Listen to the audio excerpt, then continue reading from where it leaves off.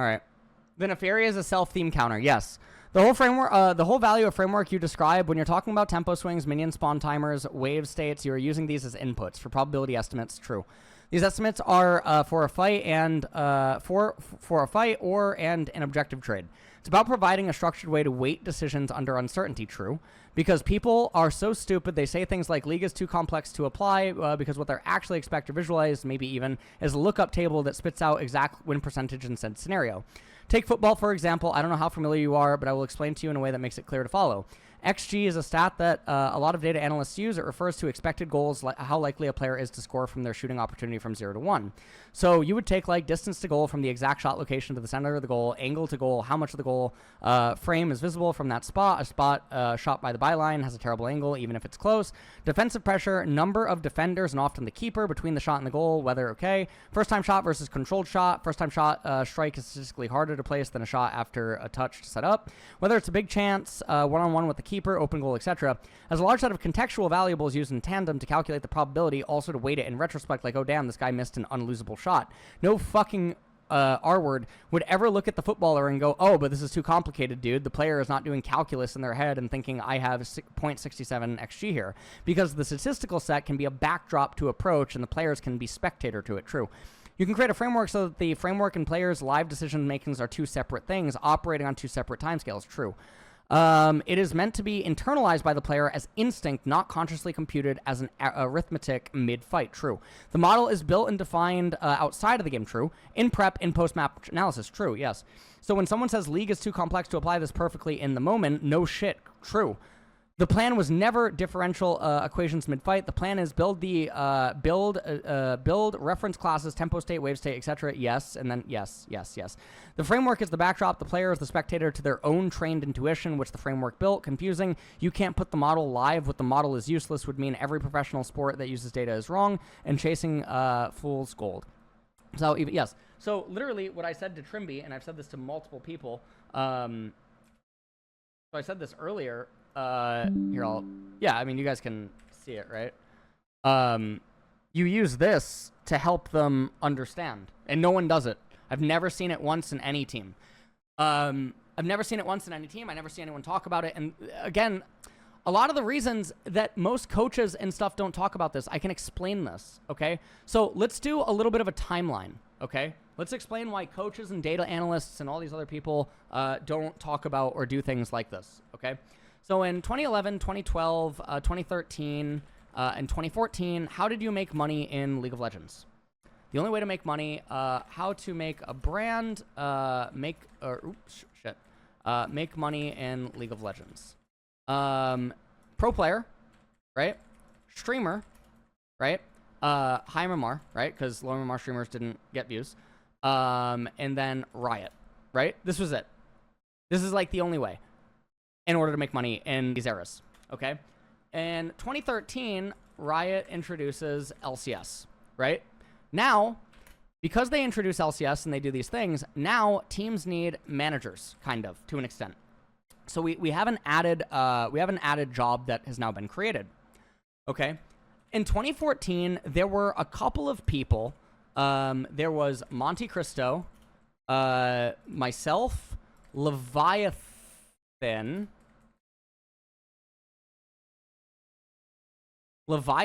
and Loco Doco, okay? These are the four grandfather coaches. These are the four people that utilize the term coach or analyst before anyone else, and they were actively on teams in order to do that job, okay? So in 2014, initially CLG hires Monte Cristo. This is the year that I upload the Nidalee coaching video, and while I'm streaming Heroes of the Storm, and then a ton of people end up asking me to coach, and then Super Hot Crew, etc. start doing that. Leviathan was doing it for like miscellaneous teams online, and then Loco Doco. Yeah, I mean that one self-explanatory. Okay, so. In November of 2014, Riot makes a rule, which I referred to for years as the November coaches, because they make a rule that LCS teams are mandatorily they must have a coach on stage. Okay? So because of this, now what happens? There's no coaches besides these four. There's a couple of other people that get brought in by teams, mostly as players, as a means to assist with teams. But for the most part, there's not coaches. There's not people making analytical content. There's not people making EDU content. There's not people doing any of this. So now what happens in November 2014? All of a sudden, you have 20 teams in LCS and LEC, whatever. You have 20 teams in or was it 8 at the time? Shit. Fuck. Oh, I'm blanking. Okay, let's say that it's 20. I'm blanking right now. My apologies. You have 20 teams now that have to find 20 job positions. 20 job positions need to be filled. How the fuck do you fill 20 job positions overnight before the split resumes in 2 months? How do you do that? These people didn't exist. There's no qualifications. There's no barrier to entry. So what happens? Pro players on their way out get given jobs by friends. Okay? This is what happens.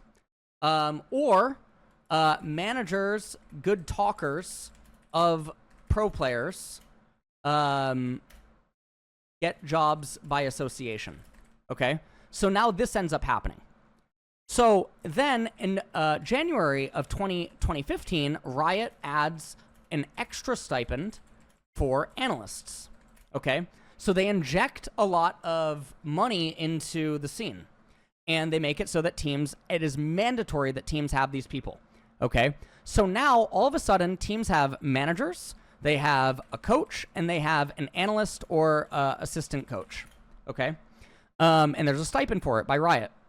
Where did these people come from overnight? And again, we already know. They are either good talkers or like managers that then end up in the coach role, or they're just former pro players that are on their way out because they're fucking, they're dying. It is 10 years ago, and I'm going to fucking connect it to modern day, guy in chat. Thank you. So now what ends up happening? These people never had a background in formal learnings, formal education, how to do data, how to analyze, why to think about certain things, how to do game theory, any of these things. They were just people that happened to be good at League of Legends for 3 years or 2 years. Or they were just people that didn't go to university, or maybe they did, but then they kind of like esports, but none of their jobs were necessary. None of the stuff that they did was anything like what League would need. Okay? So now what happens? Well, so now fast forward. Okay, so we're gonna take all of this, right? We're gonna move this down here. Okay, so we're gonna move all that down here. Now the year is 2015. Okay, so now you have 5 players per team. Okay, getting coached and educated by people with no formal understanding of it or how to train, teach, how to think, right? Pedagogy. Okay. Instead, everyone is mostly operating through their own methods of somewhat trial and error. Okay. So this is what's happening. So now you have all these players, right? Anywhere, age 18 to 21 or something like that, or maybe even younger, right? In some cases, like Winter Fox, 17 to 21, whatever. And you have all of these people that are getting educated and coached by someone with no background in doing this, right? It's just sort of people helping each other. Okay. So by 2016, all right, so now fast forward.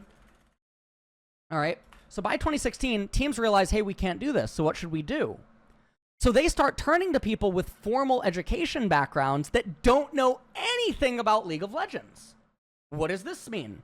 Well, they hire sports psychologists. They hire fitness coaches. They hire people that, psychologists. So they hire Woodbuck. They hire Daylor. They hire, what the fuck was his name? What was his name? It was like Wilson or something, or like Weldon. They hired Weldon Green. Okay. They hire teachers. But again, doesn't play League of Legends. None of them play League. Okay. Then, or they hire more pro players as trial and error. Okay. So they're hiring all these people. You got a bunch of people that don't know anything about League of Legends at all. They can't understand it. In some cases, they also hired fitness instructors. Okay? Like one team actually hired someone that had a business degree, right? Business education backgrounds. Okay? Or they hire more pro players as trial and error. Okay. 2017 comes around, repeat. 2018 comes around, repeat. 2019 comes around, repeat. For the most part, this is what's happening. Okay? By this time, by around 2018, 2019, people start to realize that there is an actual need. People realize there is an actual need for proper people to do these jobs, right? Data and analysis and like other types of things and blah, blah, blah. Fuck, we're in draft, man. This is a timeline of LoL esports. This is a timeline. How do I make paint bigger?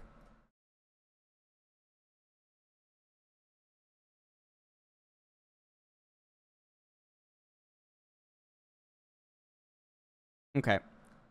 All right. So in 2019, people realized that there is an actual need for proper people to do these jobs. Now, one of the other things that ends up happening is, so if we take all these, right? Hold on. So we do this.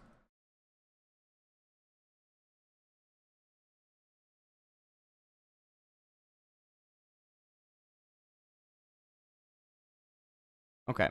So people realize that there is a need for actual proper people to do these jobs. So now we enter into, so we're in 2019, right, for the most part. And what's happening is teams are starting to get upset at coaching staff, analysts, etc. And this is about to be the esports boom, right? These are the salaries, salary inflation, VC money, etc. Okay. The other thing that happens around this time is coaching. Also during this time, coaching EDU websites begin to get big. Okay? So people start realizing that there is a viable career path to EDU content and EDU type things, right? So now what happens is you actually get a small percent of people start doing coaching and EDU content besides the very, very few already doing it, right? So now this starts getting a lot more like plentiful, right? So this is 2018, 2019. Okay, so this starts happening. Now, what ends up occurring is in 2019 and then moving into 2020 and whatnot. What ends up happening in 2020 is Riot introduces co-streaming, okay? Now, the original 3 co-streamers were what? It was me, I Will Dominate, and Doublelift, right? We're like the big 3 co-streamers, okay? Now, one of the reasons for this is because why? Well, what happened in 2018? So if I rewind a little bit in 2018, LS live views Worlds for the first time, right? So this happens. 2019, LS live views Worlds for the first time. I Will Dominate live views, or sorry, for the second time. Yeah,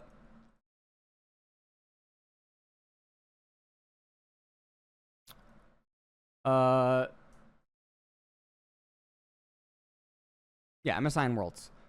I Will Dominate also live views Worlds for the first time. Okay? So now there is a meta being created. I remember Azael tweeted at me, if someone used like advanced Twitter search, that I'm farming impressions and I'm farming likes by tweeting about Morello. Okay? So this era is the war against Morello. All right? So 2018, 2019, the war against Morello begins, and like me trying to highlight using, there was no data. There was no practice tool the way that we have today. Items didn't tell you what things did. What did we do? Well, Me and Max Waldo used to go into custom maps, and we used to play games out for 30 and 40 minutes to farm enough gold and get certain XP in order to actually get items. We used to load up multiple computers and load in multiple accounts in order to do different types of tests, because that's what we had to do, because there was no other way to do it. So that was my obsession, right? In order to do these types of things, to find answers or find out why things happened the way that they did, right? So this is this. Riot introduces co-streaming, and the first people, me, I Will Dominate, and Doublelift. Okay.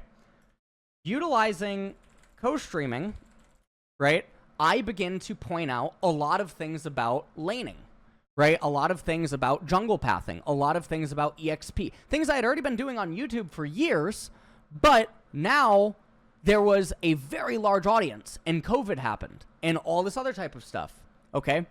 During this time, right, Vigar V2, Molecule, and some others, there were some others, they're not around anymore. They also start getting more popular on social media, because these are also people that are trying to do this type of stuff, right? Max Waldo was also doing it. There was a person named Snow that was doing it. And there's other people, right? Croissant, right? Made the Croissant was one of the former coaches, right? Who just unfortunately had a really bad run. Croissant's a really good example of someone that was unironically more equipped, more knowledgeable, better spoken, and just constantly ended up on bad teams. And because of the way that the scene operates via conjecture, okay, they will make claims that a coach who's on a very, very, very top team with absolutely broken players is a good coach. They have no idea. They have absolutely no idea what's going on inside of the scene. Nothing. There's no insight, nothing. They just assume that guy's a coach. He's on a winning team. He must be good. Absolute conjecture. So Croissant, if you look at Croissant's coaching history, Croissant just got really fucking unlucky. So if you go on Croissant, this poor bastard, he's on Optic Academy, okay? Then he's on the Team Liquid roster that fucking... Which roster was that? Fuck, it doesn't say the whole update. He joins as an assistant.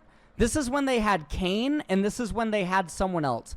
The absolute pure horror stories that existed from this era. This is one of the pro players, okay? Kane is one of the pro players that falls into this, right? He falls into this. That there is a mandated request to have pro players.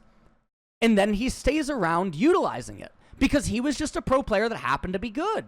And they transition. And that was also one of the, like, the MOs of, you know, the Korean infrastructure and all this other stuff. So, Croissant, he basically was, fucking, what's the word?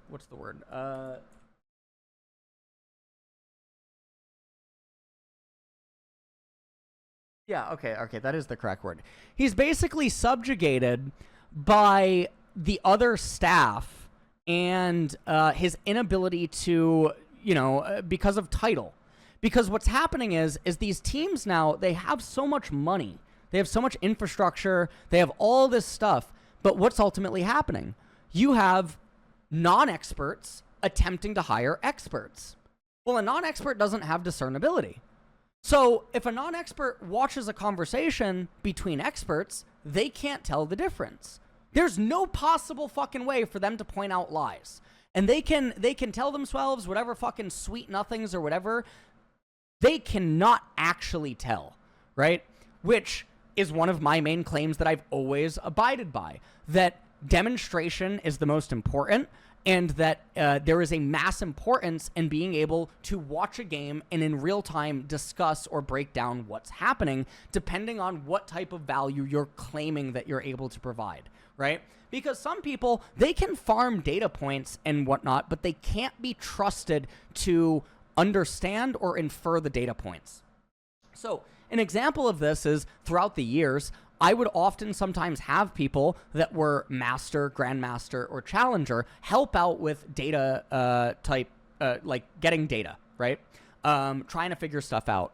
And sometimes they'd try to add their own input, but they don't understand enough about all of the context. And so by adding their own input, they get the answer that comes out that's computed is wrong, or it's flawed, because the variables that they're considering or can't see or are getting wrong is just an error. And it doesn't mean that I don't do the same thing sometimes, because I do, which is also part of the reason of publicizing most of the things that I do, so that someone in the public space, because that is the largest audience that can exist, right? You never know what type of obsessive people exist inside of the space. Some of the most interesting and analytical messages that I have ever gotten are from complete Twitter ghosts. People that have no following, they just follow a bunch of people, but they happen to be obsessed about certain things, right? Maybe it's about items, or maybe it's about some nuance inside of the game, and they're able to give me this hyper unique reply to something that I posted. And it's able to alter the variables that I was considering, and it's able to compute something that is better or superior. Not necessarily right in a true sense, right? It's just right up until demonstration or believed maximized optimization, but that doesn't make it true, and we know this also because of a time traveler argument, right?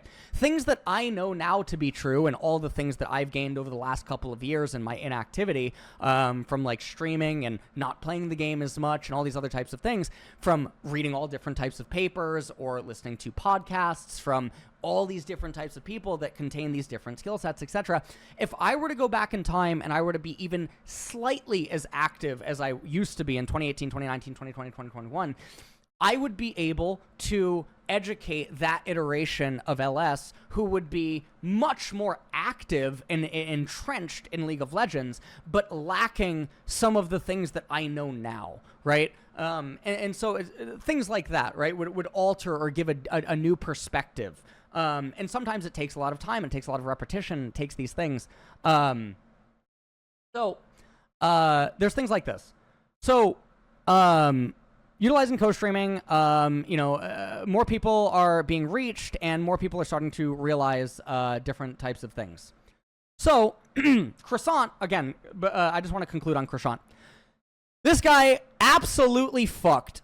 Constantly just ended up on super bad teams, and it was just cursed. It was just absolutely cursed. And there's nothing that he could really do about it. It was just 4 or 5 years of just endlessly ending up in shitty fucking situations. And it sucks. And it really, really sucks. And then he moved on, and now he's at Riot Games for the past 7 months. And I think that by the time the near airport thing happened, they were just looking for someone to fill the slot. And I think the unfortunate thing about Croissant is that for as good and better qualified as he is compared to so many people, for the personalities that are on near airport, he doesn't have that kind of experience or practice engaging or dealing with those types of personalities. And so from my understanding, and even conversations with him, he got run over a few times. That didn't have anything to do with his ineptitude or lack of competence or ability to help, but rather, just his ability to communicate and other types of stuff. So, now, again, in many teams, there's lots of coaches like this that you just don't know anything about what they actually provide or what they do, and everything's conjecture. So anyways, we fast forward. Okay. So now we're in 2020. We're doing all this stuff, okay? And what ends up happening is in 2020, I would say this is around the time that a lot of people feel threatened by what myself, Vygar, Molecule, Max, Nemesis, and others are doing. Because what it ultimately means is that a lot of people aren't good enough, right? By trying to min-max things and blah, blah, blah, blah, blah. And it's easier to pretend that these things aren't important, right?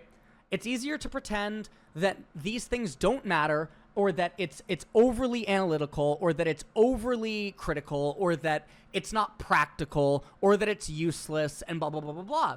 And so out of ignorance and an unwillingness to try to understand, it's easier to, claim it as wrong so that you need not learn it, right? Now, we know that this is true in StarCraft. We know it's true in Melee because people did similar things, right? Mango, when one of the new techs was discovered, Mango literally said that he didn't need to learn it because he was the best player in the world. Mango was saying that he wasn't going to bother learning it and all this other type of stuff. And for a really long time, he didn't need to learn it. Then what ended up happening one day is Mango started losing. And he wasn't just losing, sometimes he was losing to the exact mechanic that he didn't want to learn. Right? And so eventually, Mango, if he wants to survive, he needs to adapt. And so he does. Okay? So I'm gonna write an asterisk on Mango. Okay? So 2020 to 2023, because after 2023 I start to go very inactive and like whatever. Okay? There's the disinformation campaigns. Right? People wrongfully claiming that certain things that are like being discussed or that can be highlighted or that can be demonstrable or demonstrated, etc., is bad.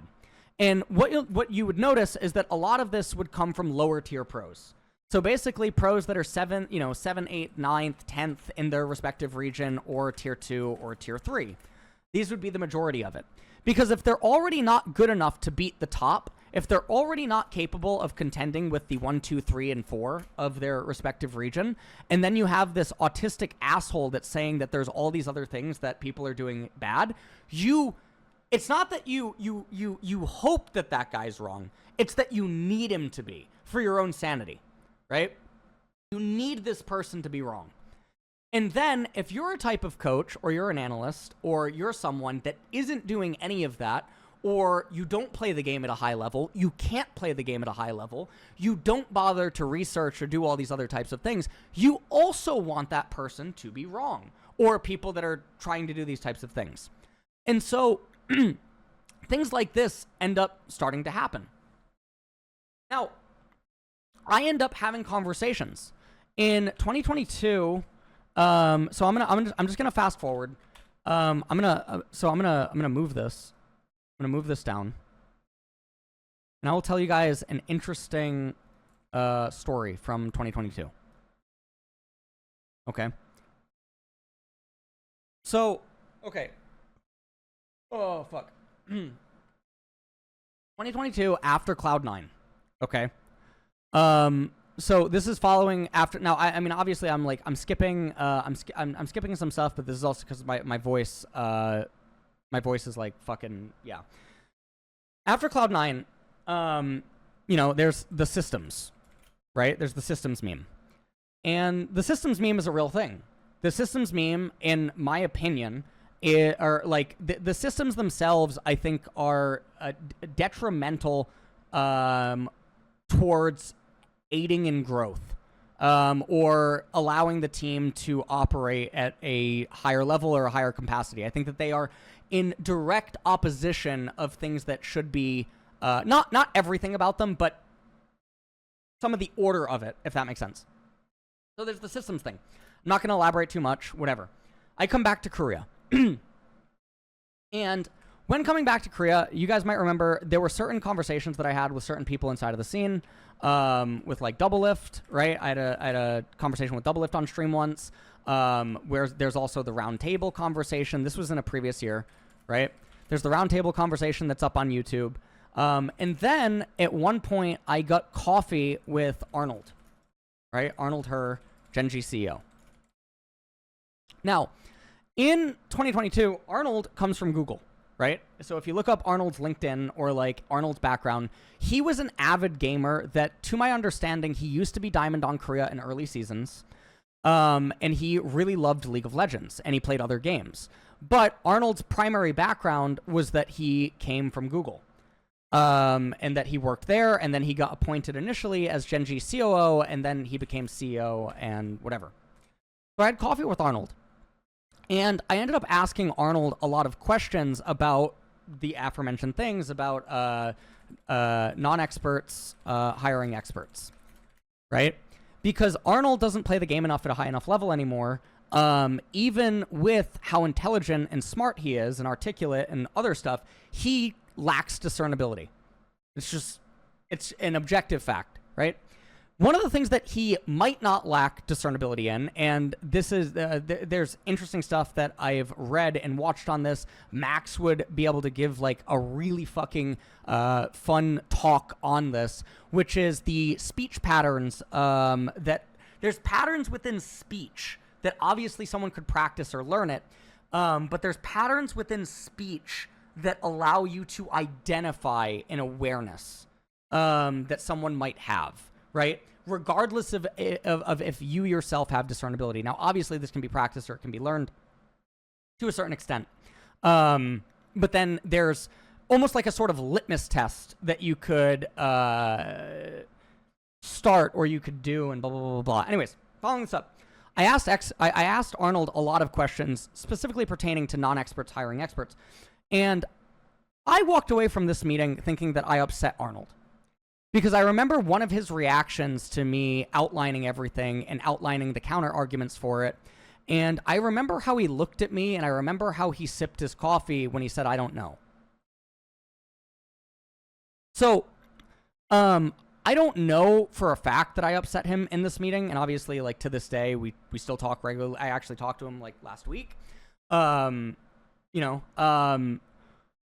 still talk and stuff. But I had this conversation with him.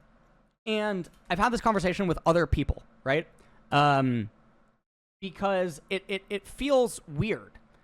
And then in 2023, what ends up starting to happen is by this point, I start thinking like the scene's not going to change, right?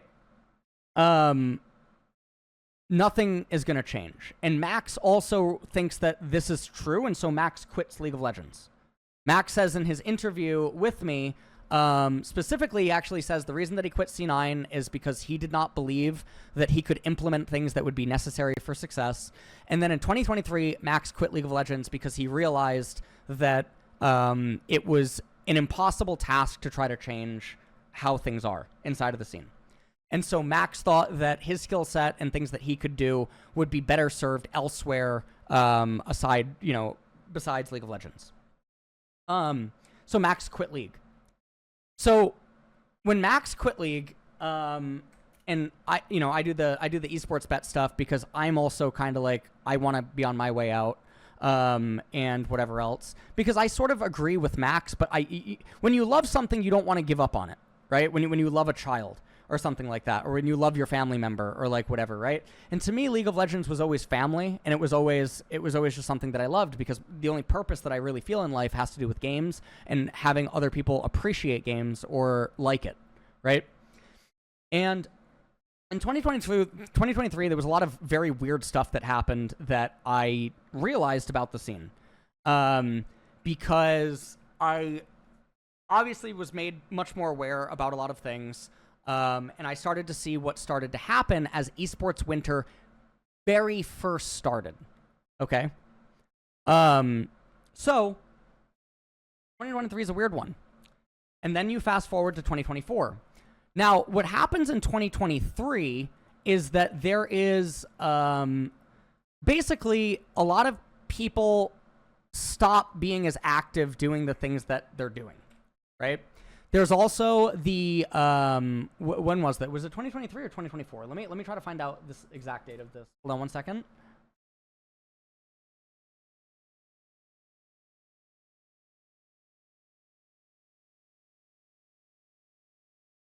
Okay. In 2023, you guys remember that there was the esports player walkout, right? LCS. This was because Academy was going to be canceled because teams wanted to cancel Academy. And everyone did this huge thing where they basically went to war with Riot. They tried to do this players union. They tried to do all these things. They tried to make the LCS Players Association. Does everyone remember that? Does everyone remember when all the pros threatened to walk out and try to stand for Academy because they're too ignorant to see the forest for the trees? And they don't realize what's happening? They don't realize that Riot is already operating at a loss and that without the main LCS and without the teams and the venture capitalist money, they don't have a job. They can't do anything. And that the fans are the highest priority. And the LCS should be cared about the most. Okay? So 2023 marks a time where players tried to make a stand for all the wrong reasons. And in doing so, forever harmed the ecosystem. Forever harmed, damaged the ecosystem. Because of the scar tissue that is generated by this and what ends up happening. Also through this, it created a hawk system.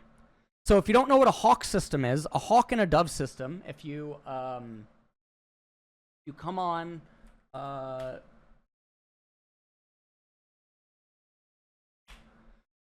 you come and watch this YouTube video. I used to use this to educate people back in the day. To try to build the TLDR is that you're in a society and some ideas from a field of math called game theory. I'm gonna put this on and I'm gonna be right back actually. I'm gonna get a drink. I'm gonna rest my voice. In our I'll play this for you guys. Food 1 second. will appear each day, and then blobs will appear and go out to eat the food. We'll use the same survival and reproduction rules as in previous videos. Eating one piece of food lets a creature survive to the next day, and eating 2 pieces of food allows a creature to both survive and reproduce. What's different in this simulation, though, is that food will come in pairs. Each creature randomly picks a pair of food to walk to, so it might get the pair all to itself and get to go home with 2 food and then reproduce, or another creature might find the pair at the same time. And when this happens, they have to somehow figure out how to split things up. We'll start out by having only one possible strategy for creatures who run into each other. They'll just share, each taking a piece of food and going home to survive to the next day. And because this strategy is so nice, we'll give it the name Dove. Alright, let's let things run for a bit.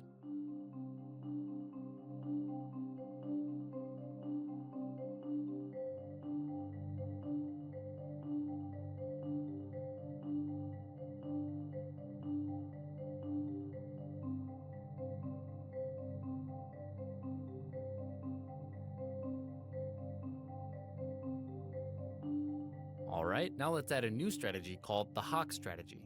Hawks are more aggressive. If a hawk meets a dove, the hawk will go for the same piece of food as the dove, eat half of it, and then quickly eat the other piece of food, taking it for itself. This half food does complicate our survival and reproduction rules a little bit. So in this situation, a dove ends the day with half a food, so it'll have a 50% chance of surviving to the next day. And the hawk ends its day with 1.5 food, so it'll survive for sure and also have a 50% chance of reproducing. So it looks good to be a hawk, but it's also risky. If 2 hawks meet, they'll fight, and fighting is taxing. At the very least, they use a lot of energy and they might also get injured. So when hawks fight, each one gets a piece of food, but they spend so much energy fighting that they use up all the benefit of the food right away and effectively go home with 0 food, meaning they won't survive. So now let's try adding a hawk creature to our simulation and see what happens. Now is a good time to pause and predict what you think will happen.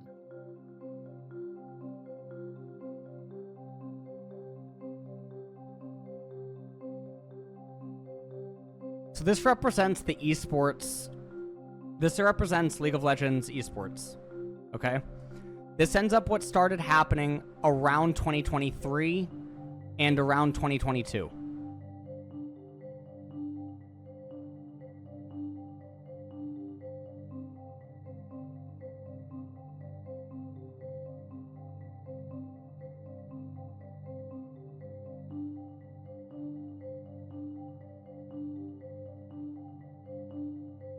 Alright, it looks like we have a mixture that fluctuates roughly around half and half. And there are also fewer creatures overall, even with the same amount of food. Here's an example of how natural selection doesn't necessarily act for the good of the species. And to cover our bases, let's try starting with all hawks.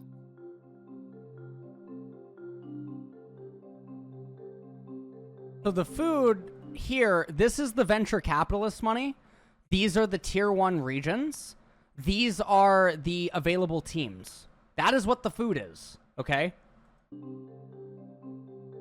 Okay, not too surprisingly, they're tearing each other apart, and their max population size didn't even reach half of the population size of the doves. Now, if we add a dove to the mix in the next day, what do you think will happen?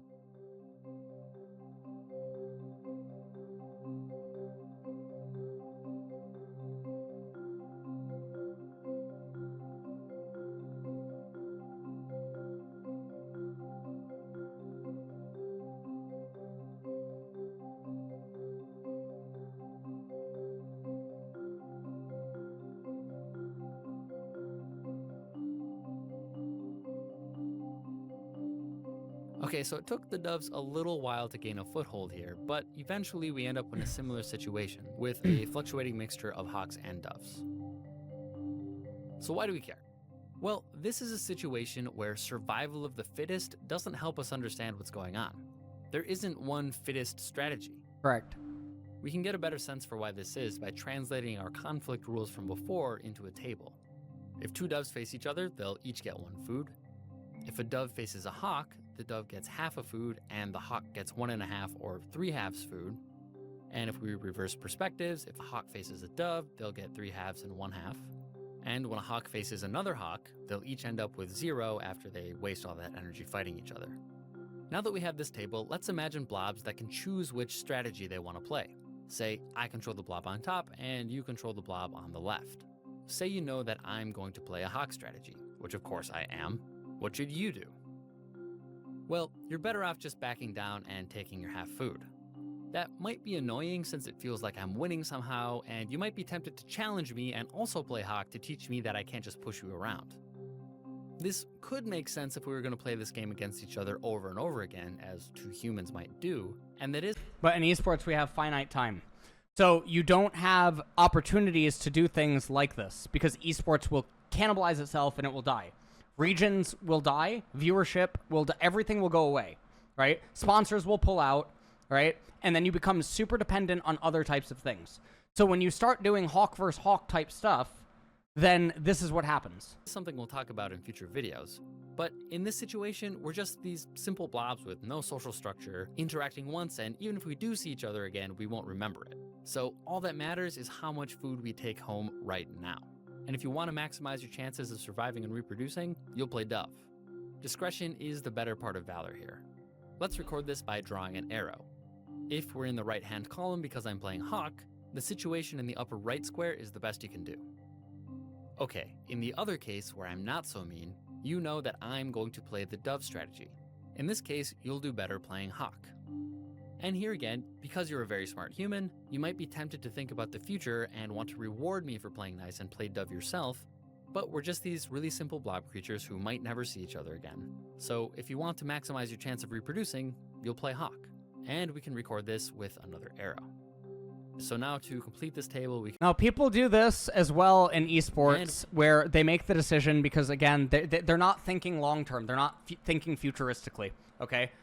Esports, again, people think very short-sighted. If you ask most people how, much they think into the future, what they're trying to do, etc., or if you ask streamers, right? Streamers, whether they want to realize it or not, or like whether the story... I mean, you guys see the fucking drama that comes out on all the streamers all the fucking time. On live stream fails, you see the clips where streamers break character, break mask, and it just doesn't fucking matter. The reality is that you almost never, and I don't say absolutely never, because I do think that there are certain streamers that are just overly transparent. Historically, right? Since like the very first iteration of Twitch, I think that there are some people that you see exactly what's going on. I think like Reckful was one of them, right? He like literally broadcast his mental health on the internet. You have some other people that I think that you do also know what's going on. Some IRL streamers that they just stream all the time and they make it obvious what's happening. Some streamers that people necessarily don't like, who are you always know what you're getting, right? XQC, you always know what you're getting kind of with XQC, right? Because of like how live he is, right? There's like very little, and sometimes there might be some stuff like omitted or that you don't totally know all the context of, but there's nothing really coming out of left field with XQC.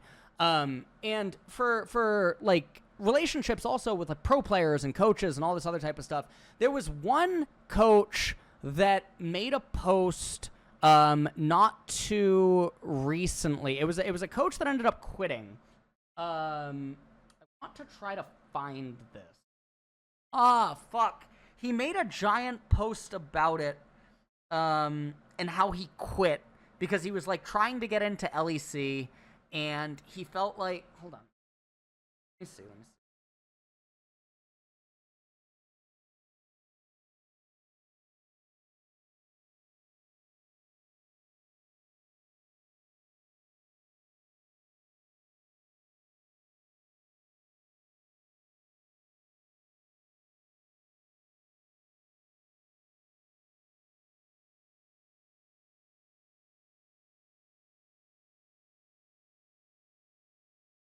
Does anyone know who the coach is that made a giant twit longer talking about Mephisto? Does anyone know who I'm talking about? He made a twit longer about I don't know if it was about Vitality or like Mephisto or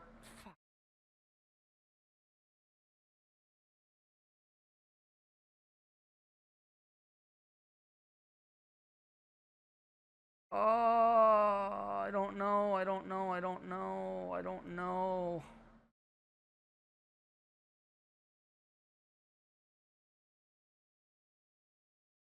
Oh.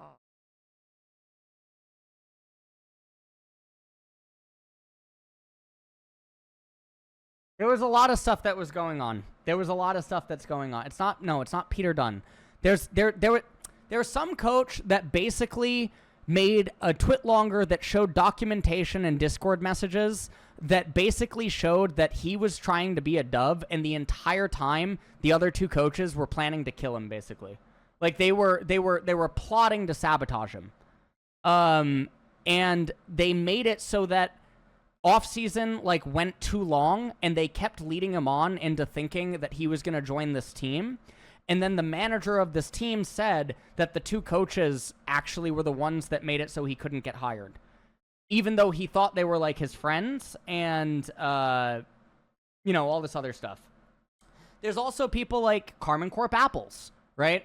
Carmen Corp Apples was like another like really... All right, let's finish the video first. We can record this with another arrow. So now to complete this table, we can reverse perspectives and think about what I should do in response to you, which I won't go through in detail, it's the same reasoning, but we'd get similar arrows in the rows here. These arrows all point to more advantageous strategies. And the interesting thing to notice is that there are two stable situations. Either you play Hawk and I play Dove, or you play Dove and I play Hawk. If we're in one of those two situations, either one of us would be worse off if we pick a different strategy. And by the way, this way of analyzing choices is called game theory, which is a whole field of math. And Whoa! Hold on! Where's Jack Zimmerman? Where's he at? Hello? Where nobody benefits from changing their strategy is called a Nash equilibrium, named after John Nash, who some would say had a beautiful mind. So the best strategy isn't Hawk or Dove. It's to do the opposite of what... Playing a Hawk with publicity should be negative points. Unless you're a wolf in sheep's clothing. Your opponent is doing. When there are a lot of doves, it's better to be a hawk, and when there are a lot of hawks, it's better to be a dove. There's some equilibrium fraction of doves that the population has always pulled toward. Great, so we have the main conceptual point down, but we can deepen our understanding by calculating what that equilibrium fraction should be. The population will be in equilibrium if doves and hawks have the same expected average score in a contest, right? Equilibrium is when, on average, we don't expect to change one way or the other, so we can't have one strategy doing better. They're equal. Our goal is to find the fraction of doves that makes this condition true. On our way there, let's first calculate the expected average score for a dove in a hypothetical example, say where the rest of the population is 90% doves. So let's see, a dove will have a 90% chance of facing another dove, in which case it gets the dove versus dove payoff of 1 food. And a dove also has a 10% chance of facing a hawk, right? That's just the rest of the creatures, in which case it only gets a half a food. So overall, when a dove runs into another creature when the rest of the population is 90% doves, it'll come away with 0.95 food on average. This number is pretty meaningless on its own, but once we calculate the expected hawk score, we can compare the two to see whether the equilibrium condition is met. So let's do that. Let's find the expected hawk score. It could be good to pause and try to do this yourself to make sure it all makes sense. Maybe even rewinding to watch the dove part again. Okay, just like before, the rest of the population is 90% doves, and against a dove, a hawk gets 1.5 or 3/2 pieces of food. And again, there's a 10% chance of running into another hawk, in which case our hawk goes home with 0 food. And this comes out to 1.35 food on average. Now, notice that 1.35 is more than 0.95, so at 90% doves, hawks will do better, and we'd expect the fraction of hawks to increase in the next generation. So it's not equilibrium, not 90%. Now to find out what fraction of doves does meet the equilibrium condition, we we can write the fractions of doves and hawks as variables instead of just guessing at specific numbers. And you might be saying right now, wow, that's a lot of letters, which is a fair point, but we're almost there, and our next step is actually to get rid of one of those letters, so there's a nice treat already. Doves and hawks make up all the creatures, so their fractions have to add up to 1. And this means we can replace the small h with 1 minus small d. And now the expected dove and hawk scores are both written as functions of one variable, and the same variable, so we can graph them on top of each other. The expected scores are equal when the graphed lines cross, and indeed the equilibrium condition is met at 50% doves. And if we run a simulation with way more creatures than before, unfortunately too many to animate, the randomness smooths out a bit and we can see that the prediction is true. Okay, so it might feel like that was kind of a lot of work just to verify what we already thought, but the fraction of doves isn't always going to be 1/2. It depends on the numbers in our payoff grid. The most interesting number to play with here is the hawk versus hawk payoff. So far we've been saying that the hawks each get one piece of food but waste all the energy of the food on fighting. But what if instead they only waste most of the energy, not all of it, and go home with a score of 1/4? Plugging that in, we see the population move toward 1/3 doves. And again, we can see this borne out in the simulation. At this point, congratulations, we have a pretty detailed understanding of how populations of hawks and doves work. And as basic as this model is, with only 2 simple strategies, it's a powerful starting point for analyzing behavior in the real world. And before we go, I want to give you some teasers for how we'll build on this to get closer to reality in future videos. First, creatures in the real world can play more than one strategy. So instead of having their behavior completely determined by a single gene, our creatures could have several genes affecting their behavior, causing them to have different chances of playing hawk or dove. And the game theory term for this is mixed strategies. There can also be more complex conditional strategies that act differently depending who they're facing. For example, there could be a strategy that fights with hawks but is nice to doves. And there could also be a strategy that tries to threaten a fight but runs away if things get serious. And seeing what happens with these kinds of strategies can help us understand why some animals put on threatening displays while rarely actually fighting, or have somewhat ritualistic fights that usually don't harm anyone. Next, most conflicts are actually asymmetric. So far, we've been assuming that everyone has the same amount to gain and lose, and that all the creatures are on equal footing. But when this changes, we can start to understand things like territorial behavior and dominance hierarchies. And last, let's go back to our equations and see what happens as the hawk payoff gets less and less bad, say, getting to 3/4. Now the graphed lines don't cross at all. There's no equilibrium. At this point, even if you know you're facing a hawk, the 3/4 food you get from fighting is better than the 1/2 you get from being nice. So these arrows should actually flip, and it only ever makes sense to play hawk. We end up in this tragic situation where everyone's fighting all the time, even though they would do better if they could just cooperate. This kind of situation has a special name. It's called the prisoner's dilemma. It can feel kind of grim, but there are ways out of it, which we'll talk about in future videos. And I'll see you then. Okay, So now I can follow up on like prisoner's dilemma and can follow up on, you know, something like that, right? But for right now, we'll go on. So in 2023 or 2024, this is when the esports player walkout and the damage that is done to the ecosystem, the impending death of Academy, the LCS Players Association, all of the owners of teams start to get panicked because venture capitalist money is beginning to really start to dry up, right? People realize that these types of things are happening.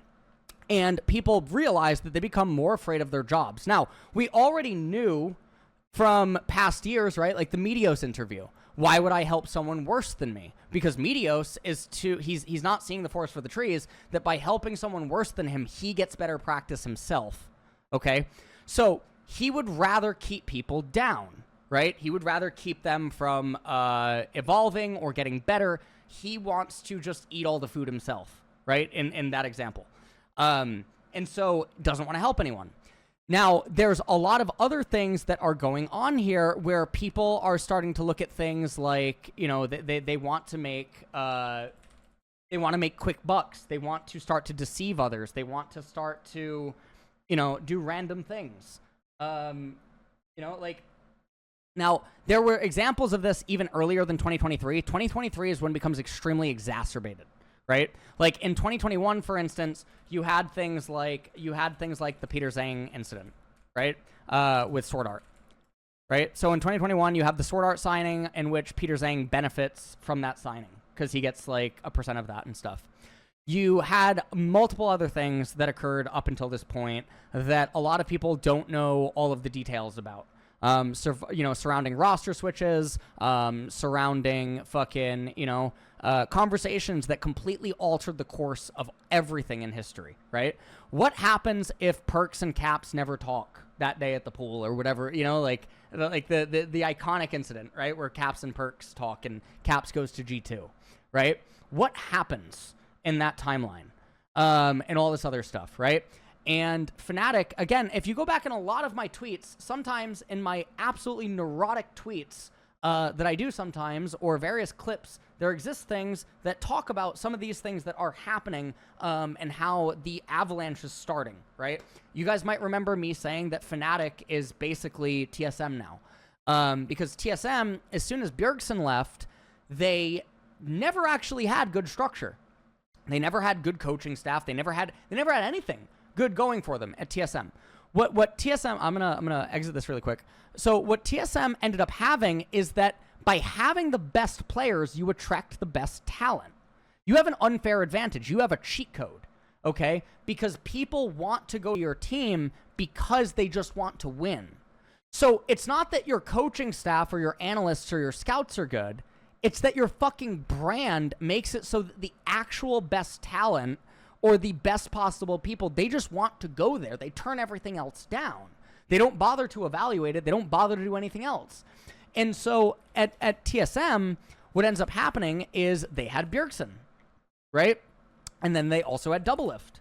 Well, when you have Bjergsen and you have Doublelift, anyone who is a top talent, they are going to decline every fucking offer and wait for TSM. They're going to say no to everything, and then TSM is going to get them every single time. And the public, who isn't like aware that this thing is happening, or they use conjecture or whatever, they celebrate and they praise TSM, and they say, oh, it's the scouting or it's the coaching staff, and it's like, what the fuck is going on?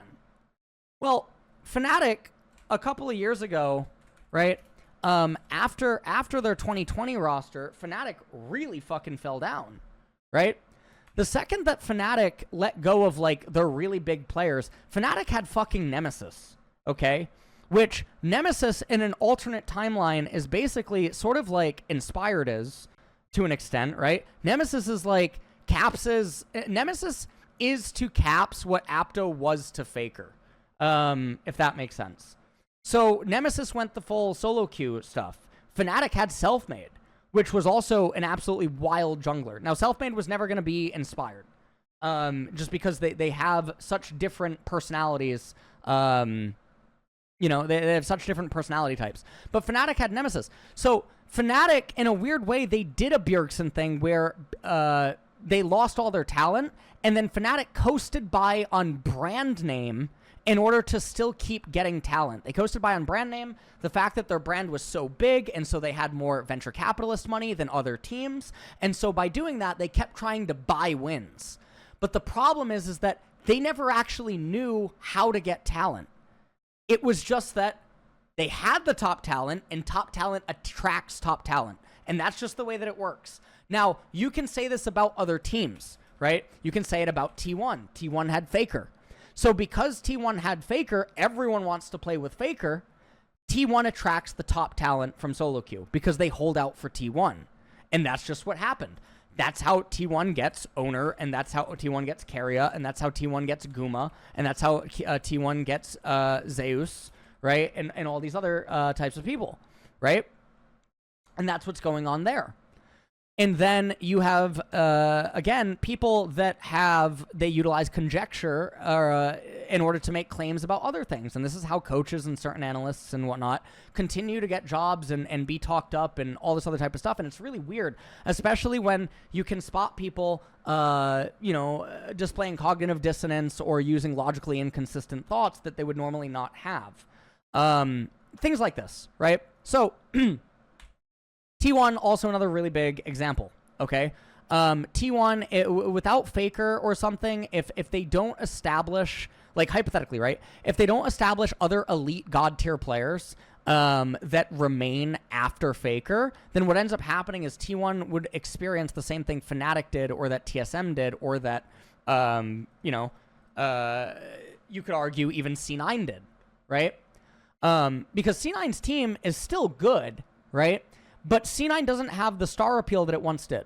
C9 could always get basically the best of the best if they wanted. That was the luxury that C9 had as an NA team, right? C9 used to win everything.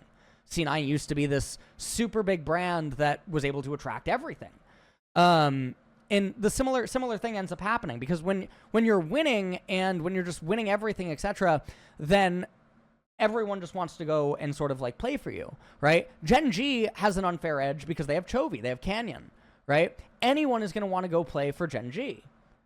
So anyways, fast forward to this effect that ends up happening. So 2023, this begins the death of, and also this is where I start to realize that a lot of the stuff like about the video that we just watched, the Hawk and the Dove, this goes on inside of the scene.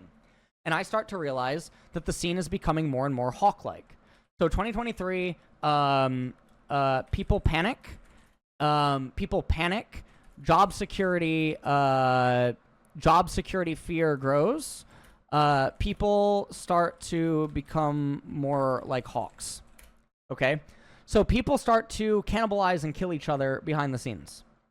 And there's stories and there's twitlongers and whatnot. Now, Mephisto, I've never had a bad interaction with Mephisto.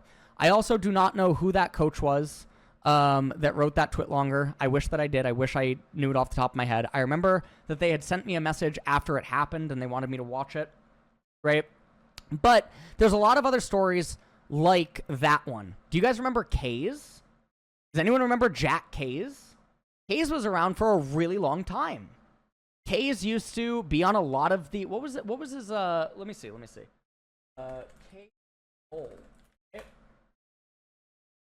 Kays was an example of a hawk in dove's clothing, because he would alter and adjust his strategy based on who he was talking to or what he was doing, right? And then Kays finally had his like last run-in at Team Vitality. Now, part of that might have actually been because of his alcoholism, or whatever, like the stories that came out about Kays. But Kays was around for a really long time, right? Kays made his way over and did like a lot of things. So this ends up happening. Now, there's a lot of people that start doing this in 2023. And it causes irreparable damage to the scene when these types of things start happening. People become more aggressive. They become, things start to become darker, right? Inside of the scene. In 2024, this is when esports winter starts to really hit player contracts, etc., right? Esports winter effects start to be felt, right? So this is esports winter when it's starting to first really manifest, and this makes players also more wary, right? So now players are starting to be more concerned with themselves. They're not trying to make like super teams anymore. Like to an extent, some of them are, right? But a lot of them are also starting to get a payday because they realize that the well's drying up.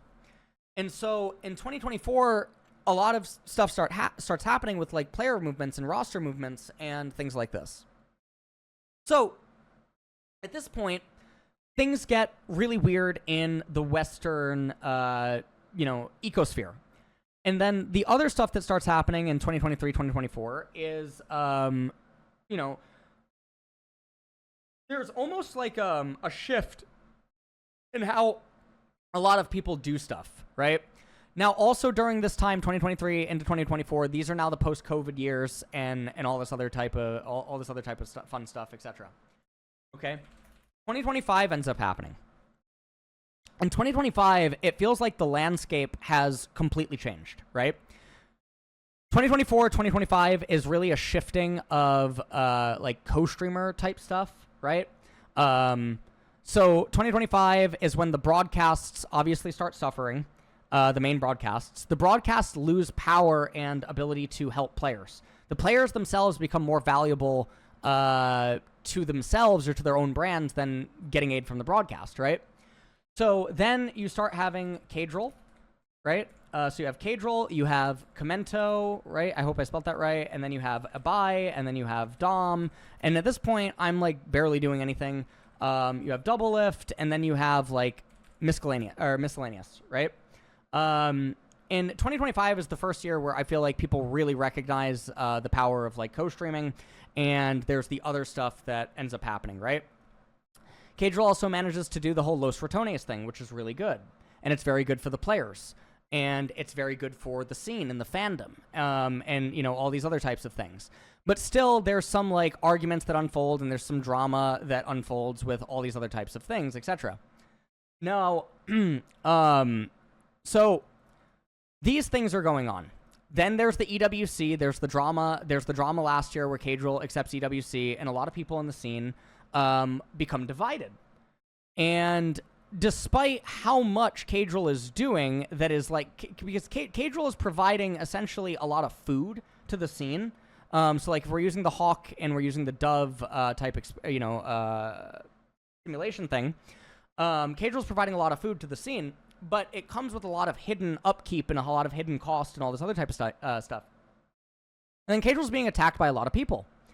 And it's really weird because he's also being attacked by a lot of people even behind the scenes. And I get extremely fucking confused because I'm looking at it like, do you people not fucking realize what's happening in the last 2.5 years? And I make that post that causes me to get a ton of shit. And I am also blown away by what ends up happening even during that period with like conversations that I have with others. And it becomes this like really fucking weird thing. Then in 2026, you fast forward to modern day, right? So I'm gonna move all of this. I'm gonna move all of this. Oop, shit. Move it here. Come back to it later.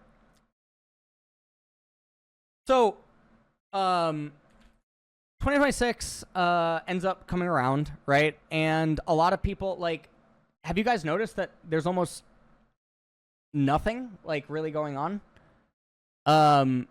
Like if you go to VigarV2's Twitter, right? So if you take a look at like a lot of the damage that has happened inside of the scene, right?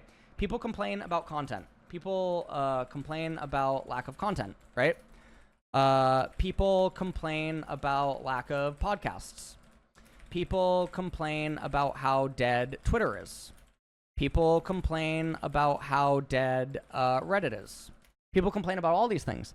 And this is a byproduct of things that happen between 2023 and 2026. Because a lot of people wanted to cannibalize and harm each other and do all these other types of things. And so there's still communities and things that exist and like have stuff that goes on, right? There's still like subsections of things that are obviously happening. But a lot of people are extremely alienated and turned off by things that ended up happening, right? So, for instance, you guys might remember that VigarV2 used to be really active, I would say, during 2024, 2025, etc., right? He used to make a lot of EDU type content and do things like that. And if you go to his Twitter nowadays, you see a dramatic decrease in activity and all this other type of stuff. And he doesn't comment on the game as much as he used to, right? Molecule is another example of this. And then there's a lot of other people that they were popping up, right, in 2022, 2023, 2024, 25, right? So 24, 25, 26, etc. They were popping up. Now they stopped doing it. There's also a lot of other streamers that started to become also a lot less active. The other thing is that sometimes you have even streamers that are openly transparent with their communities, and they talk about some of the stresses and like, mental health stuff that, goes on. Like Alois. Alois is one of the best streamers that League of Legends has ever had. He's also one of the most talented in terms of like ability to play the game and stuff. And sometimes Alois is very open and transparent, and he writes those notes that talks about like his mental health and how he feels about streaming and like all this other type of stuff. And then you have a lot of other people that started just doing things like less and less and less. And all of this is like very big damage. Now, it feels like it's almost like a post-apocalyptic world in a lot of ways, where a lot of people are just overly negative and a lot of people are very defensive about everything, right? And they don't care about a lot of stuff that ends up happening. It's very, very, very strange. There's also a complete lack of regard for like accuracy and accountability and these types of things, right? And so now we're in July of 2026, and there's a lot of stuff happening now, even in LCK, right? The Damwon stuff is happening. And all of this is like a byproduct of things that have been snowballing for like a couple of years. And then sometimes there's, like, I don't know, man. I'm also talking so much that my voice is like, The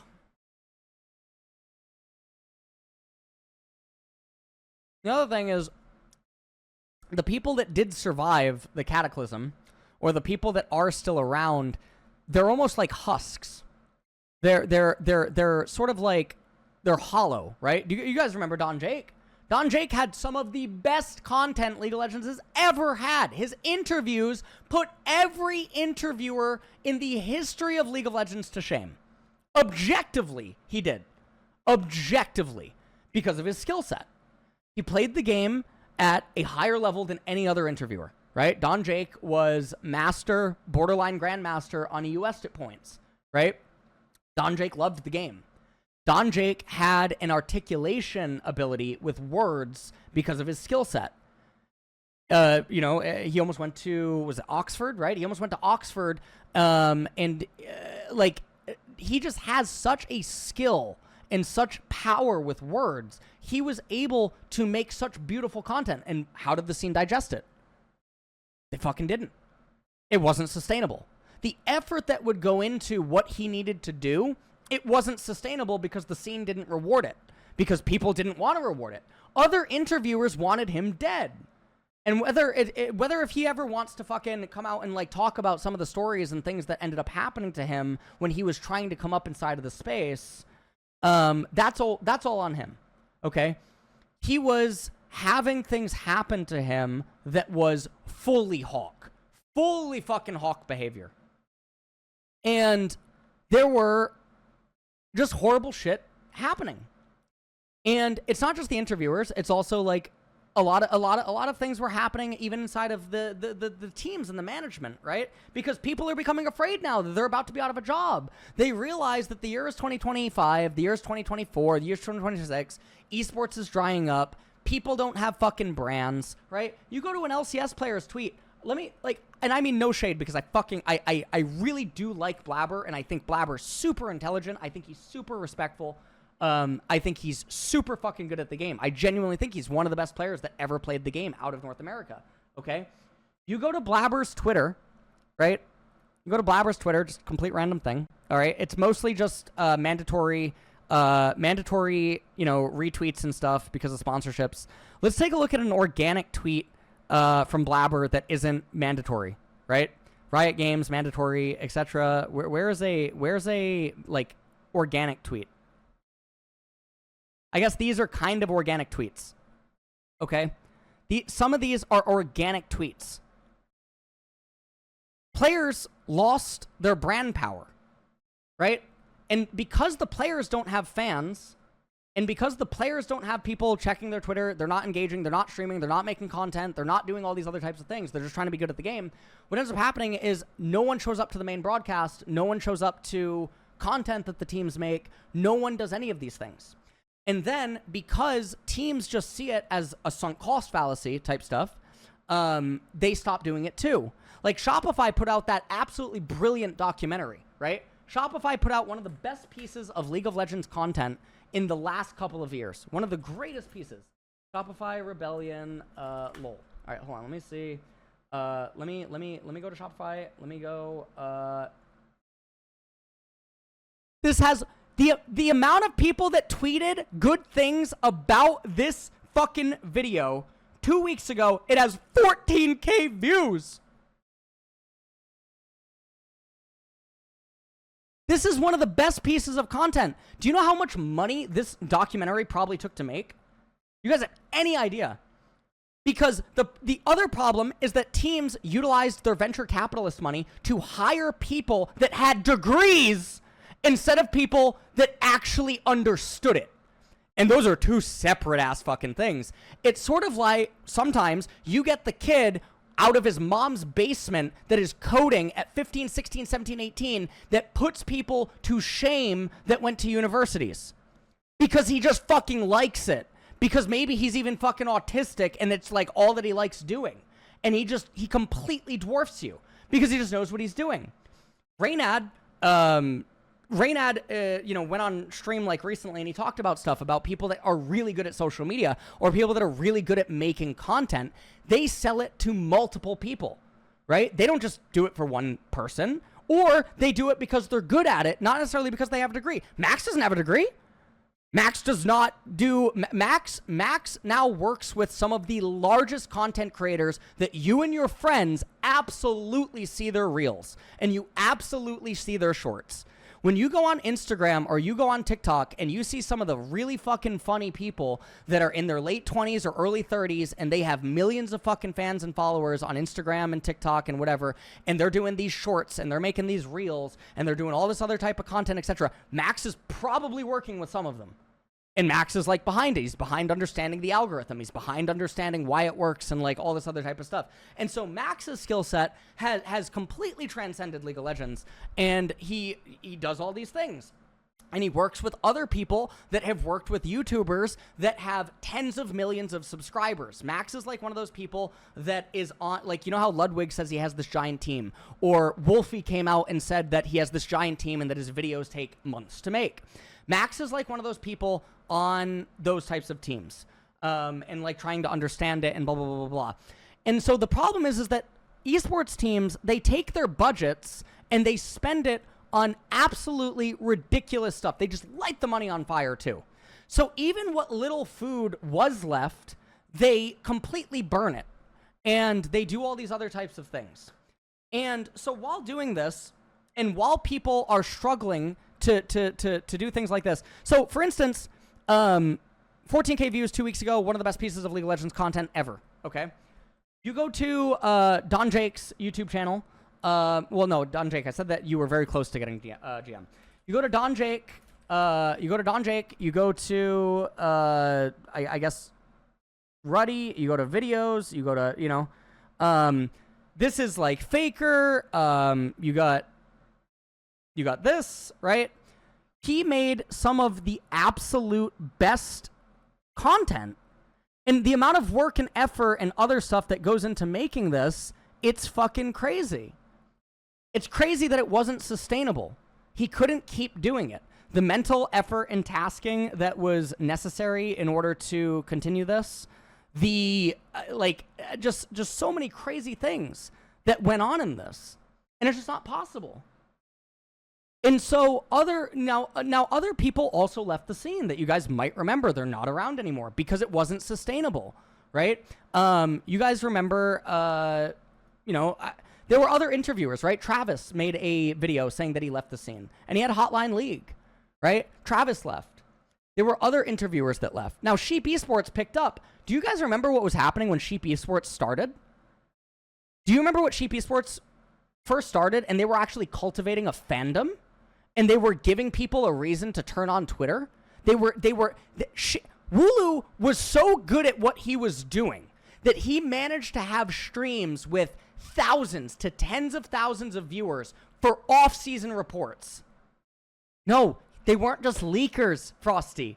They weren't just leakers. It was all calculated. Do you know the amount of effort that would go into Sheep Esports? Building it? Getting rapport with teams, doing the research, building a connection to where sources were kept safe and all this other type of stuff. And they do all of this.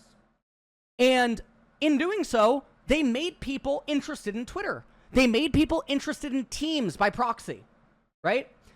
They made it so that people were interested to know what was going on inside of teams. What are the reports? Who am I tuning into? This is cultivating a fandom. It's giving people a reason to check news. It's giving people a reason to tune into a fucking stream. It's giving people a reason to do something. It's creating a story. It's giving a narrative. And then hawks want them to die because they don't like the morals or the ethics or something fucking else that goes on with this. And before this, yes, there were people that did a good job, right? There was Jacob Wolf, right? There was Jacob Wolf. There was Richard Lewis at one point, etc. There were people that did really good jobs. And then there were people that also did completely abhorrent things like falsely reporting, false journalism, journalism that they knew wasn't true in order to harm other people because they knew that by the time the story was corrected, the damage would be done, right? And that was the whole point. At some point, you have to ask if the whole industry is trying to kill each other, does it deserve to die? No. So, okay. So, in 2026, you have a bunch of people now that the average League of Legends viewer is 27 years old. The average League of Legends esports viewer is 27. Okay?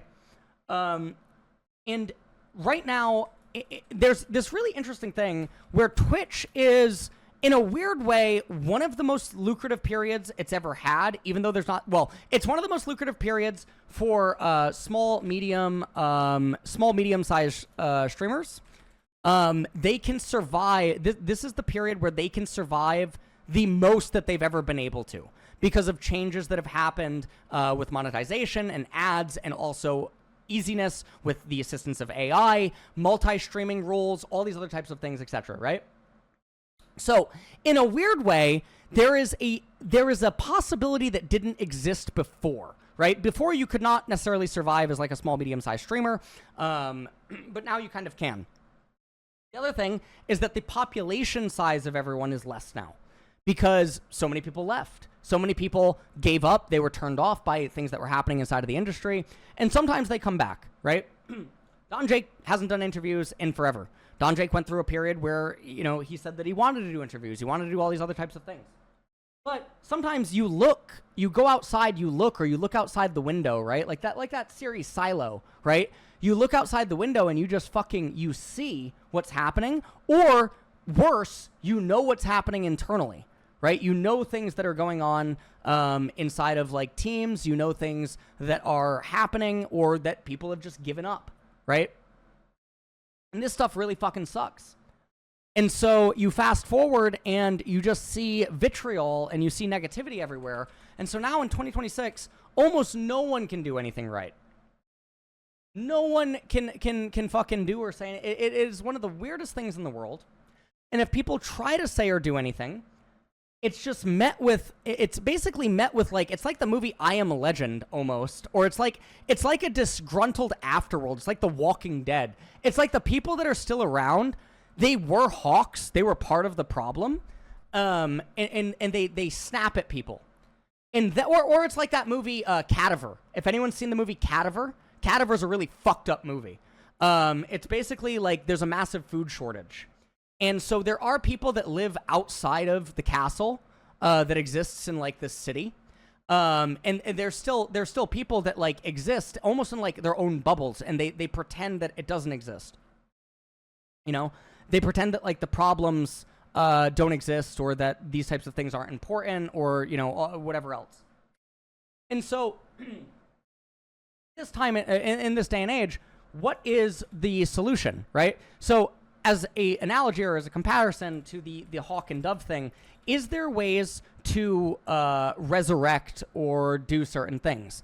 And I think that the answer is objectively, it's always yes, right? Because you see things like Jinxie, right? So you see things like Jinxie. You see things like the way that the community turned on their perception of Dantes. Do you remember how everyone treated Dantes? Does everyone remember this? Everyone said that he was unfunny. They preyed on his downfall, right? Even when absolutely horrible things happened to him, no one defended him because they didn't like his humor. They didn't like how he sounded. They didn't like how loud he was. They didn't like any of these other types of things, blah, blah, blah, blah, blah, blah. And so even when some people were on his side with Tarzan, now these fucking, if you can even call them human, okay? The people in this like post-apocalyptic cadaver like world, they realize that Dante's is protected by the fat dove. You know what I mean?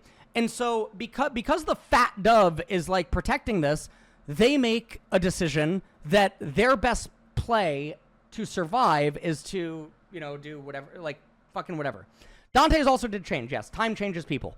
Time changes people. Awareness changes people. To my knowledge, that Dante's also started like therapy. I think. I don't know. I could be wrong on that. Okay. So things like Jinxie are possible, right? Things like Tyler 1, like making tournaments or like doing these types of things are possible. Kadril making Los Ratones is a thing that's possible, right? Now, the thing is Los Ratones is very hard to maintain. It's extremely hard to maintain.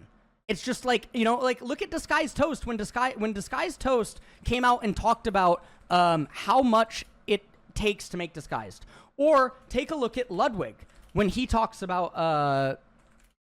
take a look at Ludwig, or take a look at Moist Critical. When they are openly transparent, and they talk about problems, and they talk about things that go on inside of the scene. And it's like, people don't fucking care about this. They just want their food. That's all they care about. And that's the other thing that's really toxic and morbid about the scene. Okay? How many people actually like these people versus how much do people like what they're able to provide? Okay? And the sooner that people realize these types of things, the sooner that the light starts fading. In a way, right? Or that they don't want to be involved, or that they don't want to deal with these types of things. And depending on who the people are, they can take things a lot more personal, or they can take it a lot more negative. So there are things that can exist for the scene. There are levers that Riot can pull to get people back into the game, right? That's what ARAM Mayhem is, right? ARAM Mayhem is basically it's a tourniquet, okay? It's also a way that can get people back into the game, right? Brawl is a way to get people back into the game. Arena is a way to get people back into the game. Riot has things that they can do, right? And Riot has things that they can do. The problem is that it requires doves to also sort of exist, because when the food is all there, it basically you need to drown out the hawks in a way, or like hawk type behavior and stuff. Now, it doesn't mean that hawks never ever exist or something like that, right? Now, as an extension, like we were saying at the very end of that video, there needs to be things like this: mixed strategies, conditional strategies, asymmetric contests, and like these types of things. Okay, so these types of things, whatever. Now, the problem is a lot of people that survived the cataclysms or like whatever of esports winter, because everyone's feeling it right now in esports winter. You guys saw the report that came out the other day about what the top players in the world are actually getting paid. Okay, and then you have teams in Vietnam where the entire team's salary yearly is like less than 50K. Okay, and some of these teams are beating tier 1 teams in LEC and LCS because the players just love the game. There's a for the love of the game. Now, in StarCraft 2, this game is dead. This game's completely dead. There still exists people that survived, right? There still exist people that, even with how bad and dead the game is, the people still make obscene amounts of money because their communities are so condensed, and they basically built silos underground and survived the nuclear fucking, all the stuff that happened. And part of like one of the biggest hawks in StarCraft 2 was Blizzard itself, which is really funny because Riot is like trying to be a super dove for the game, and then people treat it as if Riot's not. So like you have people like Euthermal, right? Or you have people like Hearthstone, and these people can survive, or like Winter StarCraft, right? You have like people like Hearthstone, Hearthstone Cast, Hearthstone, etc. And these people, they can survive, right? They can make content and they can do stuff, and they're still able to do what they love, right? But for some other people, sometimes what they love doing or what they like doing, the expenditure is too high to maintain. And all this other type of stuff. Jack Zimmerman, Jesus fucking Christ, man. Just shut the fuck up. Jesus Christ. completely out of your depth talking to me, completely ignorant to the fucking scene and other stuff, and then you're like, oh, is Riot trying to be a dove? They're doing all these bad things. Because you just completely lack context. You have no idea what the fuck's going on behind the scenes. You're like, oh, yeah. You know what? Riot should just do all these things and completely ignore legal things and country laws and country rules and all these other promises and legal bindings and all these other contracts that they made with all these other fucking teams when they did franchising and they took these tens of millions of dollars from all these teams. You know what? Riot should just do things with a complete iron fist and open themselves up to class action lawsuits and all these other types of fucking things that would violate different country codes and all this other stuff. Jesus fucking Christ, man. Holy shit. God damn. You don't even realize the irony in that you're one of the people that spawned this conversation happening. You're one of the people causing my asteroid belt that makes me think about these fucking problems. Holy shit. Because why would Vygar V2 or Molecule ever want to deal with people like you in the community? Why would they ever want to do it? Who the fuck could deal with that? I can't. Jesus Christ, I can't fucking do it. You're even if you don't mean to be a hawk, you're unintentionally a hawk. Because you're an irresponsible person who's trying to help without the ability to help. And you don't even understand it or see it that way. And so, in your effort to help, you cause more harm. Jesus fuck. And then you would rather, because you have this emotional connection, you have this emotional, your emotions first, and you want to do these things, that you put that above everything else. You make that precede all other forms of logic, or things that you don't know, or that you should just acknowledge that you don't know. And because of that, because you operate emotion first, and you don't try to see the big picture, you don't try to fucking pause or do any of these things, you don't care about the recklessness of the behavior or the things that, you know, could end up happening. But it's not just you, it's a lot of people like you, right? So it is the majority, right? And that's the problem. And the other problem with it is that doves naturally don't speak up, and they don't also help each other, right?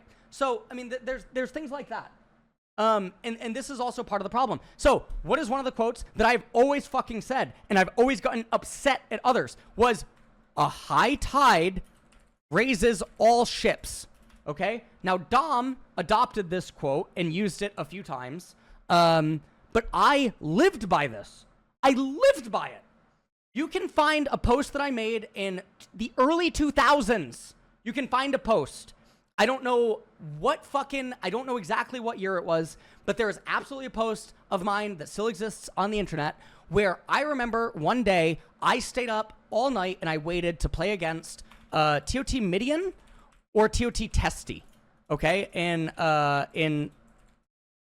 TOT Testy RS, okay? And I stayed up and I waited this entire time to play one of these pro players, right? And it was just all that I wanted. And I remember waiting, and I got, like, completely debated, and like, Midian thought it was funny to kind of, like, lead me on and make me think that I was going to get to play a game and be a part of, like, you know, be a part of this Christmas type event or, like, this giveaway type event thing that he was doing.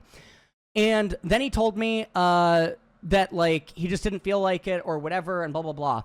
And then there was also posts made by Midian and Testy and Recruel, and like some others about why would they interact with the community? Because when they do, they just have to argue against nonsense. Jack Zimmerman! Where's the evidence that Riot operates as a huge job for the community? Jack Zimmerman! The absence of evidence is not evidence of absence. We've been over this, buddy. You not being able to see it doesn't mean it doesn't exist. Fuck! Holy shit. Holy fucking shit. Fucking Christ, man. Anyways, getting back. So they made some posts about why would they interact with the community? Okay? Why would they help people? Why would they make posts? Why would they do these things? And I remember thinking, if I ever get big enough, or if I ever become a pro player, I want to still interact with the community, because StarCraft to me was family, and games are family. right? Because games are a form of expression, right? Now I know I'm autistic, right? Growing up, I did not know I'm autistic. I didn't know why I was so weird. I didn't know why sometimes I would do things that would upset other people. I just thought it was my personality, right? Or, you know, like I just perceive things a little bit different. Now I realize that it's autism, right? Growing up, I also, one of the key things that helped with the autism diagnosis, etc., is that growing up, I actually had a speech therapist. And a lot of my doctors, and myself included, never actively thought about that and compared it to a key sign that this kid could be autistic. One of the ways that I would communicate as a kid is I would point to things, right? And I would use comparisons. I would use dolls as a medium, okay? To help me emotionally express myself and like do all these other types of things. Now, games to me, games is an idea, right? League of Legends is an idea. It exists inside of the cloud. It's something that you download onto your computer and blah, blah, blah, blah, blah. But to me, it's a living being, right? I care about League of Legends the same way that I would a person, right? I also have, I forget what the name of this is in psychology, I have the ability to develop extremely deep, intimate, not intimate in the sense that like I sexually am attracted to inanimate objects, but very deep feelings to inanimate objects. And I can develop entire lore and personality and even a voice in my own head about what that object has. And this is just something that goes on with me, okay? And so League of Legends games, to me, is this... It's like this ethereal being that exists. It's almost like a spirit or an identity, right? And I love League of Legends, and I love the game. And obviously, because I love the game and I love League of Legends, I want people to appreciate it more, and I want it to evolve, and I want to see it grow, right? And so, in my own way, I try to do that, right? Now, some people might say that the way that I go about it is not technically the most optimal, right? Or that it could be perceived as bad, or, you know, other things, right? Or like in the Nice conversation where I describe things as invasive species that I think are directly harmful for certain things or provides more harm than good, and, you know, other types of things. So I always wanted to make sure that I abided by this concept. The other thing that was really important to me is that I wanted to be the blessing to others that I didn't have. So when I was homeless as a teenager coming to South Korea, even prior to coming to South Korea, and I didn't have anywhere to stay, and I slept in a slide, and I went to a fucking, you know, a gym to fill up my water bottle and shower, and then I would go to the food court at the mall in order to get free food samples, or I'd go to the morning mass, etc., because at the end of the morning mass, even though I'm not religious, I would get the free food because they would have donuts and they'd have coffee, and they'd have, like, you know, they'd have sandwiches and whatever, and I could eat that. And then, you know, so there was that. So I was homeless. And then in Korea, I was homeless again, and I never had money. And I was extremely poor up until about 2019, right? I would say that I had a very, very low net worth. And I had a very toxic relationship with money, which Dimitri, who's in the chat, knows, where I was extremely frugal. And I would constantly get paranoid and all this other stuff. So it led to me saving and hoarding all my money and not really knowing what to do with it and blah, blah, blah. So... the high tide raises all ships. My way of showing that I cared was house boot campers, right? Let people stay with me. Because little LS, right, needed a place to stay. Little LS needed a computer, right? Little LS needed a computer. Little LS needed a place to stay. Little LS needed a translator, okay? Little LS needed someone that helped them around Korea, and needed all these other types of things, okay? So in my own way, even in 2014, 2015, 2016, 16, 17, 18, even when I didn't have a lot of money and my apartments were still really small, I would still house boot campers. I'd give them PCs, I'd give them monitors, whatever, or I'd help show them how to beat Korea so they weren't getting scammed. In fact, that's how me and Malice were first enemies, but then later become friends, because I have a forgiveness problem where I want to always believe that there is a why and a how that is behind the reason people do things. I always want to believe that the why can be understood, and that if we had more empathy or sympathy for the person and we really thought it through, that there would be a way to be a little bit more human. And obviously, I am no fucking saint because I can't cling to that idea 100% of the time. And I get upset and I get angry with people and whatever, right? But internally, unless I've really been shown that I think a person is completely irredeemable, right? And I'm talking like a genetic deposition towards being irredeemable or that they're too much of a risk. Or, you know what's so fucking fascinating is I had this talk with Easy Hoon a couple of weeks ago. I literally fucking broke down crying to him. And we're sitting there and we're speaking English and Korean and we're using AI for like complex, paragraphs and whatnot. It was one of the first times that I got to talk about like this type of a concept with someone in a very, very long time. And so I didn't have money, but I wanted to help everyone. And in like 2019, when BBQ broke apart, some of the players couldn't go back home because Korean culture, their parents were very upset that they tried to become pro gamers or that they dropped out of school and like their home life was really bad. So in my small ass apartment, I ended up having fucking 6 people living with me. And it was a nightmare. It was always messy. It was always noisy. Things were always a fucking problem, but I wasn't going to fucking kick them out. Because like, I don't fucking know, because I think back to little LS. Needed all these fucking things. And so the other thing that I would always try to do for people is I would try to help them get jobs. I would try to identify people that I thought was really talented and they were like dubs in their own way, and I'd try to help them get jobs. Dimitri is an example of this. Dimitri is the mod in chat right now. Dimitri was someone who with a lot of talent that was a self-starter and decided that he saw that I had no editor way back in the day. And so Dimitri taught himself editing and learned how to edit and started editing videos unprompted and unasked for. And so Dimitri, from 2014 to 2018, when he first came to, like 2018, 2019, etc., when he came to Korea and whatnot, he was just an editor. And then in 2019, I vouched for him so hard that I tried to tie him to an LCK agreement with me to try to get Dimitri into LCK as an editor and as a producer or like whatever. And Dimitri had a job offer. LCK was so impressed with his editing skill and his production that they offered him a full-time job with a crazy fucking salary for his age, okay? Because Dimitri was 19 at this time. And LCK was going to give him a fat fucking visa with a fat salary and all this other type of stuff. And Dimitri declined. Because Dimitri wanted to go to school to become a psychologist, and now technically he is a licensed psychologist, even though his profession is still editing and production.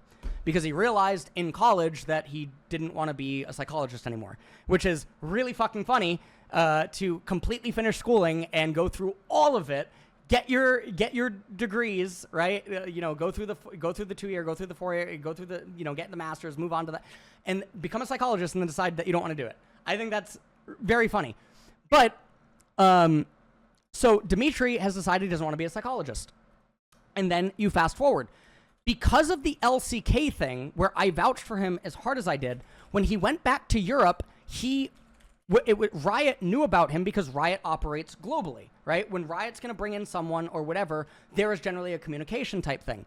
Dimitri gets a job with LEC. Dimitri ends up working with LEC for a few years. Because of the work that he ended up doing when they would hire him, because he's like freelance and contractual and like whatever, he ends up getting a job with Epic Games, which is now Fortnite. And then Dimitri gets even more lucrative types of jobs, and he's able to expand all of this other stuff. And he's able to work with people that have different skill sets, and he's able to expand his stuff and blah, blah, blah, blah, blah. And so now Dimitri works with Riot, he works with Epic Games, he works with other people. And then you also might know him as like Nemesis's editor, right? He does Nemesis's videos. Okay. So, so this type of stuff. So, generally, there were a lot of people, right? Croissant was another one of them. So in addition to like the boot campers, there were coaches that I thought were really good that I tried to put on. Funny story about 2020, when I'm going to join T1, C9 wants to make me head coach in 2020. And this is when they're gonna go and they're gonna get different coaches or whatnot. And Jack is talking to Fudge, and tells Fudge that he wants to hire me and blah blah blah blah blah. And Fudge tells him you can't. He's joining T1. And so I have a talk with Jack, and I tell him that even though I'm not joining C9, that I care a lot about some of the players on C9, and so by proxy to that, I want C9 to do well. And so in 2020, I told Jack that I would help him build the 2020 roster and the coaching staff if he wanted.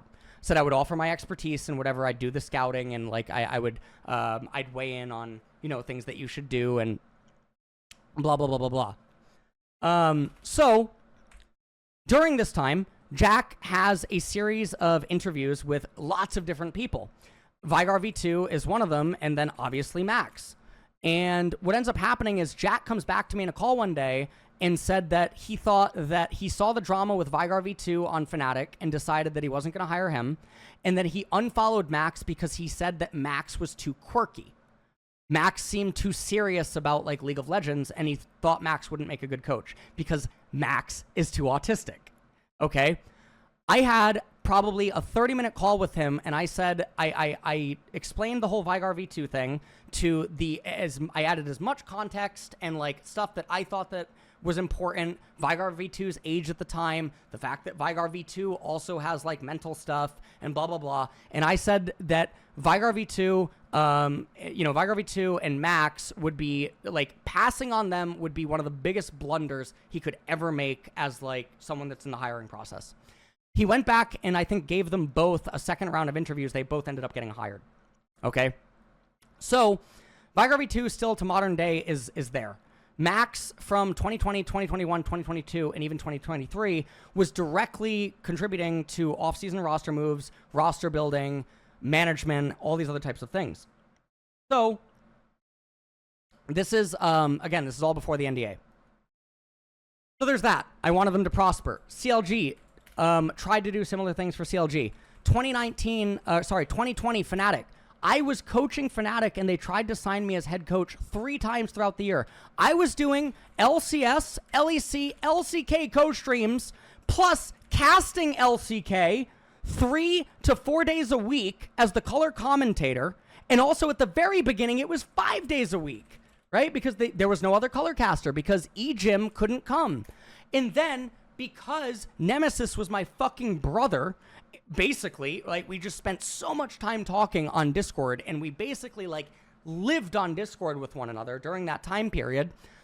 Fnatic was going through trouble, and Fnatic was going through problems and stuff, okay? And I wanted Nemesis to succeed, and then I wanted Selfmade to succeed. Then I wanted Whippo to succeed. So I would do my co-streams, and then sometimes I would end them early, and I would coach Fnatic. I would watch their scrims. I'd give them feedback. I would talk to the players. I would talk to I would talk to Pete. I would do content for Fnatic. If you go to Fnatic's YouTube channel, I go to YouTube and I search Fnatic. Oh shit.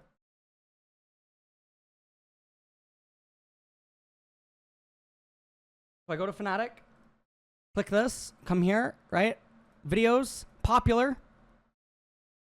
And we scroll down. A lot of these videos are here, blah, blah, blah, caps, etc.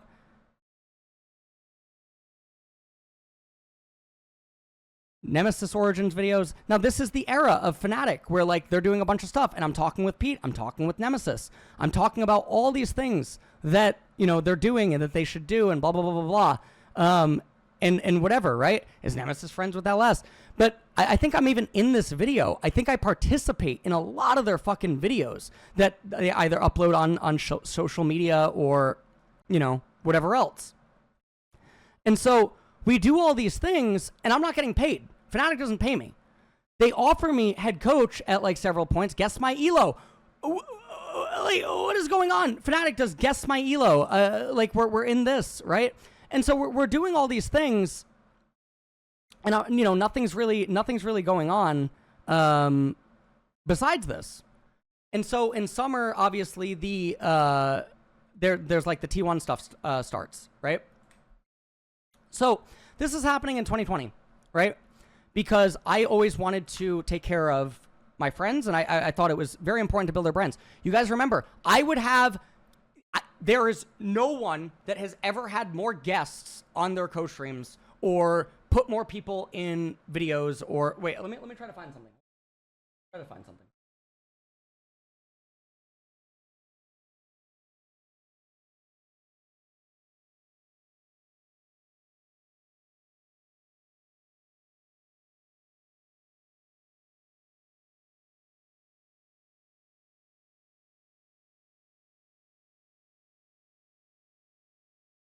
All right, let me see if I can find this.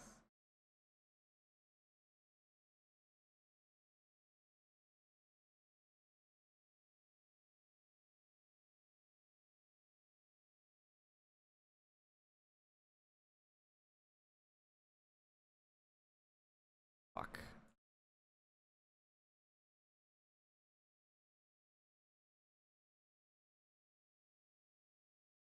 I don't know how to find this. Basically, Tov used to be my editor. Maybe it's Dimitri. I don't know. Maybe it's in a chat with Tanky. Let me see. Send.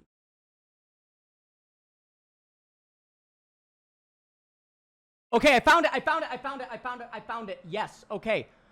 I cared so much about the people that I was trying to help build, okay, that when my editors would make thumbnails, I said, for future thumbs with other people that are guests, always make us the same size or make them center or larger than me.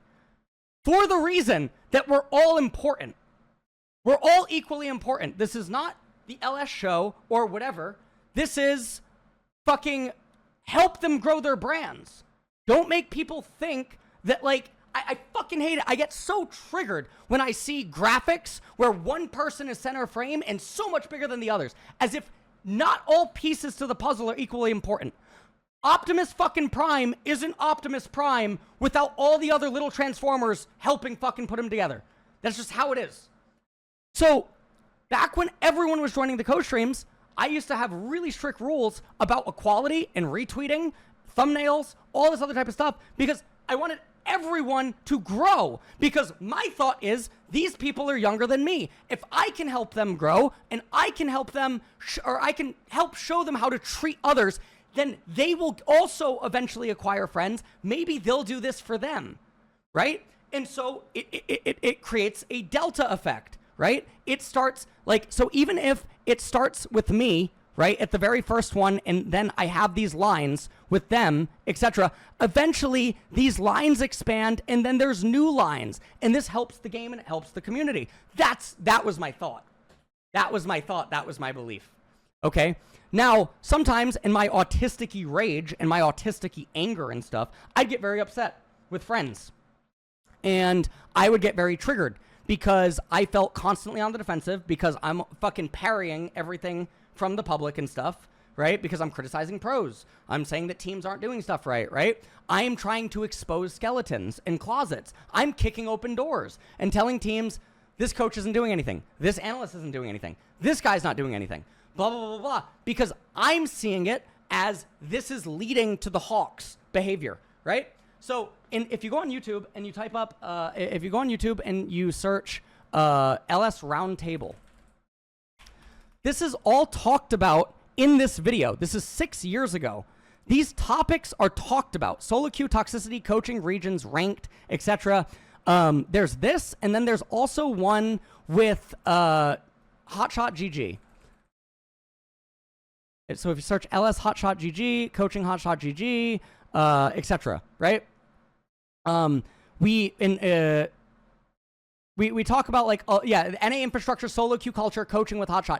All of this stuff I have repeated for years.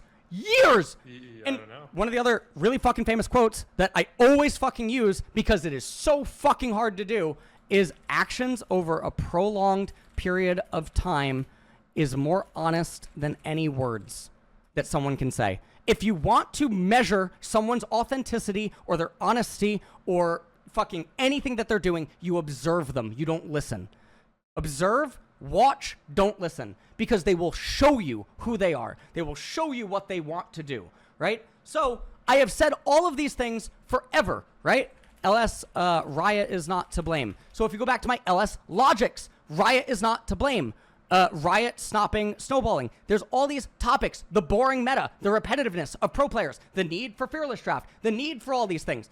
I have been in esports for 22 years, man. It is a combination of so many factors of me being at the apex tiers in so many different genres of games. And then also, in my own autistic way, this is all that I've done. I didn't have friends. I never left the house. I didn't have money to leave the house. I couldn't eat. I streamed 16 hours a day, or I coached off stream. It's all I did since I was in kindergarten. All I did was play games. So I'm a fucking loser, man. Like, it's all that I did. I lost my 20s completely, right? I did nothing. And then I felt the pain of that later. But also, I feel a lot of negativity towards my late adolescence and my early 20s because it was stolen from me because of things that happened growing up. And then lack of money, lack of being able to feed myself, and all this other shit. When you know, like, I'm trying to make money, and like I'm dealing with homelessness, and I'm dealing with fucking suicide, and like all this other type of shit. And I got saved by League of Legends. I got completely hero saved by League. So sometimes you guys see me make really emotional tweets. Sometimes when I get really deep in the feels, and I thank Riot and I thank League of Legends, because obviously without League of Legends and without the community and without so many things that the game has, I don't fucking know what happens. Right? So, ooh, shibar. Okay. So there's this type of stuff. Now, again, through all of this, I make mistakes. I trigger people. I say things in ways that I don't understand why I'm getting so angry or frustrated.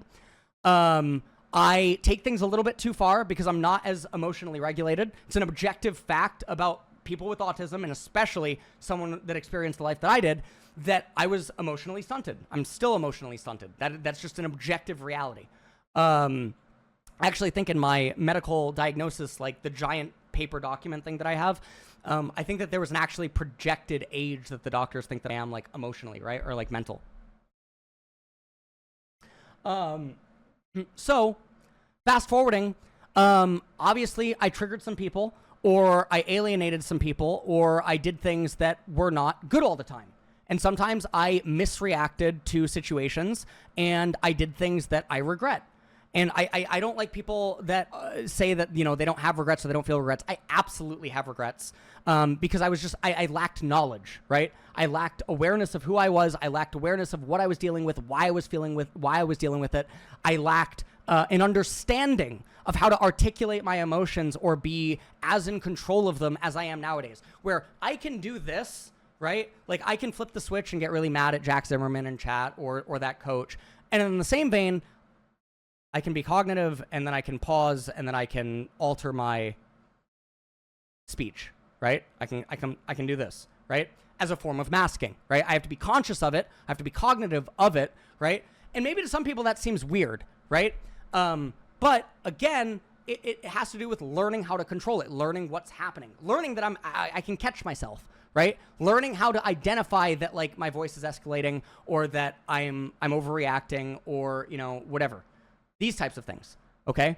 And ultimately, masking is just a term that people with autism do to learn to mimic fucking behavior and, like, whatever. So sometimes like this type of stuff happens. Now, in my efforts to do things like this, it didn't work. And I think that to a lesser extent, Dom feels a lot of bitterness and a lot of negativity about this too, from my understanding, to an extent, right? Because Dom used to also try to do the same thing. You guys remember he had the sack, right? He had the sack. He used to invite guests on all the time. He did the same thing as me. We were trying to help. We're trying to make fans of us, because me and Dom were number 1 and number 2, right? For 4 years, right? We were number 1 and number 2. For co-streamers, okay? And we were active. We were so active. We're always putting out content. We're always streaming. You know, we're always doing stuff. And I remember when Dom, like, if I dominate,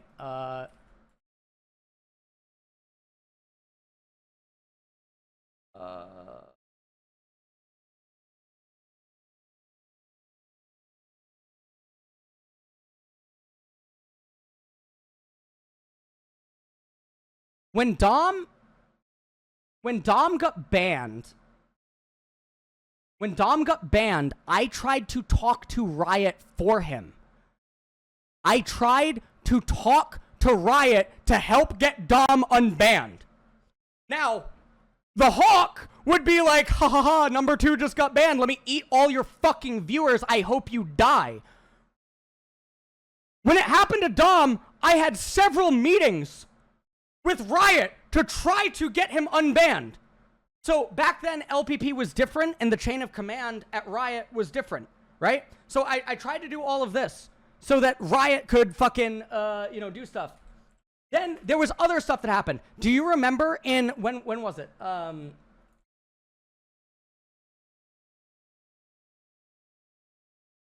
my God. Okay. Try to see.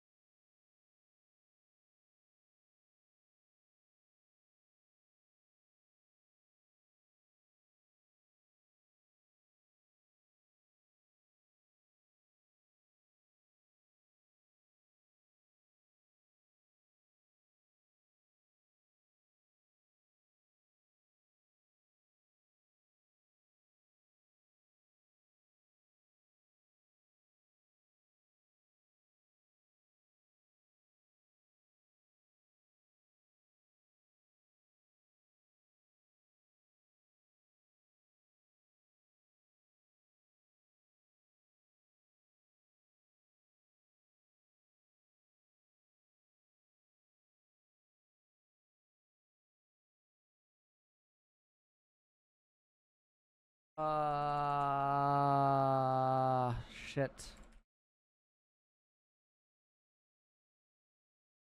I don't know how to find the fucking message. Honestly, it might just be a call. Do you guys remember Champions Queue? Do you guys remember you guys remember Champions Queue when it was gonna rotate? It was 2022. It was 2022 and Champions Queue came out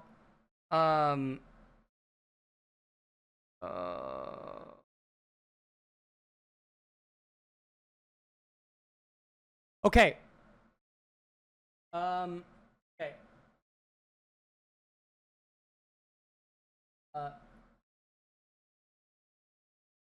Okay. You guys know I hate Crucial. You guys know I did. I don't hate Crucial anymore. Okay? You guys know that. You know, Crucial was a part of like one of the public brigades with the YouTube clips after I left C9, right? With Malice. Remember? There was all those clips. All the clips of Crucial flaming me, hating on me, saying all these things, misinformation, all this other type of stuff. Okay? That was on C9. Okay? In 2022, Champions Queue came out, and you guys might remember that certain people wanted to play in Champions Queue, but they couldn't. You guys remember this? Like, Nemesis made that video saying that he couldn't go, or that, like, him, Cadrol, like, others couldn't play in it. Do you remember this? So this ended up happening in 2022. Okay.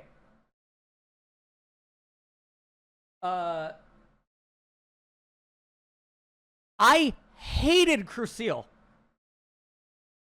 I said, me and him are not friendly. In fact, he's why I left my house last year to move cities in Korea. I let him, along with a lot of other boot campers, stay in my apartment from time to time.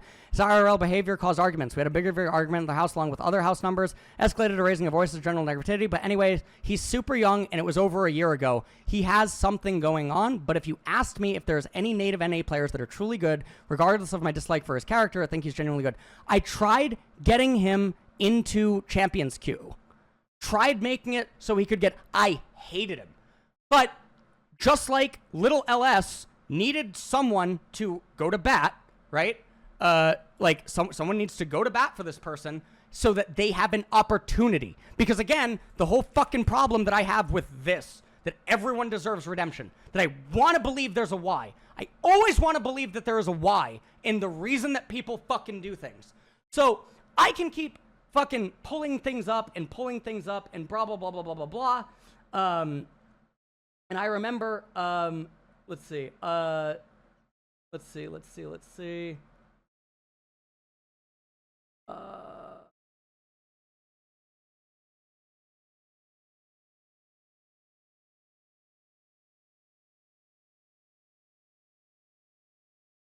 So I'm trying to find. I guess I think it's just in a call. You guys remember Nemesis made the video? You guys remember Nemesis made the video and he talked about how he couldn't go to NA, right? Because Riot wasn't going to give him an account. And he was still on Gen G at the time.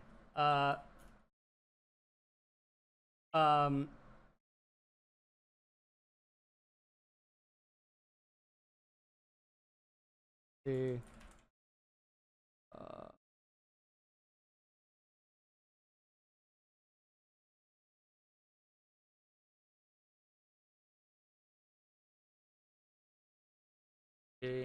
Hold on, it might be. Wait, let me check. Let me check.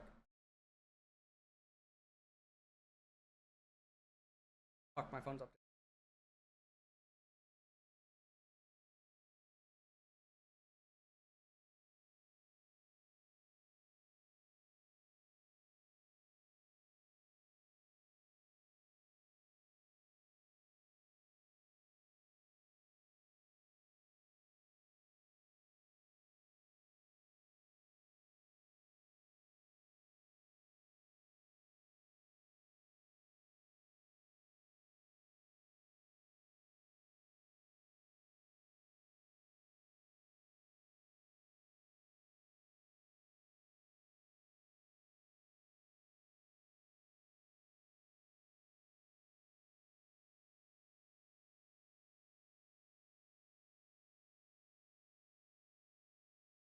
One second. Wait.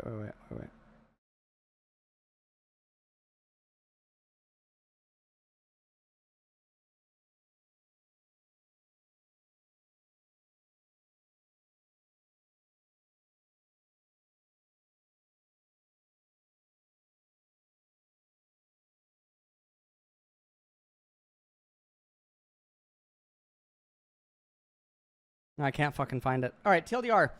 TLDR. Yeah, I'm going through. I'm trying to find it. Maybe if Quest was here, he'd be able to.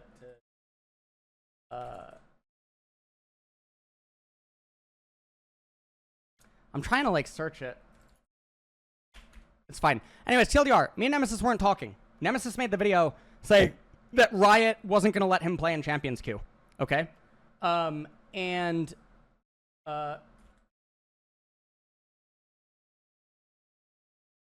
All right, hold on. Quest is here. Hold on. All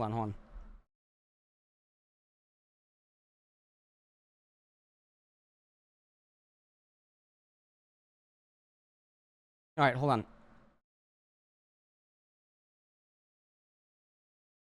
Hello? Dan? Back, hold on. Yo, what's up? Hey, I gotta change my mic. Oh. I can hear you, but hey, Okay. Can you hear me now? Yeah. I'm just doing story time. Honestly, Dan is also another example of someone that like I fell out of touch with, and then we made amends and all this other type of stuff too. Which I mean, you could talk about if you want. But I'm at the story time right now of when Nemesis got denied from Champions Queue. You remember this? Okay. And so eventually, I called in a favor to Riot because Jackie, who was the LCS commissioner at the time, said that she owed me one. So I had a call with Jackie Felling, and I said that I want you to try to make this happen and get him an ID because I wanted the community to stop thinking Nemesis was bad, right? Because he was so high up on the Korean ladder. But people were denying how good he was. So I wanted him to be able to go to Champions Queue and just dumpster everyone. So I called in a favor to Riot, and finally they approved it. And I remember because Jackie came back in one of the calls and said that it was very difficult, but she understood how much I believed in it as being like something that was good, and that she felt like she wanted to return a favor. So we got him the account. But then you might remember he didn't want to go because he said he didn't want to go alone. So then I said I would pay your flights and hotels to go with him. Yeah, I mean, at the time, Champions Queue was really hard to get into. It's just because of like they had strict restrictions and it was still pretty new.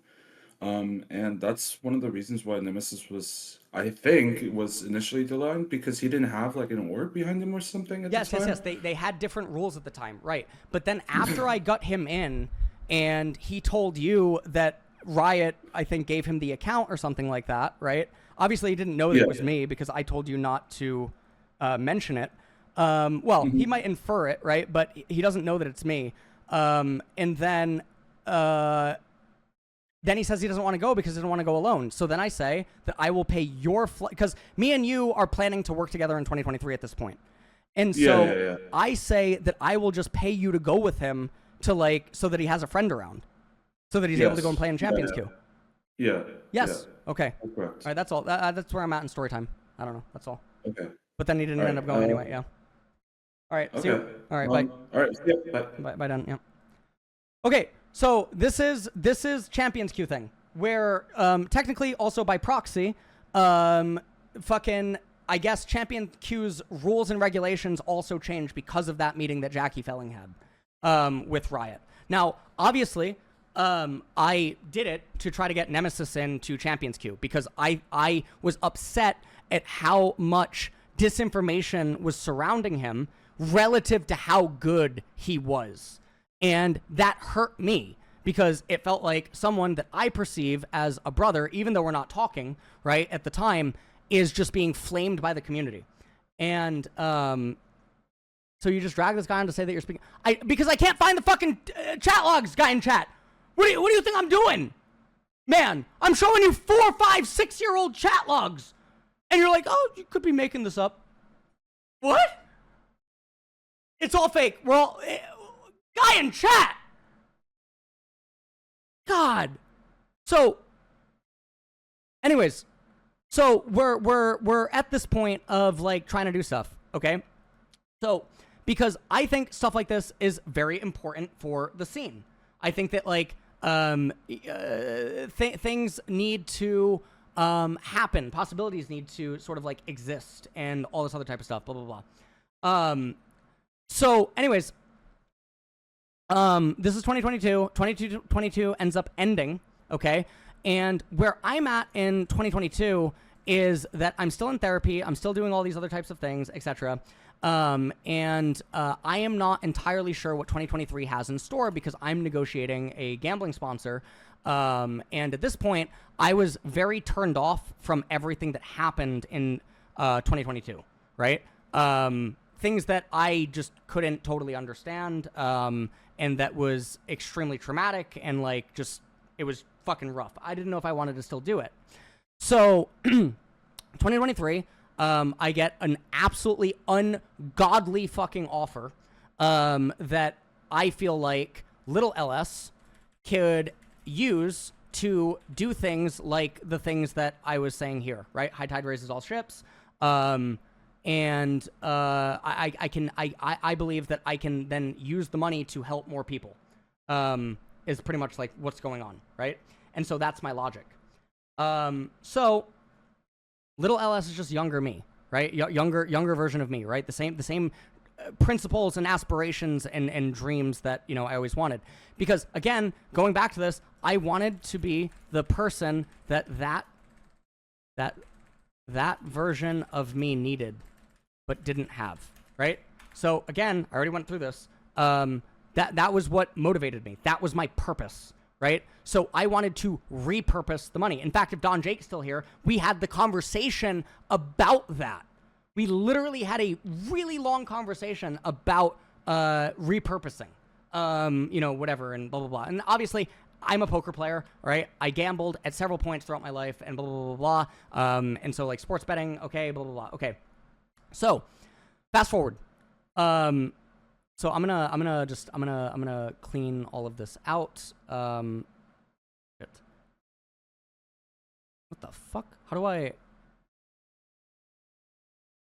Oh, I think I know how. Hold on.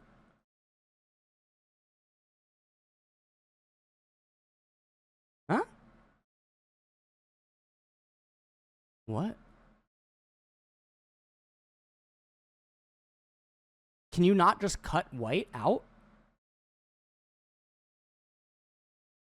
That's so weird. I didn't know that you can't cut white.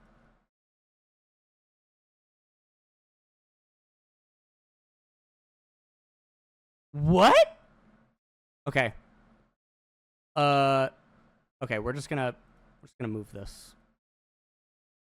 I am completely dumb. We are in completely archaic LS mode right now, where I'm using MS Paint and we're doing story time. Okay. So, going back to a high tide raises all ships, right? Okay. So going back to this was my philosophy. Okay. This is what I wanted to always do. And sometimes I did it poorly. And sometimes I made a lot of mistakes and I fucked up and I did a lot of things that I regret. And what I mean by that is, like, I recognize now how things could have been done differently, or ways that I should have approached maybe certain problems, or like whatever. So in 2023, I lost my mind because my schedule every week, every single week, my schedule was Wednesday start LCK, right, at 4:30 p.m. Okay, and then it would, you know, finish around 10 or 11 p.m. And then I think this was this the year where LCS changed its schedule. Do you guys remember this? They changed their schedule. So basically, what would end up happening is Wednesday to Tuesday morning, I would stream with micro naps in between. And in 2023, at one point, I caught COVID plus flu at the same time. And I got extremely taken out and sick, and I gained a super amount of weight, and it was extremely fucking bad. I got super blasted for like 2 months by this, right? I was hospitalized and like fucking whatever else. So 2023, I lost my mind because of how much I was streaming. Also, in order to stay awake on stream, I went on Modafinil. Modafinil? Am I spelling it right? I don't know if I'm spelling it right. I went on Modafinil in order to stay awake because I was streaming so much. So without this medication, I couldn't stay awake. And so in 2023, I experienced a massive mental collapse. So my mental was really starting to decline because I'm not sleeping well. I gained so much weight. Because I gained so much weight, I could feel my clothes on my body. And I'm someone that's very sensitive to touch. I'm very sensitive to like temperature. Like I can notice all the subtle changes. And I gained so much weight. I was uncomfortable. I felt like shit. Everything was so bad in 2023. And when everything's going so bad, Max leaves League of Legends, right?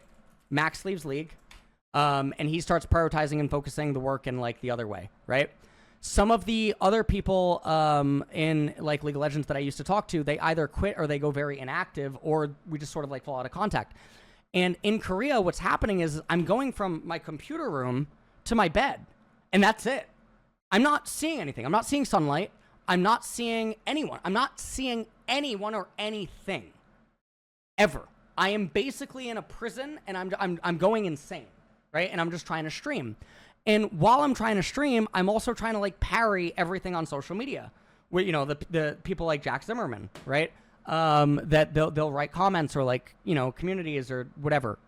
I'm also trying to distance myself from perceived negative ideas that people have. Like people think that I'm extremely money hungry or something. So I stop asking for Twitch Primes. I stop asking for subs. I stop doing other things. Patron's an exception because I use Patron to fund the production team, the editors and stuff, right? That was my logic. So there was that. In 2023, I would read a lot of comments and stuff that I wouldn't focus on the game and that I would read chat too much. So because of that, I turned off chat in 2023. I did not start using chat again until last year's Worlds. 2025 Worlds is basically when I first started properly using chat again. And then I still didn't use it until this year MSI, right? So for almost 3 years, I had chat off. I did not read chat. I didn't interact with it. Sometimes I'd turn it on for a little bit, but I just wouldn't do it. The other thing that ended up happening after 2023 is that every single year for the last couple of years, from October to February, I didn't stream. So Worlds would end at the very end of October, or there would be like one stream, right? One stream in November. So there'd be one stream, which would typically be a World stream or something. Maybe there's one more stream that's like a sponsor stream. And then, so from end of October, end of Oct to February, when the leagues start up. End of January, February, right? I don't stream. And then in between splits, I also don't stream. And so this happened for 3 years. So in addition to that, starting in 2024, I stopped doing LCK because of the headaches that happened. I dropped LCK because I had all the visa problems with T1 at the very start of 2024 in Kespa, and I didn't have LCK. I didn't have permission to do LCK at the very, very start of 2024. By the time I ended up getting it later on in the year, things were just really bad. And so I just didn't do it. And so what ends up happening is I wasn't doing LCK, I dropped LEC, and I was only doing LCS. So I was only going live 2 days a week. And I was sometimes just not even uploading. I wasn't making content. I wasn't doing anything anymore.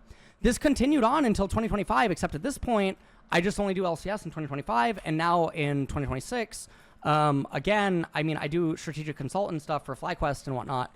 But I'm mostly just active on Twitter and Instagram, right? I don't really do too much. Now, every single Worlds, 2024 and 2025, I flew out editors and producers, and we resurrected short-form content, right? And that's what I did. In 2023, I got burned by, again, a lot of things. It wasn't just the streaming. It was the realization of the shift in the community and the ecosystem because of all the other things that I mentioned before. And I was getting very turned off by it. I was also made aware of things that, this is aside from the Cloud9 NDA, there are other like NDAs. Riot has an anonymous report center, okay, for basically an anonymous liaison. And what would end up happening is, even since 2022 or 2023, you know, even in 2024, a lot of players would come to me and I would operate as a dark confidant, where they would tell me things that would happen inside of teams, and I would go to Riot for them because they were too afraid to. And so there were some incidences that ended up happening in 2023 that I just saw it, and I'm like, what the fuck is going on? Like, how is this existing? How are staff members getting away with like some of these things? And some of these things are adjacent to the things that you guys now know, right? Like the Danny incident. One thing that I will tell you is that there was another type of incident just like Danny on EG that never got reported, or it never came out. Not that it never got reported, it was being dealt with, it just never came out. No journalist ever exposed it. There was a equally horrible fucking EG story. There was something else, and I was having to be the middleman for the player, me, Riot, and then I would have to communicate it. And there were some things that were going on that were really fucked up in some other teams. Like, for instance, some of the staff members on some teams basically keylogging some of the computers of players. And then going through their emails and getting account info and all these other types of things. Now, some of these things got reported. Now, I'm not saying that this is the EG incident. I'm saying that this type of stuff happened. And I would try to either hint at it or talk about it, and again, I'm witnessing all these fucking things. And I'm seeing things like this happen inside of the scene. I'm seeing the two-facedness of so many people. I'm seeing the Hawk stuff that I mentioned before. I'm seeing the Hawks and Dove clothings that I'm seeing before. And all that I'm seeing is basically this game, this entity, right? This because again, my love for inanimate objects, right? So I'm seeing this entity that is League of Legends basically be almost desecrated, like defiled almost in a way, right? Might be I don't know if defiled is the most apt word, but you guys get what I'm saying. And I'm seeing this thing that I absolutely love, and obviously, like, I express my love in my own way, and you know, whatever. I'm seeing all these problems, and I'm getting very alienated by it. And I just think that eventually, the pursuit or like cost exceeds expectations, or like pursuit exceeds expectations, or like pursuit cost exceeds expectations. What I mean about this is that the effort needed to undo or fight back is greatly higher, it's way higher than the effort needed to cause the problems in the first place. And so this is kind of like Branodini's law, which is the bullshit asymmetry principle, which is this. The adage was publicly formulated. Branodini's adage coined in 2013 by Italian programmer Alberto Brandolini. It contrasts the considerable effort of debunking misinformation with the relative ease of creating it in the first place. The adage states the amount of energy needed to refute bullshit in order of magnitude bigger than it's needed to produce it. The challenge of refuting bullshit does not come from just its time-consuming nature, but also from the challenge of defying and confronting one's community. So somewhat similar to somewhat similar to something like that, right? And it was hard for me, right? Because now I'm dealing with my mental health. I'm dealing with scars, almost, is what I would call them. I would call them scars or wounds even that aren't actually fully healed, right? They're like scabs, kind of, right? And I'm dealing with all of this, and I'm trying to do different things, right? You know, it's moving forward. It's 2024, it's 2025, etc. I'm trying a bunch of different things, right? I'm trying a bunch of different recommendations from my doctors. At this point, I have the autism diagnosis. I tried different medications. I tried all different types of treatments. I tried clinically administered ketamine. I tried other experimental drugs and like trials and other types of things. Trying all these other types of things because obviously I realized that like I am just very emotionally sad about a lot of things because League of Legends and the community and all these other types of things, it feels like family. And then also I have like this weird feeling of like, what am I even doing? Right? Because everything comes down to purpose. When someone doesn't have purpose, what are they actually even doing, right? People have to feel motivated. They have to feel like they're doing something, doing something with meaning. And so when I'm looking at it like the bullshit asymmetry principle, and I'm looking at it as cost exceeds expectations, and then I'm looking at it as like all these other problems that I perceive exists, etc., the ability to have this feeling becomes non-existent. The light dies every time, right? It fades a little bit more every single time. So, we have these types of things going on. And I start to ponder and I start to question why some things are the way they are, especially because I come from StarCraft. In StarCraft, everyone sort of loved StarCraft. They loved the game. That's why a lot of StarCraft 1 people are all still friends to this day, and that's why they still do meetups and whatever. Like me and Nyokin have been friends since 2004. Me and Artosis, 2004. Me and Tasteless, 2004. Me and Slog, 2004. Like a bunch of people, right? Me and Scarlet, StarCraft 2, 2011. Me and Scarlet have been friends since 2011. And Scarlet was just living at my house for 5 months, right? And now she plays Riftbound and like a bunch of other StarCraft 2 people, Juan, Special. StarCraft felt like family. And so in League of Legends, when I see streamers and I see players and I see coaches all trying to kill each other, and sometimes they do it in one of the most disturbing fucking ways where they lie about it. They lie that that's what they're doing. Or, these other types of things, etc. It's really fucking weird. And it's scary to witness. But again, the reason that it's happening is because of what happened to League of Legends in 2019, 2018, entrance of venture capital money, Bitcoin boom, all these other types of things, and all this luxurious, lucrative opportunities that are existing, followed by the beginning of esports winter. Okay? And so this is where it really starts. By 2024, I sort of realized, like, what the fuck even is this?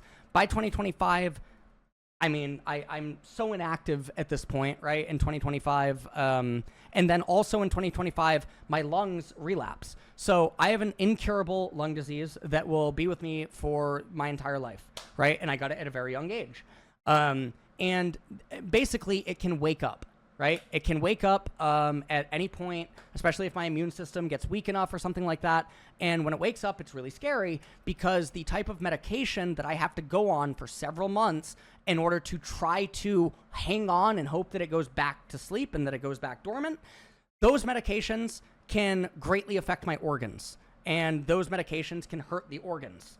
And so even though those medications exist and they can help control it and they can help combat it, etc., I can also develop other types of things like COPD, chronic obstructive pulmonary disease. I can develop scar tissue, like permanently inside of my lungs, and these other types of things. I can develop like really serious things. So even if it goes dormant, sometimes I will still suffer permanent, irreversible damage, right, that I can't do anything with. So in 2025, I get really fucking sick. I don't come off my medication until September, October of that year. I don't feel good again until January of 2026. So almost an entire year, I felt like fucking shit in terms of energy and like everything else. And like having to undo all the weight gain again, like fucking just feeling like so weak, constantly out of energy, constantly losing breath, whatever. So now it's 2026, obviously 2025 going into 2026. There was the inspired Busio LS potential roster. And the reason that this was really important to me is because I wanted a Western team to win Worlds, right? And I have always thought watching internationals that even if a Western team can't holistically be better than an Eastern team, on that day they can. Because you only need to be better than them for a series or a couple of series. You just need to do it a couple of times. And so me and Inspired and Busio, we were at a cafe in South Korea because Inspired all year in 2025 asking me to come coach FlyQuest. In fact, he even said actually at one point, this was in their boot camp in Korea early on in the year, that if I don't come coach, he's not sure if he's going to stay. So we have the meeting, and at the meeting, Busio and Inspired could...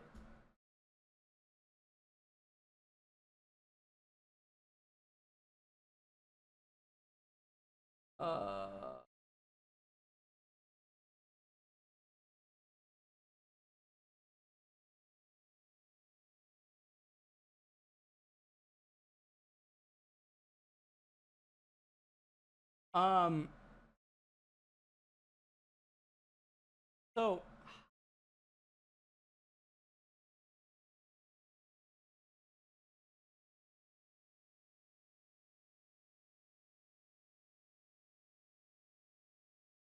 I don't want to show some of these messages because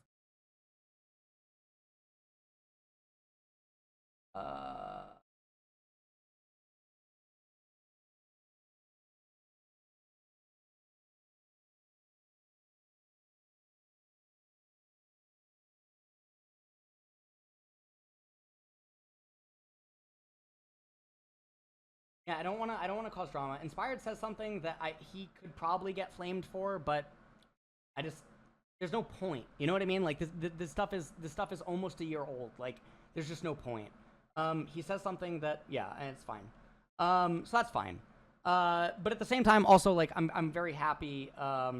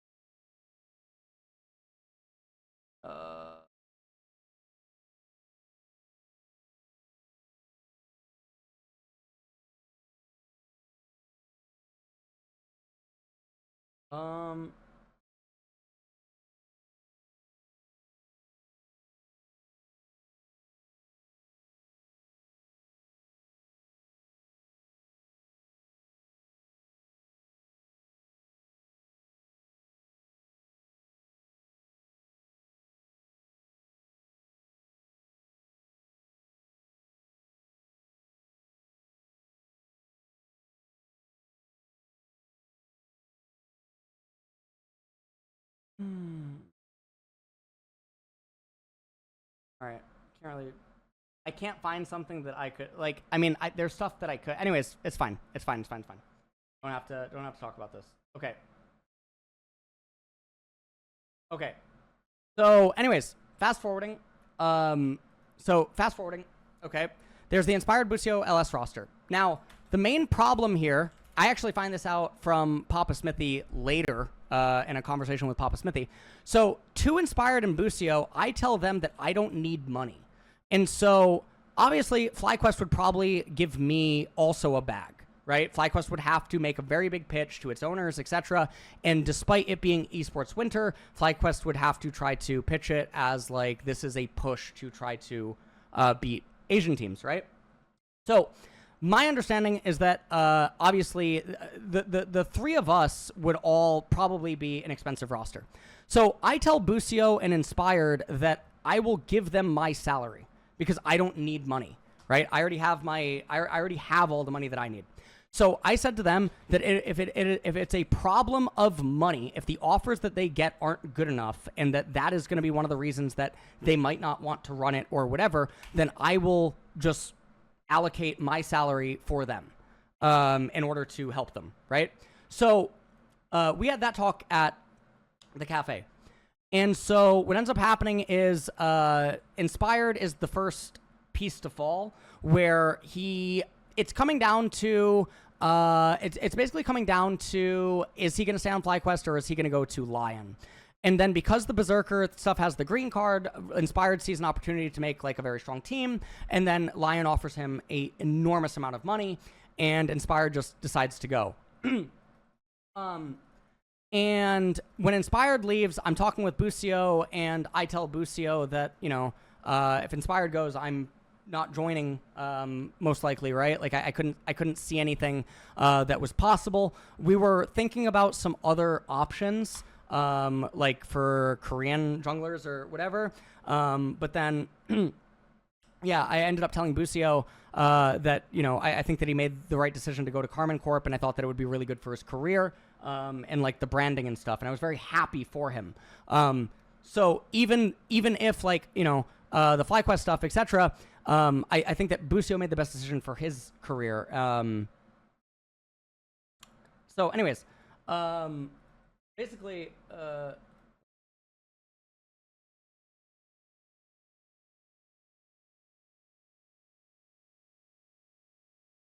so wait, is Dimitri here or no? Dimitri here or no? I don't know if Dimitri's here. Dimitri, I wrote you on Discord. Or,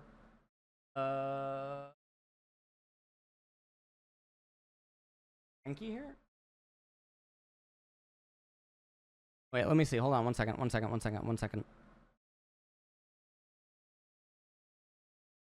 Okay. Oh, okay. All right, it's fine. Okay. So anyway, so this happens. So 2026 comes around. There's the, you know, I incorporate a new job identity also at FlyQuest, which is the strategic consultant. And also Riftbound ends up happening, and I really like Riftbound. And, you know, all this stuff happens. So 2026, strategic consultant, whatever, you know, co-streaming LCS on weekends, playing Riftbound tournaments, going to RQs, go to Vegas, whatever. At Vegas, I have a complete, absolutely, utterly embarrassing, total mental breakdown, like an absolute psychotic break. And there's actually a little bit of faith in humanity restored here, because it happened with such a crowd that I am so shocked that no video footage exists. Like the way that you see some of those videos of autistic people or people with mental health disorders, etc., have a complete full-on mental breakdown, that happened at Vegas. And Riot surrounded me, like they surrounded me. Diana D'Amico, who's the head of Riftbound community, etc., they come, they get me, and they escort me back to the back room at Riot. And I am like inconsolable, and I'm freaking out. And Riot has some Riftbound players come back and just hang out with me. And it's a really big deal. And the reason that it's happening is because of a ruling that is taking place, where I'm afraid to be too much of an asshole to my opponents, right? Because I just fucking see Twitter tweets, like in my mind. The idea of like fucking super rule sharking or something, or like being really abrasive at the RQ, I am just so fucking traumatized by League and like other stuff that what ends up happening is there's a situation that's occurring, and this is in day 2. And this is after my last round in day 1, the judge made a error ruling. And I was later informed that the ruling was wrong by the head judge of another RQ, who ended up teaching a lot of judges because the judging level was not adequate enough at RQs. So in the last round of day 1, I had a misruling against me, and I lost the game because of it. I could have still won the game if I played better, but I was so flustered at that point. My earbuds had died, whatever. Now we're in day 2, and I'm playing for Best of Teemo. And what ends up happening is this guy in game 2 takes over 10 minutes in a turn when he is so fucking dead. He's so dead in the game, and he takes 10 minutes in one turn because he's playing Miracle Draven. And he's playing Miracle Draven with, like, Nocturnes and shit. Takes 10 minutes in one turn. Then, in one of the turns that I'm taking in Game 3, I take about a minute and a half. And then he keeps, like, somewhat draining the clock. We end up going into time, but we had a 1-minute extension, okay? So because we had a 1-minute extension, I mean, I knew that we were in a 1-minute extension, and I didn't intentionally do this, okay? But I passed turns with a couple of seconds remaining, okay? And I turn around and I'm looking to find a judge, and I go to call a judge. Judge finally comes over. And the guy initially admits to the judge that he speculates that it took the judge about 30 seconds for the judge to get there, okay? And that a judge wasn't initially around. Now, when he says this, the judge looks back at the clock. The judge looks back at the clock, and the clock ends up saying 1:37. Okay? And we're talking about different rulings. On one of my turns, what ended up happening is I used Called Shot, which is a card in Riftbound, and I floated 2 energy. I had 2 energy floating with a dice. After all of this back and forth and stuff is going on with turns and all these other things, and we're contesting time, and we're contesting turn order, and this guy is changing his story. He then points to my dice, which has 2 energy, right, that I was using in my turn, and I haven't flipped it over. It's in front of my energy at this point, and I was using it to denote 2 energy. He then claims that that denoted turn 2. And so that he's on turn 3 last turn. He is dead on board. He is absolutely fucking fisted on board. I am at, so what's happening here is that I'm at 5 points, he's at 4 points, okay? Now in Riftbound, they changed it to where you need to win by 2, all right? On one battlefield, I have multiple Razas. I have multiple Razas and an Ezreal with a Last Rites, okay? So I have Last Rites attached. All right. I'm also at 8 runes and going to 10. In my hand, I have a Rebuke and I have a Fight or Flight. Okay. I have a Rebuke and a Fight or Flight in hand, and I have 2 mana open, and then I have a hidden Fight or Flight under one of my battlefields. The other battlefield is also a Raza and an Ezreal. He's not now in base. He has an Ezreal, and he's going to 5 runes. Or no, sorry.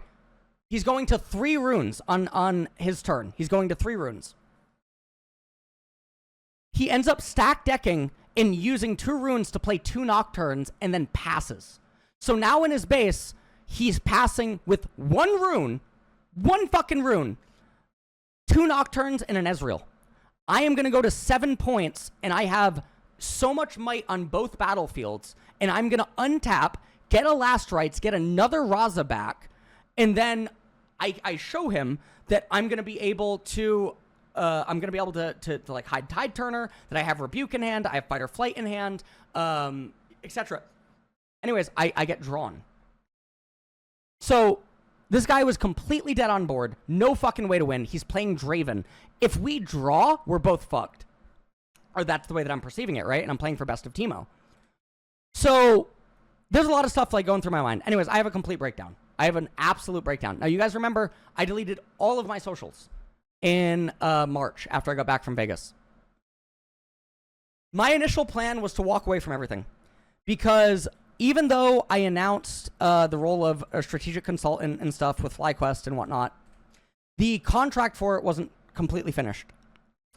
And in March, my contract with FlyQuest ended. In March. So at this point, when all my socials are deactivated and I'm seeing everything the way that I'm looking at it, and I'm seeing everything that went on in 2023, 2024, right? 2025, etc. This confused me. Like, I don't know. I just felt, I felt really bad.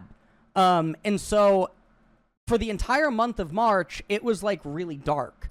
I uninstalled various apps so that I wouldn't use it. I uninstalled Twitter. I uninstalled Discord. I uninstalled Instagram. I deactivated everything, etc. And I was still using Kakao to respond to housemates that were here and to respond to Joe Marsh.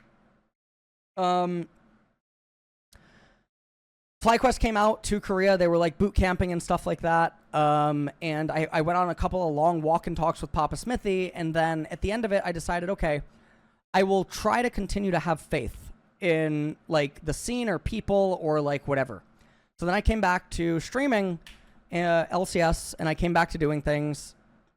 People flew out to Korea. The other like friends that I've known for many, many years, they lived at like one of my houses. And all this other type of stuff. Whatchamacallit? So all these other things happened. And the last couple of months, it gets a little bit weird, right? Like May, June, even recently, right? Like MSI and like some of the stuff that I read, some of the DMs, some of the engagements and stuff, but then also just, again, seeing trajectory of things and whatnot. Now, obviously, I love League of Legends, right? I love League. I love the community. I love the community. I love communities in a way. Now, that might sound weird given that I turned off chat for 3 years, or that I stopped engaging in the Discord and stuff, and like all these other types of things, because I just didn't like the idea of things that people were having about me, right? Like how many people have read that Cult of LS, right? And then they would use the terminology of the Church of LS, right?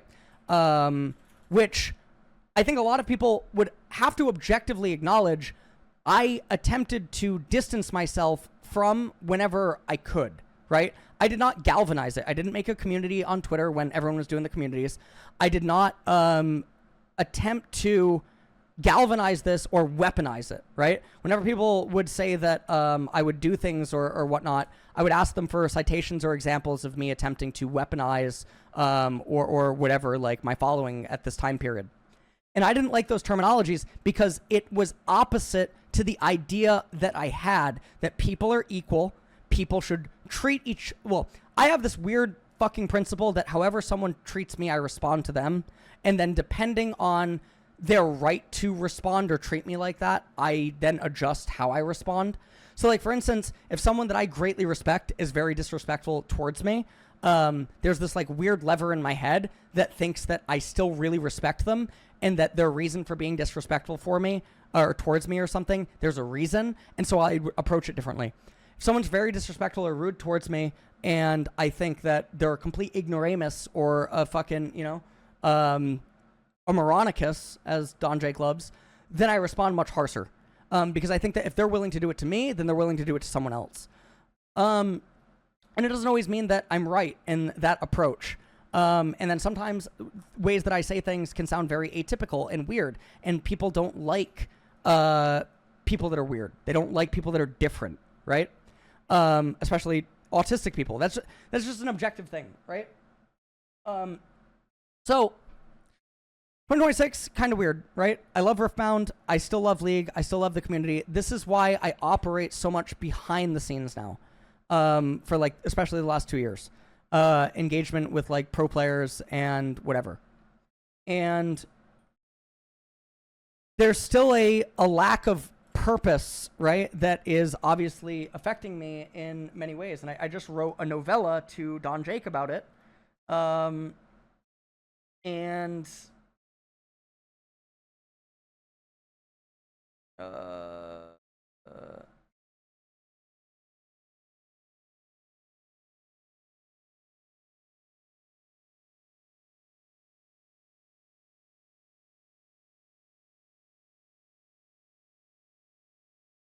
This is gonna be classic LS Dragon Ball Z analogy. Dragon Ball fucking Z analogy. Hold on, let's see.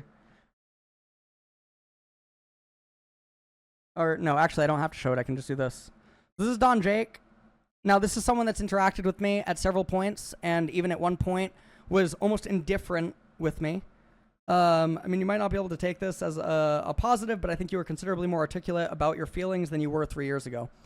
And obviously, this is because of all the therapy. So because of all the therapy, it's about metacognition, thinking about why I have the thoughts that I have, thinking about why I feel the way that I do, why I react the way that I do, watching all different types of podcasts, reading different papers, doing all these other types of things to understand why certain things happen, right?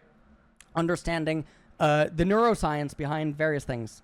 So anyways, we fast forward, and right now, I used the graphics card analogy before, where it feels like I am a graphics card, you know, I'm a GPU, and there's no conduit, right? And so because there's no conduit, there's no purpose.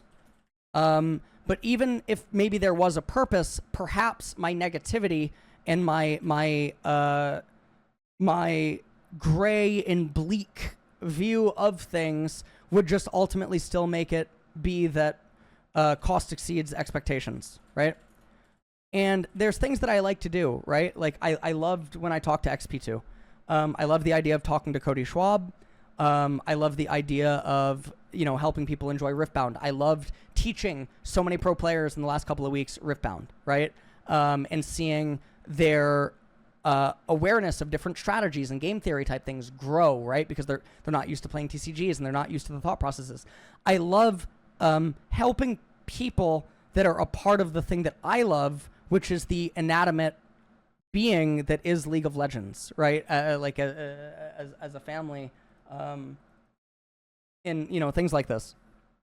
And that means a lot to me because we're all family, is the way that I perceive it. The same way that people can hate family members or dislike family members, I think that it's still family. There's a guy in chat, his name's Purify. If you did /user Purify_MTG or some shit, this guy is one of my weirdest, biggest fucking haters, and then at the same time, he'll sometimes be like normal and say normal things. And I go through this like cycle with this guy where I forgive him because of the neuroticism that he displays and like other stuff. I don't know.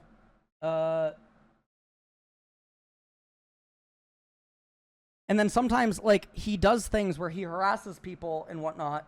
And I try, so Purify, I see Purify as being a form of unstableness. Purify, I don't mean to out you like this, by the way. I'm sorry. Like, it's also evident just by anyone that types /user on your fucking ID in my chat. I'm sorry. It's just the way that it is. There is a level of angst and animosity that this person harbors, right? There's a level of anger and trauma and whatever. And sometimes that manifests and it comes out as him being negative to other people. Sometimes that's me, etc. Sometimes I see it on Twitter. He's being negative to a pro player. And again, going back to my obsession with the why, right? Because I always care about why people do things, because I think if you understand the why, you can then dig into that and try to help it heal, right? You can try to help it improve, because I don't want to just abandon people. I want to believe that everyone is deserving of redemption, unless, again, shown that it is completely irreparable or that it is unfathomable that the person can be salvaged or change or like do good or whatever. And sometimes maybe that's not even my right to have. But anyways, like sometimes I have conversations with this guy. How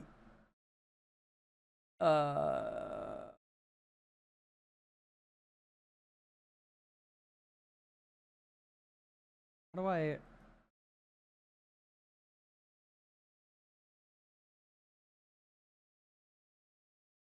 So this was an argument that we're having where he was trying to say that I wasn't providing good for people in the community.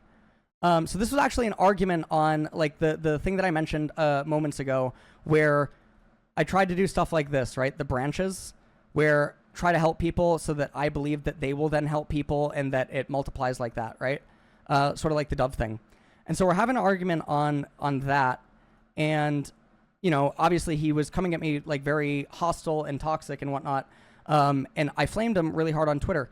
And I felt bad because we're talking and I realized that his why is being triggered. There's a trauma, there's something being triggered. And so I don't want to do that. But at the same time, I want him to stop harassing people and being negative to people. It's completely unprovoked. There's a complete difference in when you're provoked versus unprovoked. Or when someone you can observe is constantly going out of their way unprovoked to harm people, if that makes sense. I think they're two different things. And in my own way, I have like an autistic principle that makes it very difficult for me to deviate from that. It's very hard for me to not do that, right? And I always question things. And like, here's this.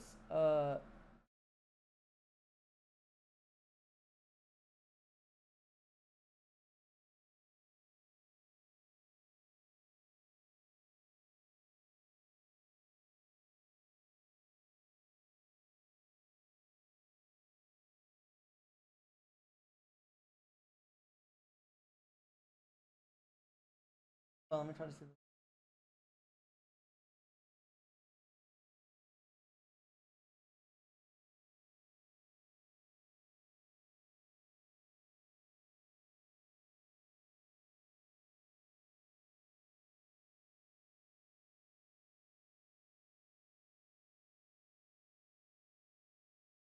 Even the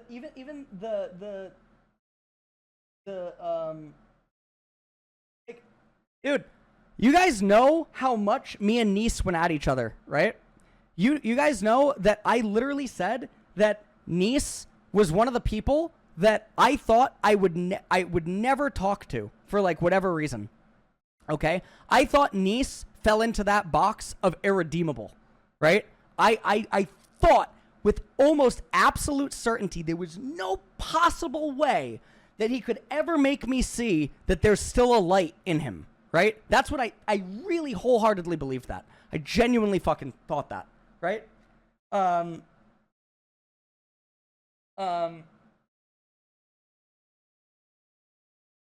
then I talked with Nice for hours off stream because circles back to the fucking redemption thing, okay? Now, also, going back to the other thing that I said before, actions supersede words. Actions show you what a person really wants to do, where they want to be, things that they're interested in, and fucking whatever, right? Actions are more honest than anything. Sometimes actions can be confusing, you know?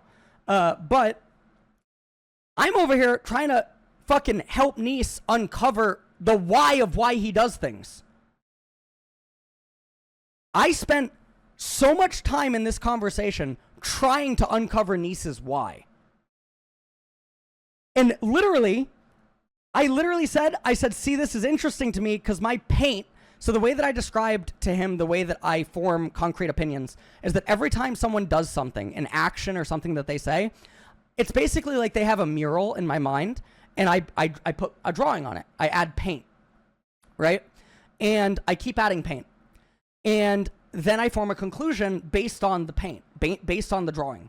And what I'm saying to him is that my paint of Nice determined that there was no possible response that I could ever forgive or think that there's redeemable qualities.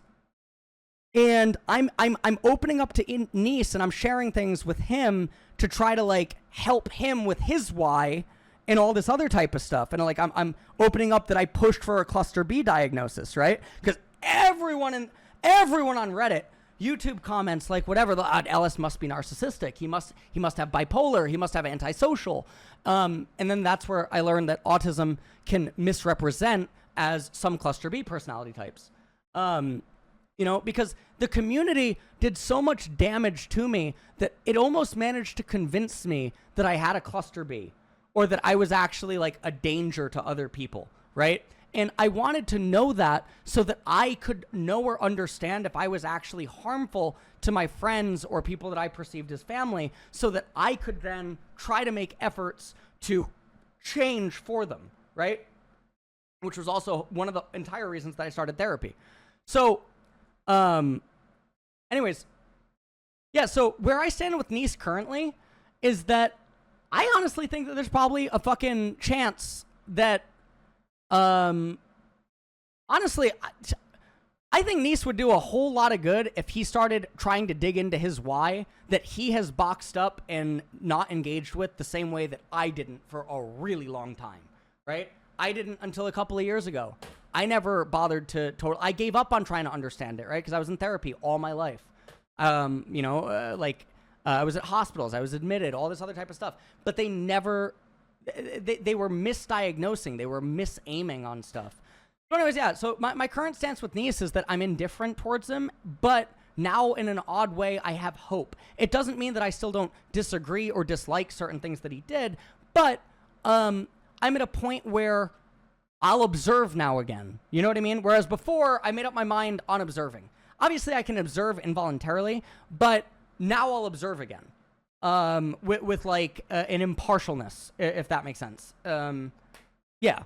And then obviously I can only ever hope that someone does something differently, right? But that's where I'm at with Nice. And I actually thought about him not too long ago, and I looked up like his Twitter and like what he's doing and stuff, and I don't know.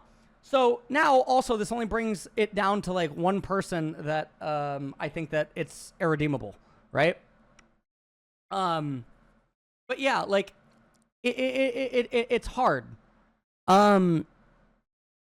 So like right now, Don Jake, are you here?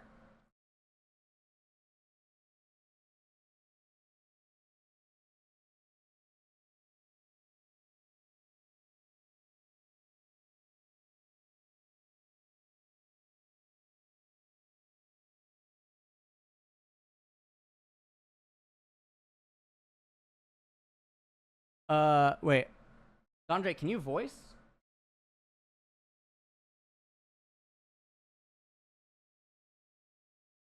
Me and Don Jake actually at one point had a falling out because I got very hurt by something that happened. Okay. Maybe we'll talk about it right now. I don't know. Hello? Hello, hello? Hello, the dove is here. The Dove, Don Dove. But be Okay, careful actually- because I'm wearing my Hawks clothing. Okay.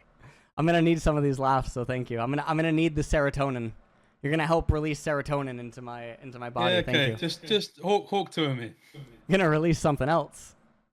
Yeah. Salmon. Okay.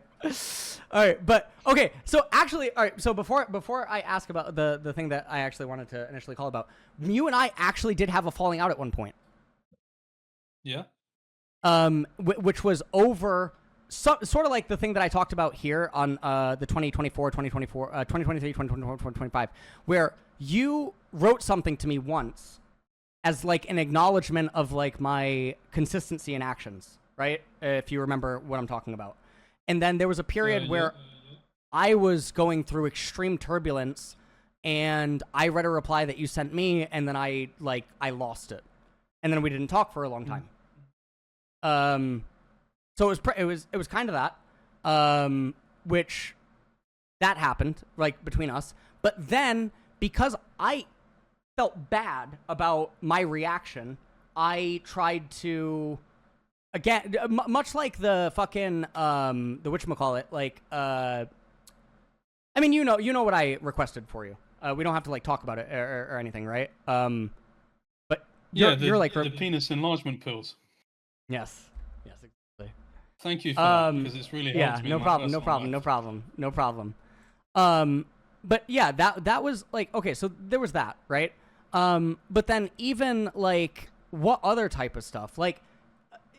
How long ago was it, right? Where, you were asking about Korea and whatnot, or like, you know what I'm talking about, right? Like, yeah, like a while ago. We talked about it. It was a while ago, right? You wanted to come and I just said, 2025 like, maybe, you could just 2024. stay. Yeah, you could just stay at that place or my house so that you could remake content because I thought that your content was good for the scene. So there was a period where Don Jake was going to come to Korea and try to do LCK type interviews and whatever, but obviously, costs sometimes prevent things like this because of the way that the scene operates, right? There's not enough finances and whatever. And so as a way to try to help him offset costs, I was just going to let him stay at one of my apartments for whatever, right? I'm not getting any benefit out of it, but, whatever. Because I think that, again, high tide raises all ships. So if Don Jake makes the scene better, or interviews do stuff, builds community, builds fandom, helps the players because of the type of interviews that he can do, can actually create fandom for players, etc. That's good, right? I live vicariously through that, if that makes sense. Yeah. So anyways, the thing that I want to talk about is obviously the fucking novella that I just wrote you like a few hours ago, where I got completely set off by Guy in chat, and I just lost it. Say his name. Huh? The one who knocks. Say his name. One who knocks? Jack What? Zimmerman. No, not him. It was the other. It was another guy that actually set me off. It wasn't him. Oh, okay. Yeah. Oh my god. I don't know. Yeah. Anyways, I just wanted to chat, I guess, about that. Yeah, sure. I mean, for me, like, there's stuff that you wrote. Like, I mean, how much of it did you go in? Because I've been coming in and out. I'm doing some work. I have not talked about some of the stuff that I wrote you, which I don't think can be discussed on stream. Okay. You'll know, yeah. Yeah. I'm just like rereading some of it. I must admit, I was laughing when you started talking to me about all this emotional stuff, and you just immediately started talking about Dragon Ball Z. Because that's where my brain goes to. Yeah, and this is the really funny thing about you that I find hilarious. I wanted to talk about it when we did our most recent interview, but for me, you're sort of like you're like this person who's like, I wouldn't say you're a savant in general, but maybe for League you are. But it's like you've got someone who's like in theory top of their field in something, but you like only drip fed them through the lens of like Dragon Ball Z. So where like a regular philosopher would be able to draw upon all these different like contextual material and like external factors in order to like create ways to like, I mean, like analogy and metaphor is essentially just pouring the same water into a different cup so you can like use it to explain things, right? But for you, it's like the cups are only in some ways childish, right? Because like Dragon Ball Z is not the same as like being like, well, in the psychosexual development of or like talking about like Freud or Lacan or something like this. So I always find that quite funny. It's kind of like having someone who is it's like Tony Stark, like you're building the insanely complex arguments with tools in a cave in like some Al Qaeda cave in Afghanistan. I think you even used the Tony Stark analogy the other day. I have, yeah, I have, yes. I did, actually. I used the Tony Stark, yep. Oh, my lord. Yes. So it's like this thing where it's like, it's funny, and I think this adds on to the thing you're talking about. The difficulty in being understood is like, you're like using Dragon Ball Z to explain all these things, and people are just like, what is this autistic moron talking about Dragon Ball Z for? I'm going to go listen to someone who actually knows what they're talking about. Statistical anomalies and also epistemology, XYZ. Because like with the like you're gated by your own categorization in that like people are like, well, if he was smart, then he would like not talk like he likes My Little Pony. Like, you know what I mean? Like, see, look, you said My Little Pony. Do you know what neurons fired immediately? What? Do you know what I immediately see? I see XJ9, and then I see Magic the Gathering cards. Yeah. it's just I mean, it's what I was saying to you earlier, like, bro, if you because you were talking to me about how like we were having a conversation, you're like, oh, that's how I went to read all this like neuroscience stuff. And I was just like, I think that's probably helpful to some extent, but it's like you're only really creating like extra agents within your own head. I think your biggest problem is like emulation and like seeing outside of your own view, which obviously like is a direct consequence of having autism to some extent, right? Like empathy. But like, I think reading philosophy would benefit you because it creates thought systems that are not native to you, perhaps, because what you think about is quite logic based.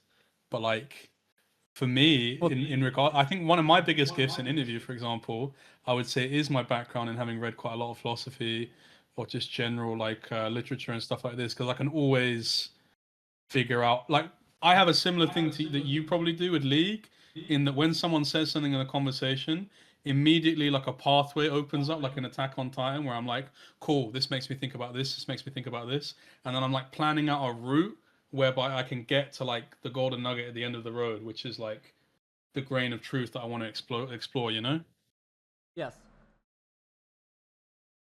Yeah, Doncrates or whatever. Someone in chat said that. Well, I mean, things with analogies and metaphors and stuff is also because of the amount that I've learned from, again, researching and reading about neuroscience and other types of things. That is like much better for because when you have more things firing at once, it's easier for you to gain access to that memory or to gain access to that feeling or like whatever, right? If you have more comparisons to draw from, more analogies, more metaphors, more things like that. Does that make sense? Yeah, there's this philosopher who talks about, I forget what his name is. Let me go look him up. He's a neuroscientist as well, but I don't want to say his name because it like Loki has the N word at the end of it, and I don't want to like mispronounce it. He's called Gaza Niga, just with one G. But he talks about how like the voice in your own head isn't you, and essentially like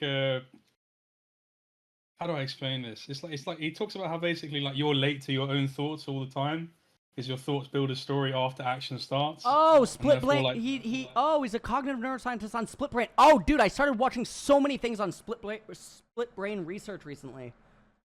Yeah, oh, that's so fun. To me, this feels like the number one way to give yourself schizophrenia, right? Where you start going like the voice in my own head. Dude, no, I look when I'm in my alone time, some of the things that some of the papers that I find and that I read that have been published, or like some of the the podcasts that I'll listen to, or like the talks from like different dude.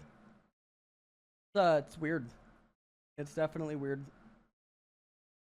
But yeah, this is what I mean in terms of like when you follow thought chains like this, perhaps I think that neuroscience is, I think it's probably useful, but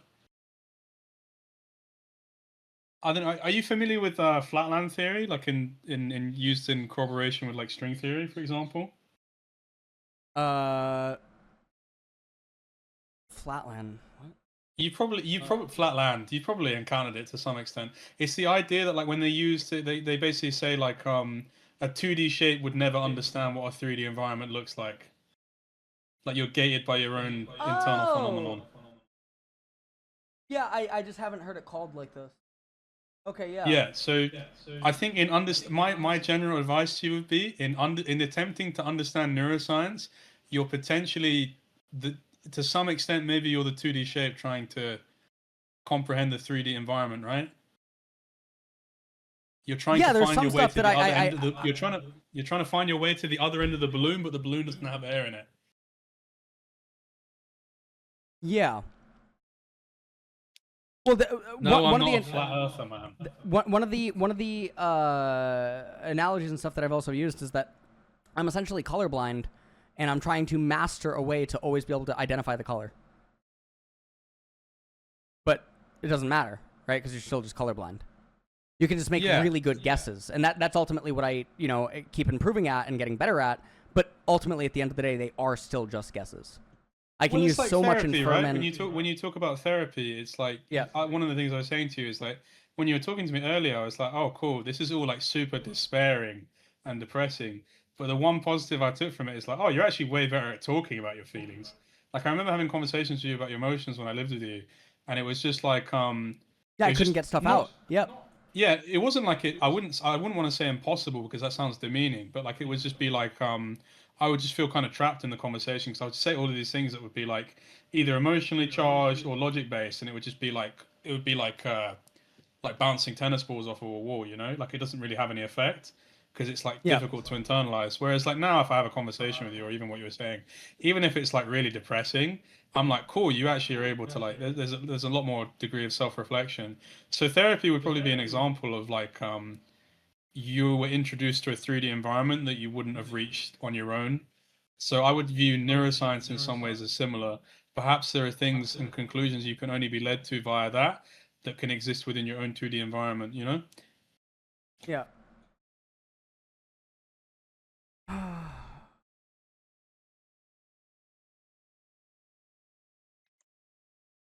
I think also what was happening when you're here, it just made me, it reminded me of something that I said to Regan yesterday, where I actually described it to Twitch chat the other day, that the way that it starts is it's kind of like one asteroid, right? When a negative thought enters my field of view in my mind, right? Because of the way that I think or the way that I process images.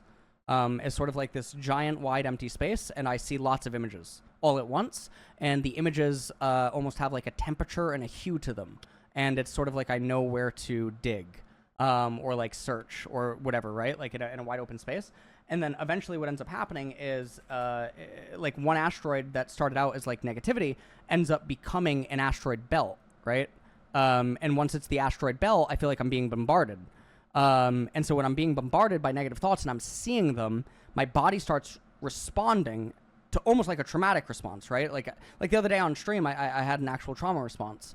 And I could feel it, right? Like physically, and then brain fog kicks in and I start like locking up. And this genuinely like reminds me of something that I said to Regan. I said to Regan yesterday, because like basically I saw a photo, and the photo was the one asteroid, right? Literally I just saw a photo and I got paralyzed. For 8 hours, I could not get out of the room. I was just in a dark room, and every asteroid was just torment. Like, it was just anything negative that I could... Because also I can hear my thoughts, right? If I focus enough on the mental image. I can generate almost like an internal audio, right? And so... It was just torture. And this is happening yesterday. Right? I'm like, I apologize because I feel like I'm burdening him, right? Like, I was supposed to call with him, and I'm like, I can't, like, I'm paralyzed. I can't get out of bed. And yeah, I don't know. This happens all the time.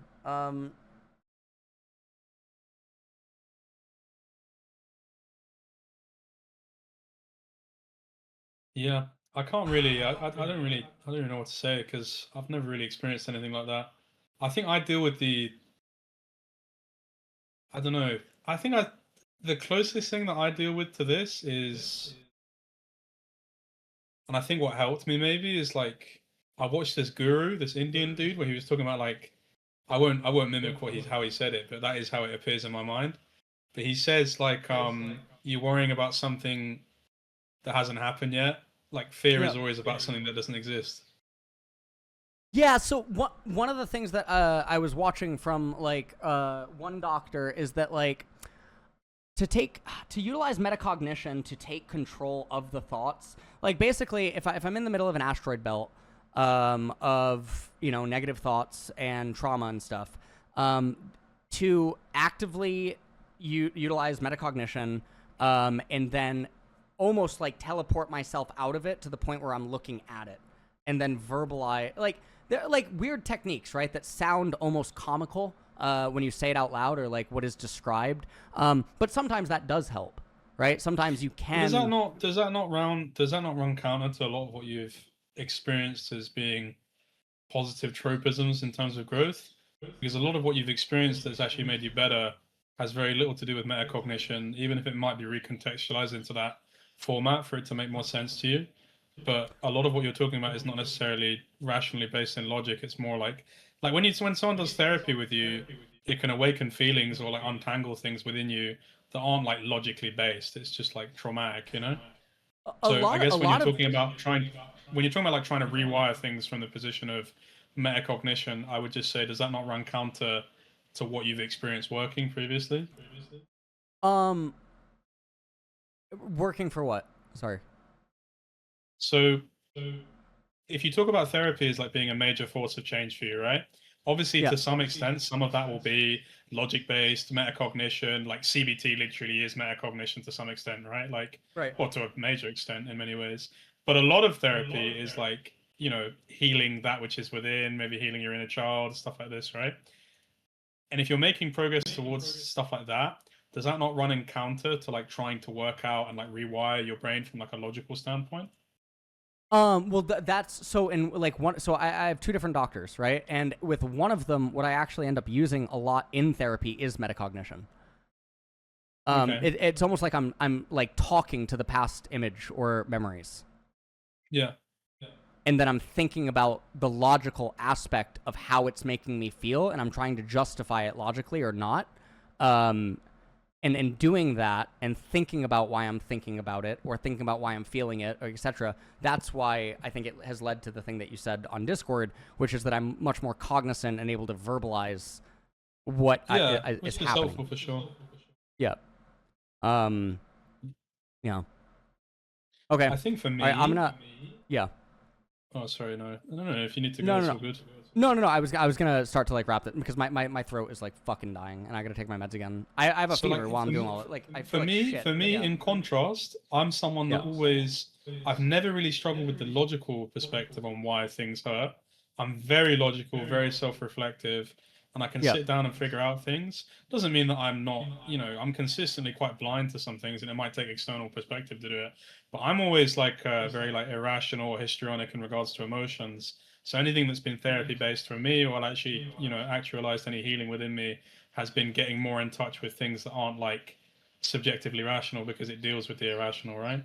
And I think when you Yeah. talk about this like asteroid belt that hits you or whatever, like there must be Yeah. a degree of it that's like semi based in metacognition or rationality, but ultimately is an irrational response to see an image and be paralyzed for 8 hours, right? Like it is obviously like it is probably from a foundation of logic and something that happened, but it's been compounded by like traumatic responses, build up, neglect towards solving the issue, histrionics attached to it, and stuff like this, right? Which Yeah. I Sometimes suffer from similarly, you know? you're right. Sometimes the metacognition itself becomes negative, where I almost analyze it from like if we were to differentiate like the survival mode aspect or like hypercritical negative mode side of myself, almost as like an alter ego type thing, right? If we Yeah. were to do that and like separate it, it's almost like that, right? Where like the way that I would speak bluntly to someone else, it's almost like I speak bluntly to myself. You know what I mean? Hmm. Like to force me to acknowledge something, and it's like weird that it's like an internal monologue that's like almost like a fucking it's like it's evil almost in a way, not evil and like in the sense that like all it's doing is making me feel worse. Well, dude, Even though it's a part the of brain is evil. That's what I mean in Yeah, terms sure, of like sure. the brain is not direct phenomenon related to Right, like, right. reality, right? Right. Sometimes. Like perfect example for me is like consistently when I go through my depressive episodes, I'm like, Yeah. no one gives a fuck about Don Dove, the Hawks are all out to get him, the Hawks are all out to get Don Dove, and no one gives a fuck about him. They don't care if he comes back. But then like I'll go to like a party or something. Like I just happened when I went to like LAC finals, and I just go to a party and like everyone comes up to me. It's like, we love you so much, dude. Your content is so amazing. Yeah, it XYZ, is. and then you're just like, Yeah. my brain has just been lying to me, Maybe Right, I'm right, actually right. the dove in Dove's clothing. So Regan tried saying that to me at Vegas because of the amount of people that came up to me at Vegas, right? Like at Riftbound. Because also I just never leave Korea, right? That's like one of the few times I ever left Korea. And whatnot, right? And like I get what you're saying there. Also, this fucking I actually didn't understand this until fucking recently. Where my one of my psychiatrists explained this to me. I'm so sorry. It just like activated this thought. You know how sometimes people would say stuff and I would reply on Twitter and I would give my own experience and then I would get sometimes heckled by people or in Twitch chat where they would claim that I'm trying to make it about myself in some way. And also sometimes like, okay, I did not because I never thought like that, right? I never thought from the angle of the negativity of it. So, oh my God, this was like a month ago. The guy said it to me. Yeah, so we That had mirroring, right. That mirroring of me sharing my own personal experience with the person is my way of saying I understand you, because I depend on cognitive empathy. And so when I'm sharing an experience that I've had, that's my way of saying I get you. or like I feel for you, or whatever, right? Even if it's atypical. So I never understood, one, why do I do this? Why do I keep doing this without realizing it? And then why every single time do I do it, do people think that I'm trying to make it somehow about myself? Because Dude, why they would better I get me like a psychologist license or something, because I tried to explain this to you when we had our EWC conversation. It's like I was trying to explain to you like why you sublimate yourself onto issues consistently. Like, yeah, it's like when you in like printing, when you print something onto something. Really means to redirect strong, often primitive emotions or unacceptable urges into control. Well, that's the psychological thing. But if you're talking about when you do it in like printing, it would be to print it on. But yeah, I mean, also it means like that similarly in psychology. Okay. Good word. But yeah, it is a good one. I'm good at those. For make that your WoW ID or something. I remember when you were getting me to come up with WoW IDs in Korea. No, but my point is we've had this conversation during EWC. Is like quite consistent. I would see you if it was a topic. Your immediate response is to like vicariously analyze and evaluate via your own lens, because it is difficult for you to, like you say, the difference between cognitive empathy and whatever the opposite of that would be. Like, you're not necessarily putting yourself in other people's shoes. You're more seeing what other people would look like wearing your shoes, and then being like, oh, your shoes look similar to mine. Does that make sense?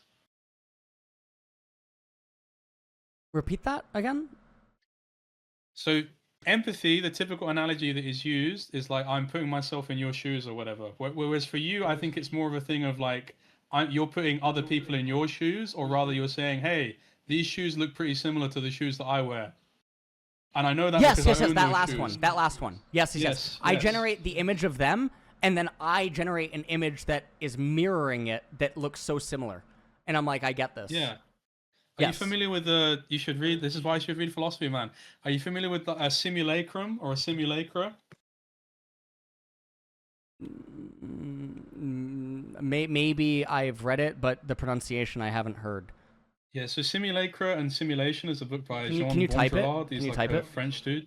Yeah. 1 second. Put it in chat. There's actually like a lot of basically words that I've read, but I don't know. Yeah, so this is like the foundation of a lot of his philosophy. He talks. A simulacrum is like a representation, imitation, or superficial likeness of a person or thing. So it's like almost in like modern media or consumer society, it's the argument that like it no longer reflects reality. So it's a faithful, accurate copy that distorts potentially the original truth of it. And it's like it comes off as like it's what happens when you are for example, I think some of your empathy, if it's not about direct understanding rather than pattern recognition, it can become like a simulacrum of the original thing, you know? It's like immutation rather than emulation, if that makes sense. I'm probably getting like way too specific into theory here. But you should read this book. I think it would really be interesting for you. It's an essay even. It's not even that long.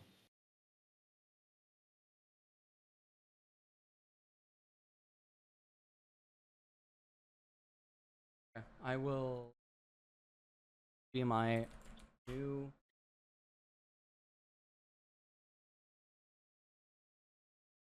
Okay. I will do active research on this. Thank you. No worries. It should be interesting for you. I'm going to bounce because the World Cup is on and I love football. I just want to say, from the dove in dove's clothing, you hawks, stay away from my nest. You know, and yeah, XYZ. Thank you guys. Have a good one. All right. Bye. Bye. Bye. Okay. Okay. Don Dove. All right. Anyways. So, okay. So we're at 2026. We're at like modern day and stuff, and basically a lot of the stuff that happens now is that I mostly operate behind the scenes. And sometimes things happen that reinforce like, why am I doing anything, or like, what's the point, right? Because I tank so much actual damage doing certain things, right? Like, basically, imagine it as an allergen, or something, right? If you're allergic to dogs and you go in a house that has dogs, naturally your allergies act up, right? But if you just never go in the house that has dogs, your allergies don't act up. And so I've reached this like almost heartbroken state of like, I don't feel like there's anything, right? Because nothing's really enjoyable.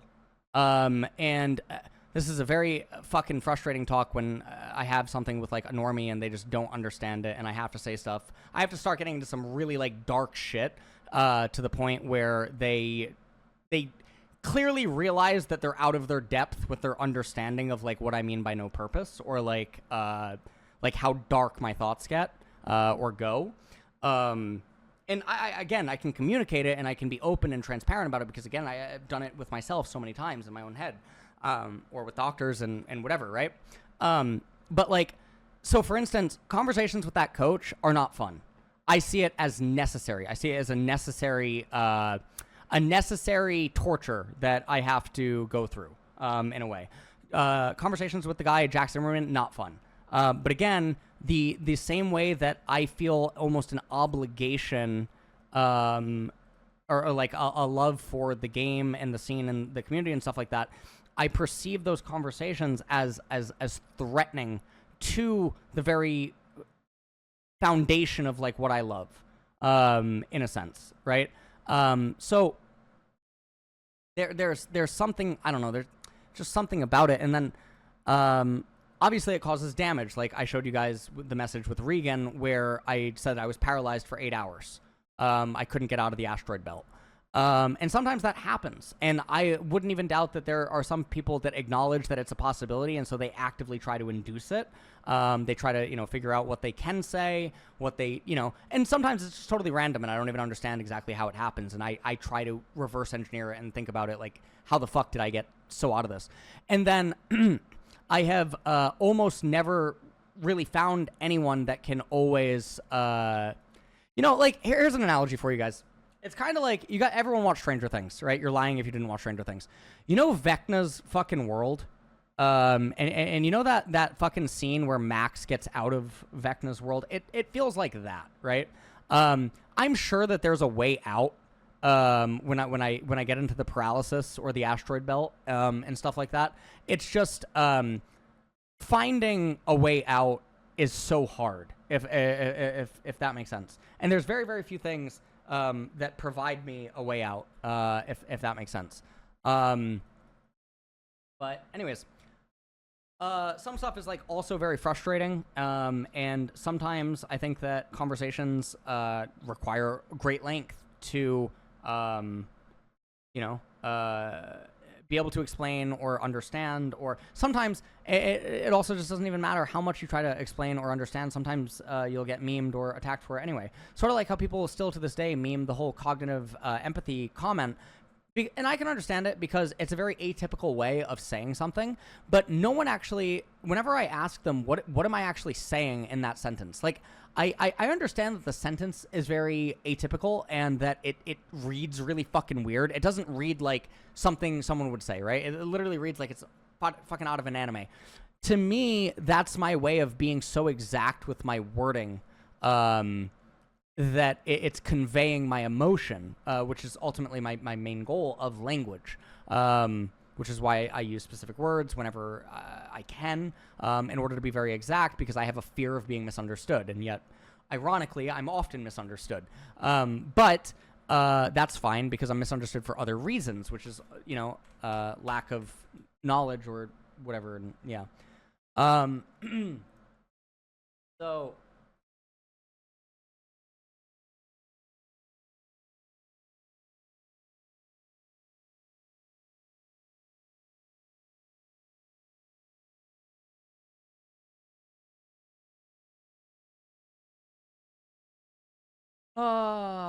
after you what the hell? All right, so for people that are asking about various medications, again, so all my life I was in therapy, doctors, hospitalizations, whatever, inpatient, outpatient, fucking you name it.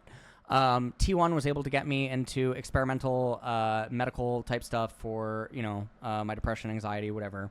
I was able to do various types of things. I've tried a lot of different things. One of my doctor's current, next line is obviously psilocybin, which will happen at some later point. So we'll see, obviously. So, like, current later point stuff is, like, Silo, and then, what's the other one? EMT? EMT or ECT is the abbreviation. Yeah. And then there was something else. There was something else that apparently is experimental, but it goes on the market at some point, and then I'm able to buy it. It's releasing this year or next year. There's basically something that's releasing. It's not a drug. It's utilizes electricity and light frequency waves, or like radio frequency waves, in order to interact with the brain. It's something new. I don't know the exact name of it, but one of my doctors linked it to me and said that they'll try to help me get it. Your lack of sleep could hurt the medical treatment too. Yeah, but the reason that my schedules are the way that they are, if you've watched Instagram and seen me post my stuff, is because I do this stream. How long have we been live today? We've been live for 9 hours. I do the stream. I end. I'm going to go and read messages from various pro players. I'm going to do research for them. I'm going to follow up on messages. I'm going to type a lot of stuff. Whatever. Do that. Then I'll go and I'll look at fucking DMs. Then I'll have conversations with other people that messaged me. Like, I can scroll so many times on Discord of unread messages right now that I have waiting at the end of the stream. And then it's like, I don't know.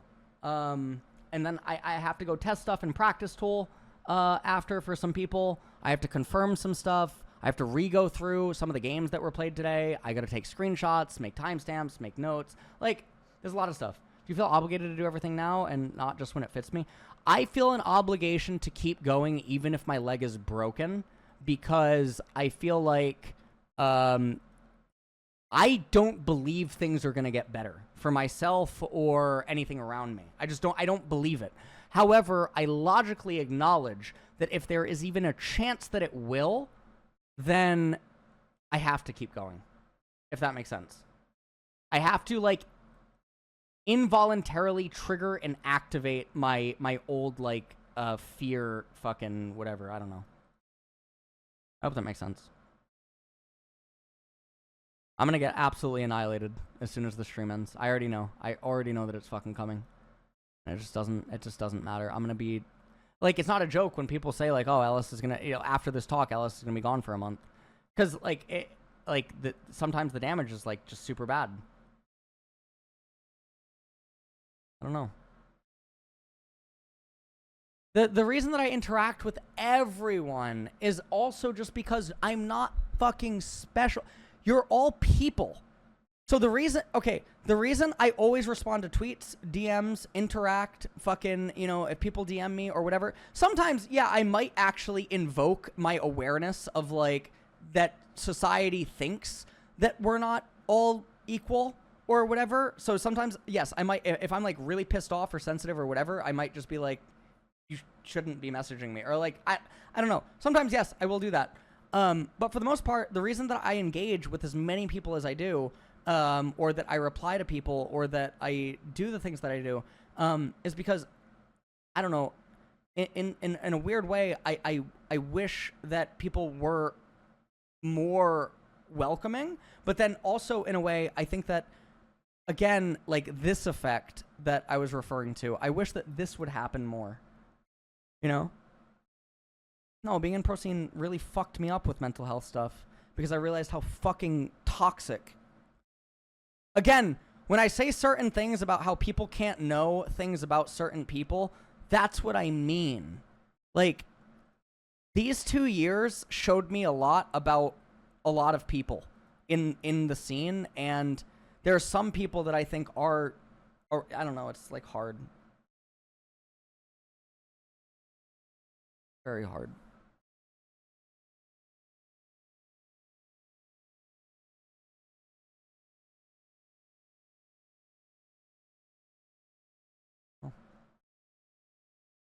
The other thing is, like, why do I do everything anymore? I don't know. Also, like, it's painful, like, to deal with people that don't realize that they don't have discernment. So their conclusion on a topic doesn't matter.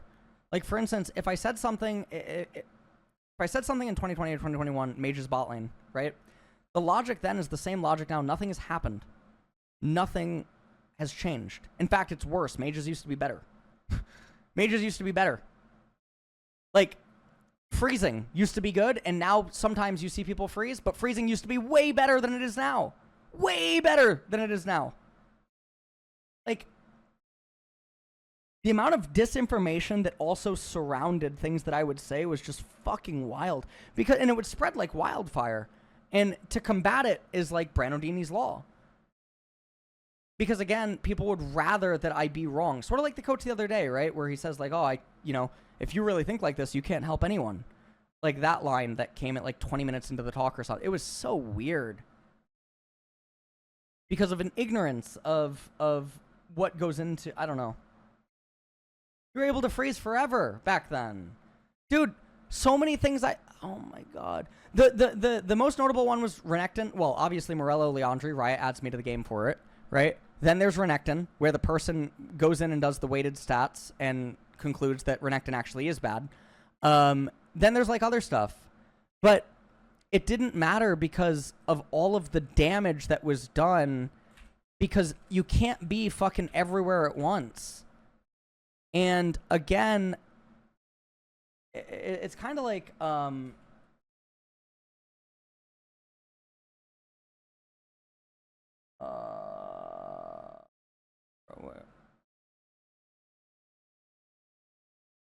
me show this fucking tweet. Because it's the same thing that I talked about in the round table the other day.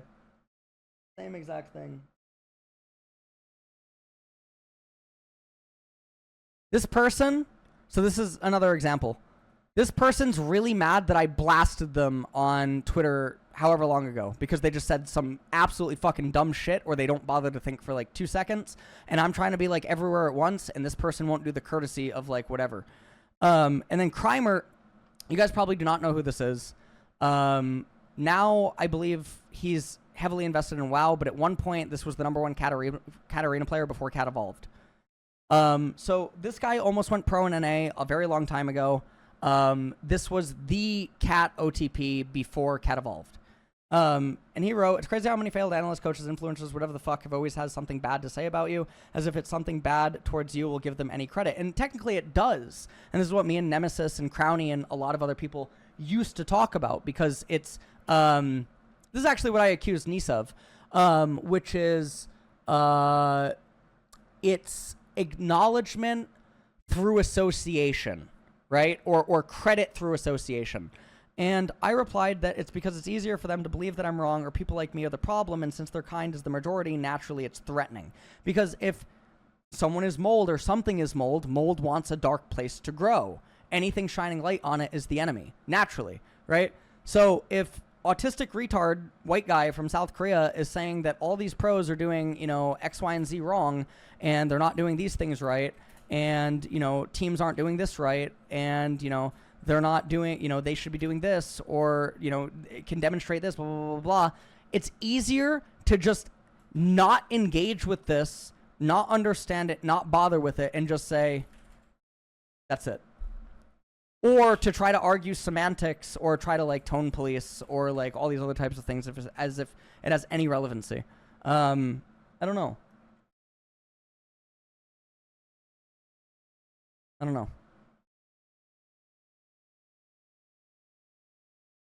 Because it's easier. Imagine you're a university student, right? Imagine you're a university student and you're in a class and you think that you know the material, right? And you think that, you're going to get a job and you're going to exist and blah, blah, blah. You're going to pass this class. And then someone comes along and says all this material that you don't understand. You don't even begin to get why you don't understand it, right? So if you're looking at this and then you're saying to yourself, what the fuck? Is this real? Is it true? Blah, blah, blah, blah, blah.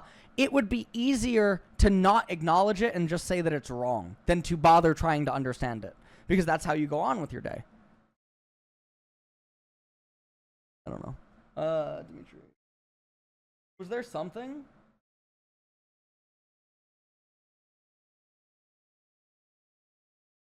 The delusions of Rails and job security. Yeah, kind of like that. Like posing a direct threat to job security and stuff, you know? Like, also, I noticed in the call that the coach the other day, and again, even though I try to de-escalate and all this other stuff and try to end on a good note, I noticed in the call that he got very flustered and nervous or whatever when he saw the inspired comments. Probably just because he has an acknowledgement of how this scene works, right? So, it's fine. Anyways.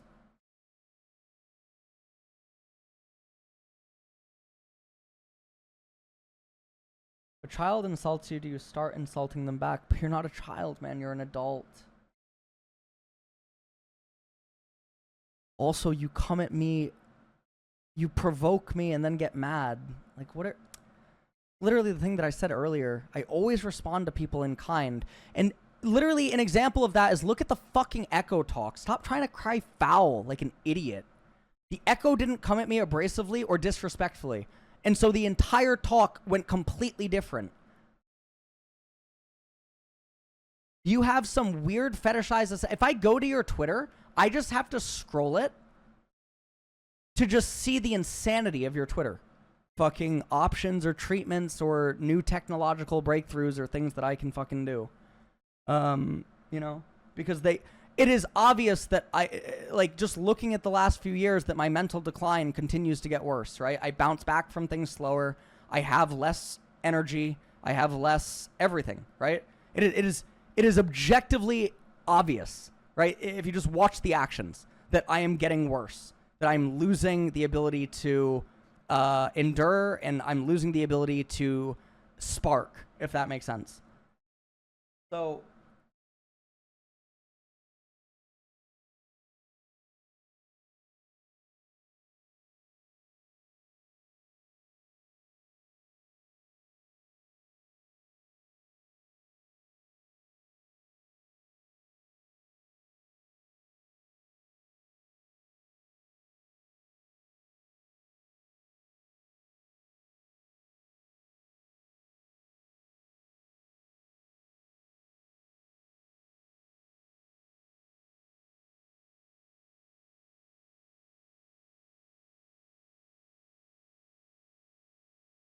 Jack! Go understand statistical variance more than any analyst or coach on Twitter. I'm crying. You're a beautiful man, Mr. Perkovich. Perk says G260'd Korea before, right? And it would be very petty of me to say that I think that was a bit of a fluke, but I would say it anyways because I think it was. I think even the players are aware of that. Jack comes in with... Not really, no. He needed to make those statements while being aware of the expected probability, sample size, and current sequence of events that G2 has performed against Korea. Here he is just saying they were lucky without any of that context. Jack, what is conjecture? What's conjecture?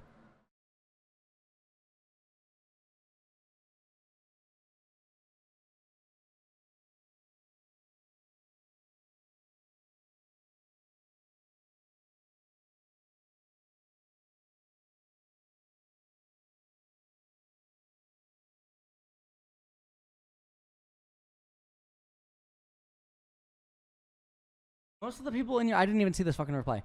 Most of the people in your circles tend to affirm your decisions, especially when it comes to... Have you ever listened to a co-stream with Max Fudge or fucking Sam? The amount of disagreements that we fucking have?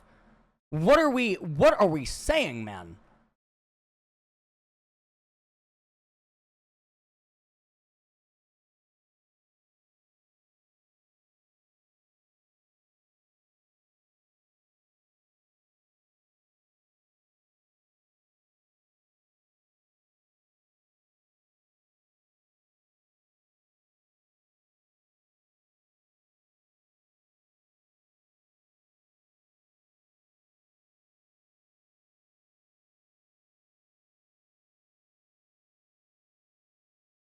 Wait, Jack!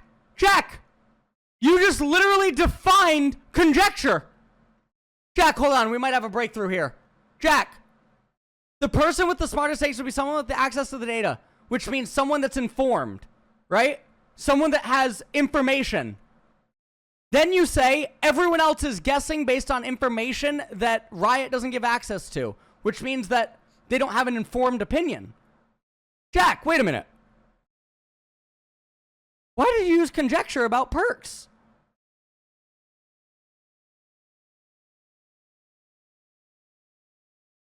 Oh my god! It's like I don't even need to scroll. I like...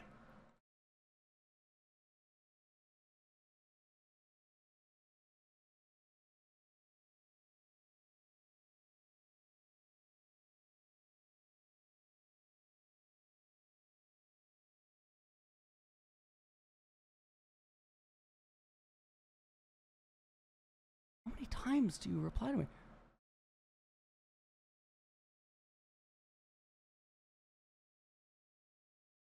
It means if it means if we have no idea how much value the coach provides, and yes, all we know is Dylan Falco has the best players, so any praise on him would be unwarranted.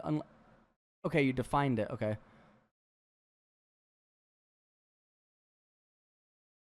Jack, you're acknowledging that you can't use conjecture. Wait, you acknowledge conjecture in your replies to this person. I can't voice chat him again. No, the damage is too much. Damage is too much.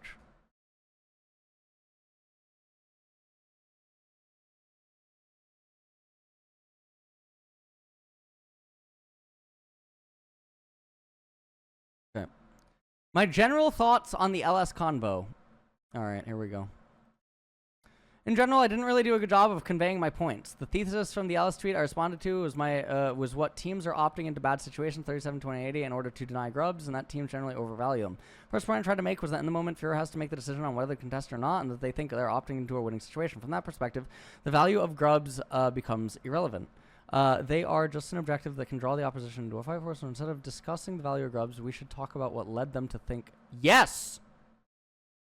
Now, why would they think that the grubs are a good fight? Why? What would... Let's walk it backwards. Let's walk it backwards. I think grubs are a good fight or something I should do. How does someone arrive at this conclusion? Because they have fundamental thought processes and principles that they deploy to reach conclusions. Now, if they reach a conclusion like this is a symptom, right? So I like using medical analogies because they're ones that everyone can understand. So because this is a symptom, it means that there is a disease, right? Or that there is a virus or there's a bacteria or something. Now, you can symptom treat, which is what mass majority of teams and coaches and other people do, to make the symptoms temporarily disappear, and then they will manifest elsewhere or later again in the same place when things go away, right? So the way that the disease would appear would be that your initial perspective or view of the game is flawed, right? Now, one of the ways that I describe this is in rune choice, when someone takes the wrong runes, okay? Earlier in a game, Shiwu took Ronduin's on Gnar versus 0 crit, which means that this is a symptom. The symptom is that he builds without thinking. The disease is that items are being... He is not practicing the exercise of itemization, right? The symptom is an autopiloted build that is devoid of logic, right? Which highlights, if you follow it back, if you follow the fucking, line back far enough, you realize he doesn't think about why he builds. Or if he does, it's at such a surface level that he's not utilizing it to his advantage. Okay? So the disease is the absence of critical thought surrounding itemization. The symptom is the items that he purchases. Okay, so this is symptom in disease. And this is everywhere in League of Legends. So the symptom here is that they decide to opt into a bad fight for Gromp because they can't quantify what... Or not Gromp. Grubs or Herald, because they don't quantify what it's actually providing.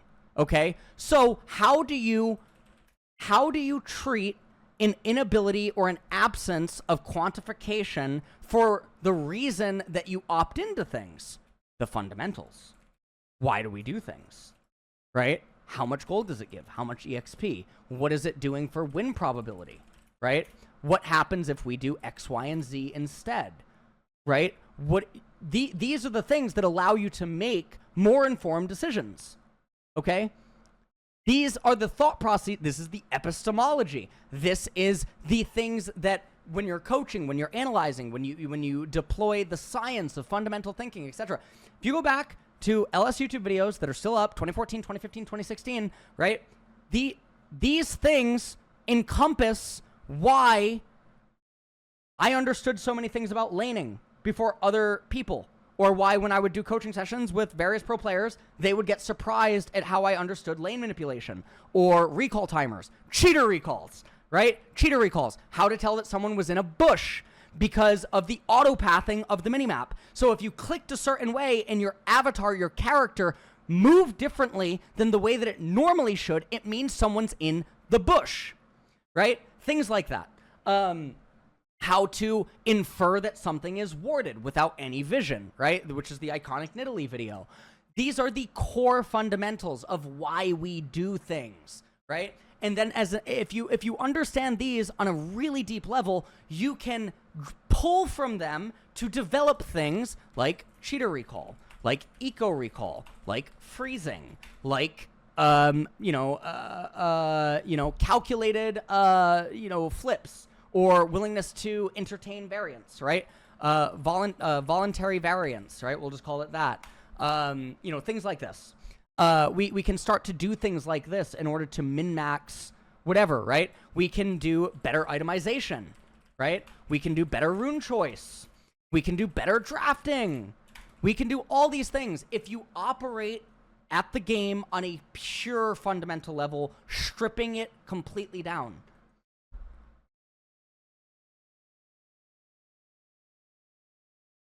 Can you tell me, do you still try to see things from another person's perspective?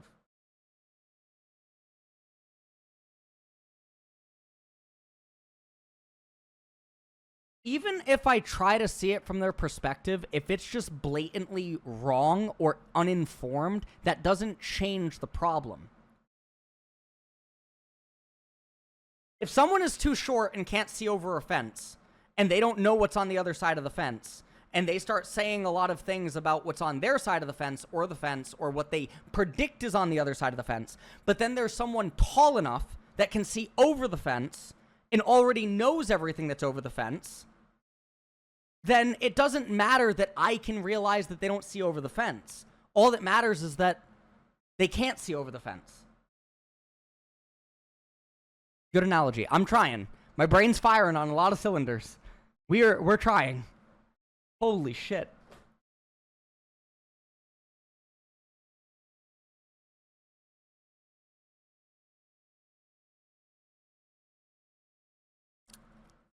Anyways. I feel like if you tried to understand, you could... Wait, what? I feel like if you had tried to understand, you could have, but yeah, I got dragged really fast into the argument of whether the situation was actually winning or not. It's a completely different point, but it wasn't my point, and you're responding to my tweet. Irrelevant to the one I was trying to make, and something I probably wouldn't even give my input on in a team setting if all 5 players agreed on the situation. But I would, because they made the decision in the first place, which means it's a symptom of a disease.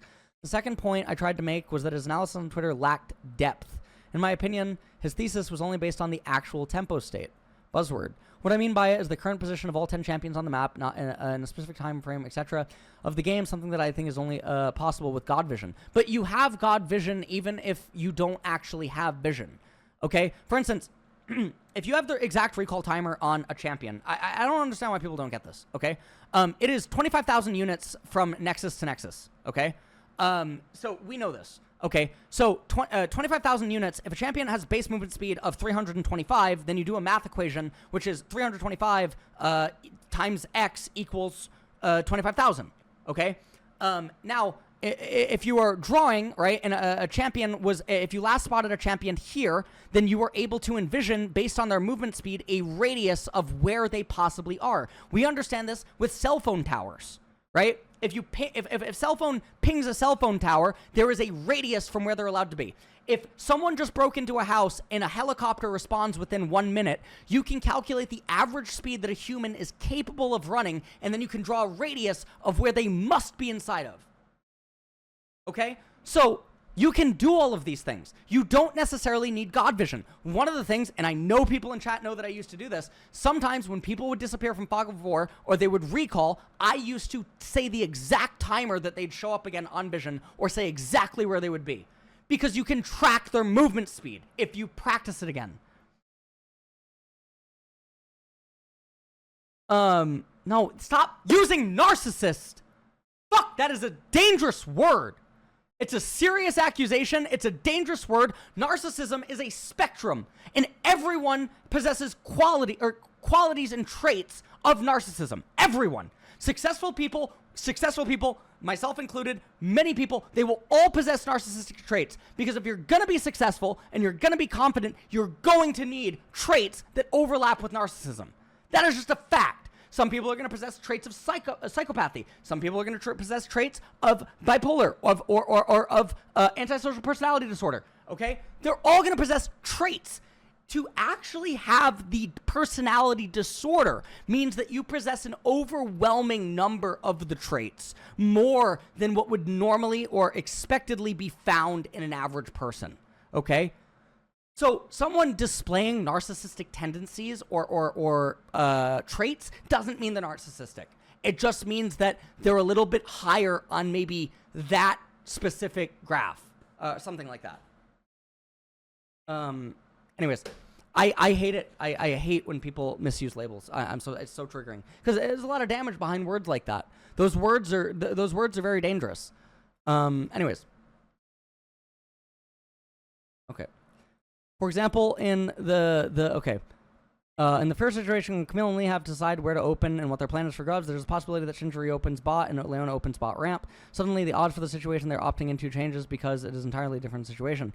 It contradicts his thesis that teams willingly opt into unfavorable situations due to overvaluing grubs. No, that wasn't my thesis. That's your interpretation of it. Kind of felt like I had my gotcha moment on when Ellis started with the whole do nothing thing, and especially when I asked him what Camille should do. To be fair, there are a lot of viable right answers here, as long as certain conditions are met. The biggest one being that whatever Camille, it shouldn't result in Mbessa getting dived. So the correct answer should probably be to get a framework, like make sure top doesn't get dived, spot enemies, etc. He suggested opening into line and shadowing Akali, which I was throwing out above word while being as unspecific as possible. So to him, it's a buzzword. To him, it's a buzzword because it's not verbiage that he's used to using, and he can't infer what I mean by it. So even when I attempt to then explain it, he rejects it, right? That being said, opening into doing nothing, not contesting the wave, and just standing to see if Galio makes a mistake, violates a bunch of different macro concepts.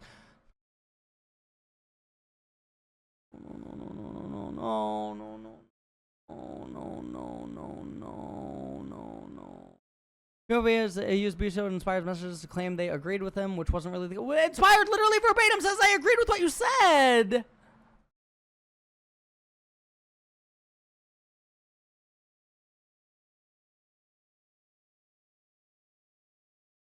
How is his interpretation of what they wrote?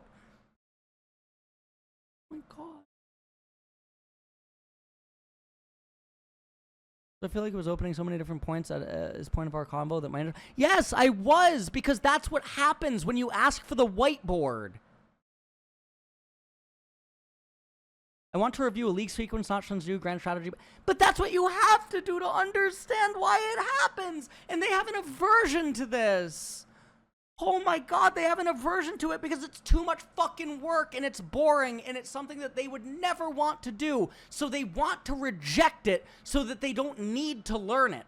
Because to them, that's not what they signed up for. And if that is what's necessary to break barriers, etc., god, fuck.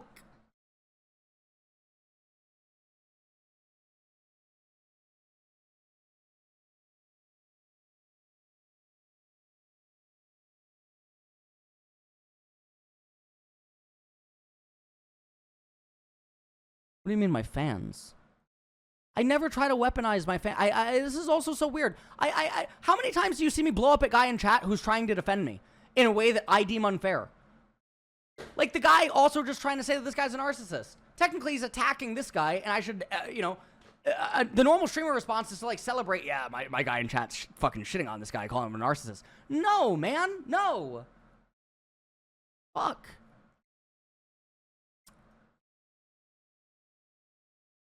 I weaponized you earlier? How? This pisses me off, too. Guy engaged in a debate and a response, and you have a former pro player.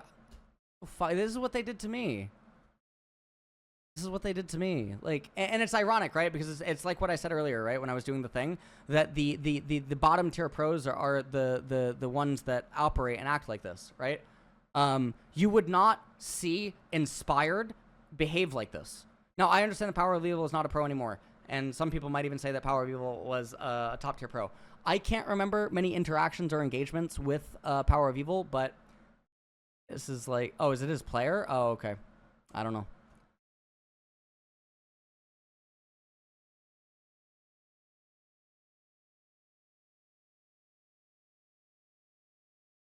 What? What do you mean I don't work in team environments with full teams? I get brought in to evaluate teams.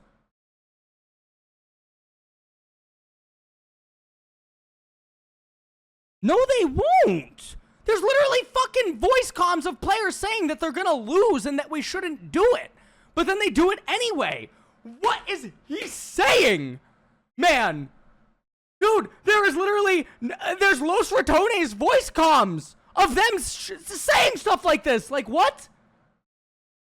Oh my god.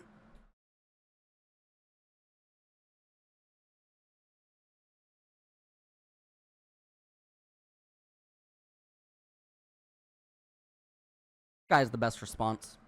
Zagog42 is a goat.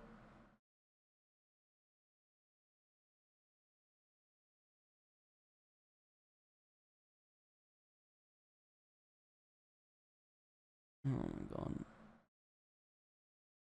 What am I doing anymore? What am I doing? What am I doing? Why did I just subject myself to torture? Now I'm gonna end. I'm gonna end the stream soon, and then I'm gonna go and I'm gonna implode. I'm just gonna implode, and then who knows? Oh jeez. I feel like utter shit. Oh my god. What am I doing anymore? I have to end the stream. I gotta go reply to like a million fucking... Dude, what am I doing? What is the point of all of this? Also, I don't mean any disrespect. That's an ERL coach. That is tier 2. That's tier 2. And the other thing about this is that most people, to them, it's not live, breathe, eat, sleep, right? To them, it's they have a job, they show up, they enjoy the job, they do the job. They do not obsess about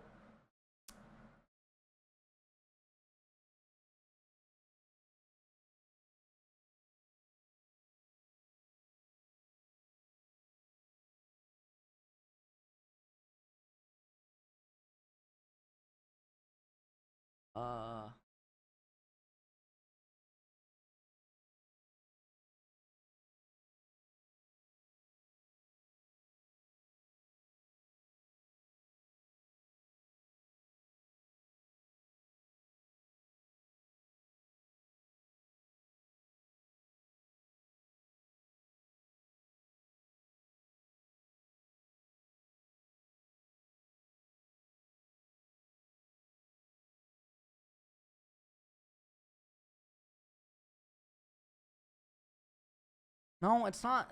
No, there's plenty of people that were able to stream through torture and torment, right? Like, Wreckful is, like, the biggest fucking example.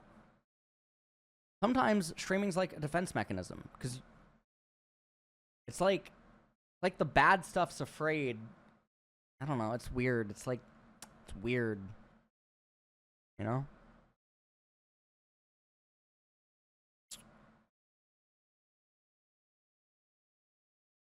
Doesn't matter.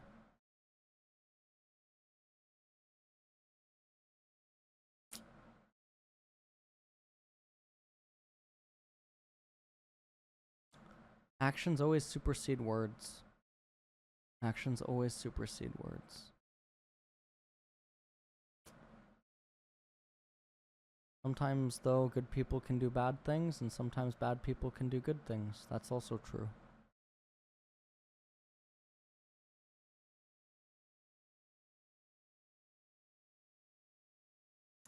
Yeah, but sometimes drafting Jhin for your team might not be your call. You might disagree with it, and you still have to do it, you know? And I understand that from a human perspective, right? I drafted Aatrox for Summit, even though Aatrox was not the best pick. Gangplank was.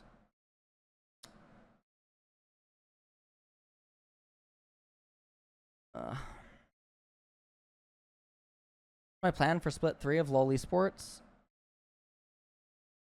LCK Best Games, podcast with XP2, podcast on Riftbound with Frodan,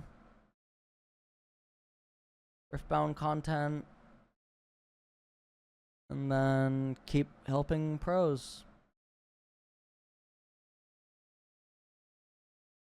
So like right now, the biggest innovation that should happen with Mage's bot lane is people should play tanks and anti-mage bruisers into them. Not ask Riot to nerf it. But if I say that, it doesn't matter, and so I have to depend on pro players to start doing things like playing Sylas, or playing Zac ADC, or playing Jace ADC, or, you know, and I rely on them. And so I have to make sure to do due diligence to be able to make enough compelling arguments or data or examples or get clips or, you know, all this other stuff in order to, you know, I don't know. Yeah. Sylas ADC is really good. Very, very, very, very, very good. And I outlined why earlier on Twitter. So I'm glad that, yeah, I mean, a lot of ADCs that have an open mind are naturally going to want to play a lot of things because they're, I don't want to say that they're more intelligent, but like I think that they see things for how it is. They don't have a functional fixedness for whatever, right? Yeah. Things like that. I think there's a reason that Pays and Viper stand out the way that they do in ADC, and they both have this affinity. I think it's also a reason that Keria stands out, right? Yeah. They're more willing to win, yeah. So, like, right now, champions that obviously need to be picked is, you know, so, like, in bot lane right now, like, some champions, Echo is obviously good. Braum needs to get picked more into supports. Like, I just don't know. Okay, what else? We already have Sylas, right? I think so. All right, here's. Let me open League. I'm gonna actually message this to several people because I'm genuinely wondering this. In some matchups, right? All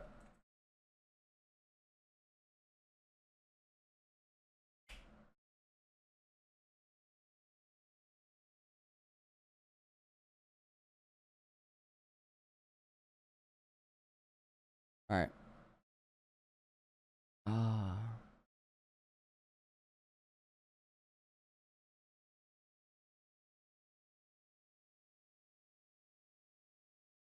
Ivern Rengar into Mage bot. I mean, honestly, that could be good, yeah.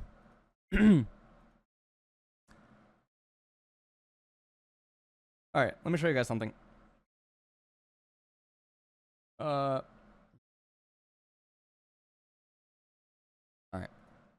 So, let's say that you go Glacial, right? And then, I don't know, let's say that you go Magical Boots, and you're gonna be very defensive, right? Maybe you don't go Magical Boots. Maybe, I don't know, maybe fucking you just go Cashback or something. Fuck it, whatever. Then you go Triple Tonic, and then you go this, sure, and then, who knows what else you go. You just do this, or something. Maybe do this, and then, I don't know. You do this, and then you do this, and then, I don't know, you do this or something, sure, cool. Alright.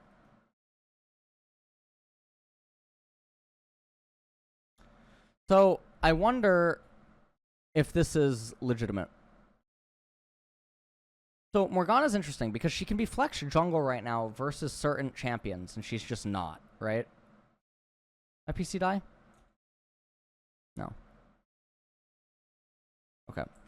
So we're gonna get gold. We're gonna okay. So what we're gonna do, get gold, sure, boom, whatever. What could she get? What could she actually get? First item. First item, what does she get? What would she end up getting? First item.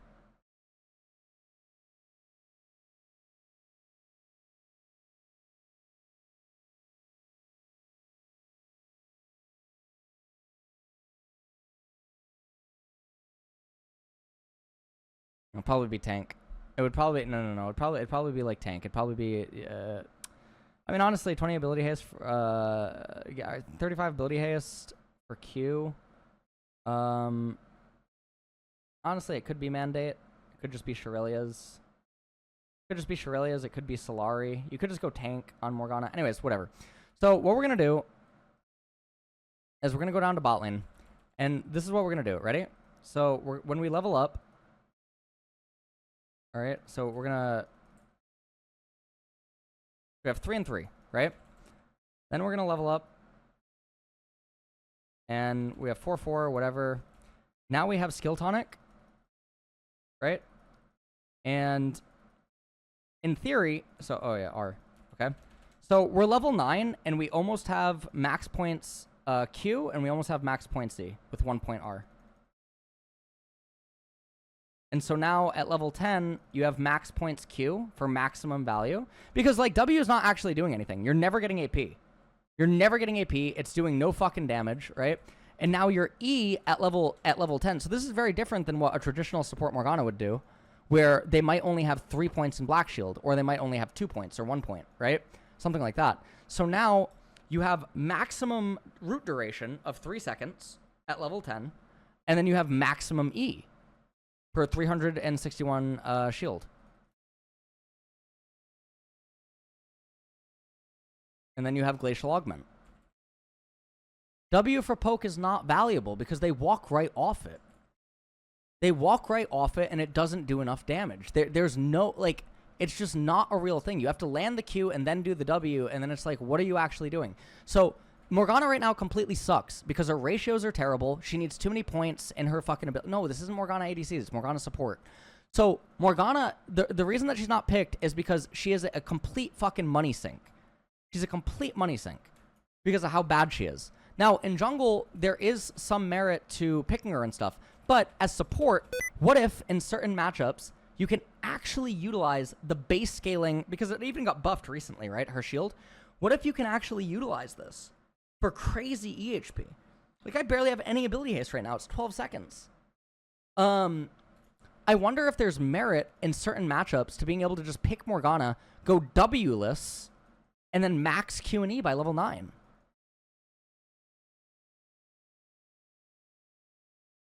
I think this is probably fine. This is fake. This is completely fake. Like, even if I press W. Oh, this thing has no resists. But also, they're always just going to walk off it unless you fucking throw the Q. And yeah, I mean, yeah, you could roam and stuff, but I mean, there's a lot of things that this would fuck over for sure. Q and E only, Morgana. Maybe I can make a video on it or something. That'd be fine. Alright, guys. I'm gonna go. It's been a long stream. Talked about a lot of things. Talked about a lot of different things. Talked about stuff in esports. Trajectory with me.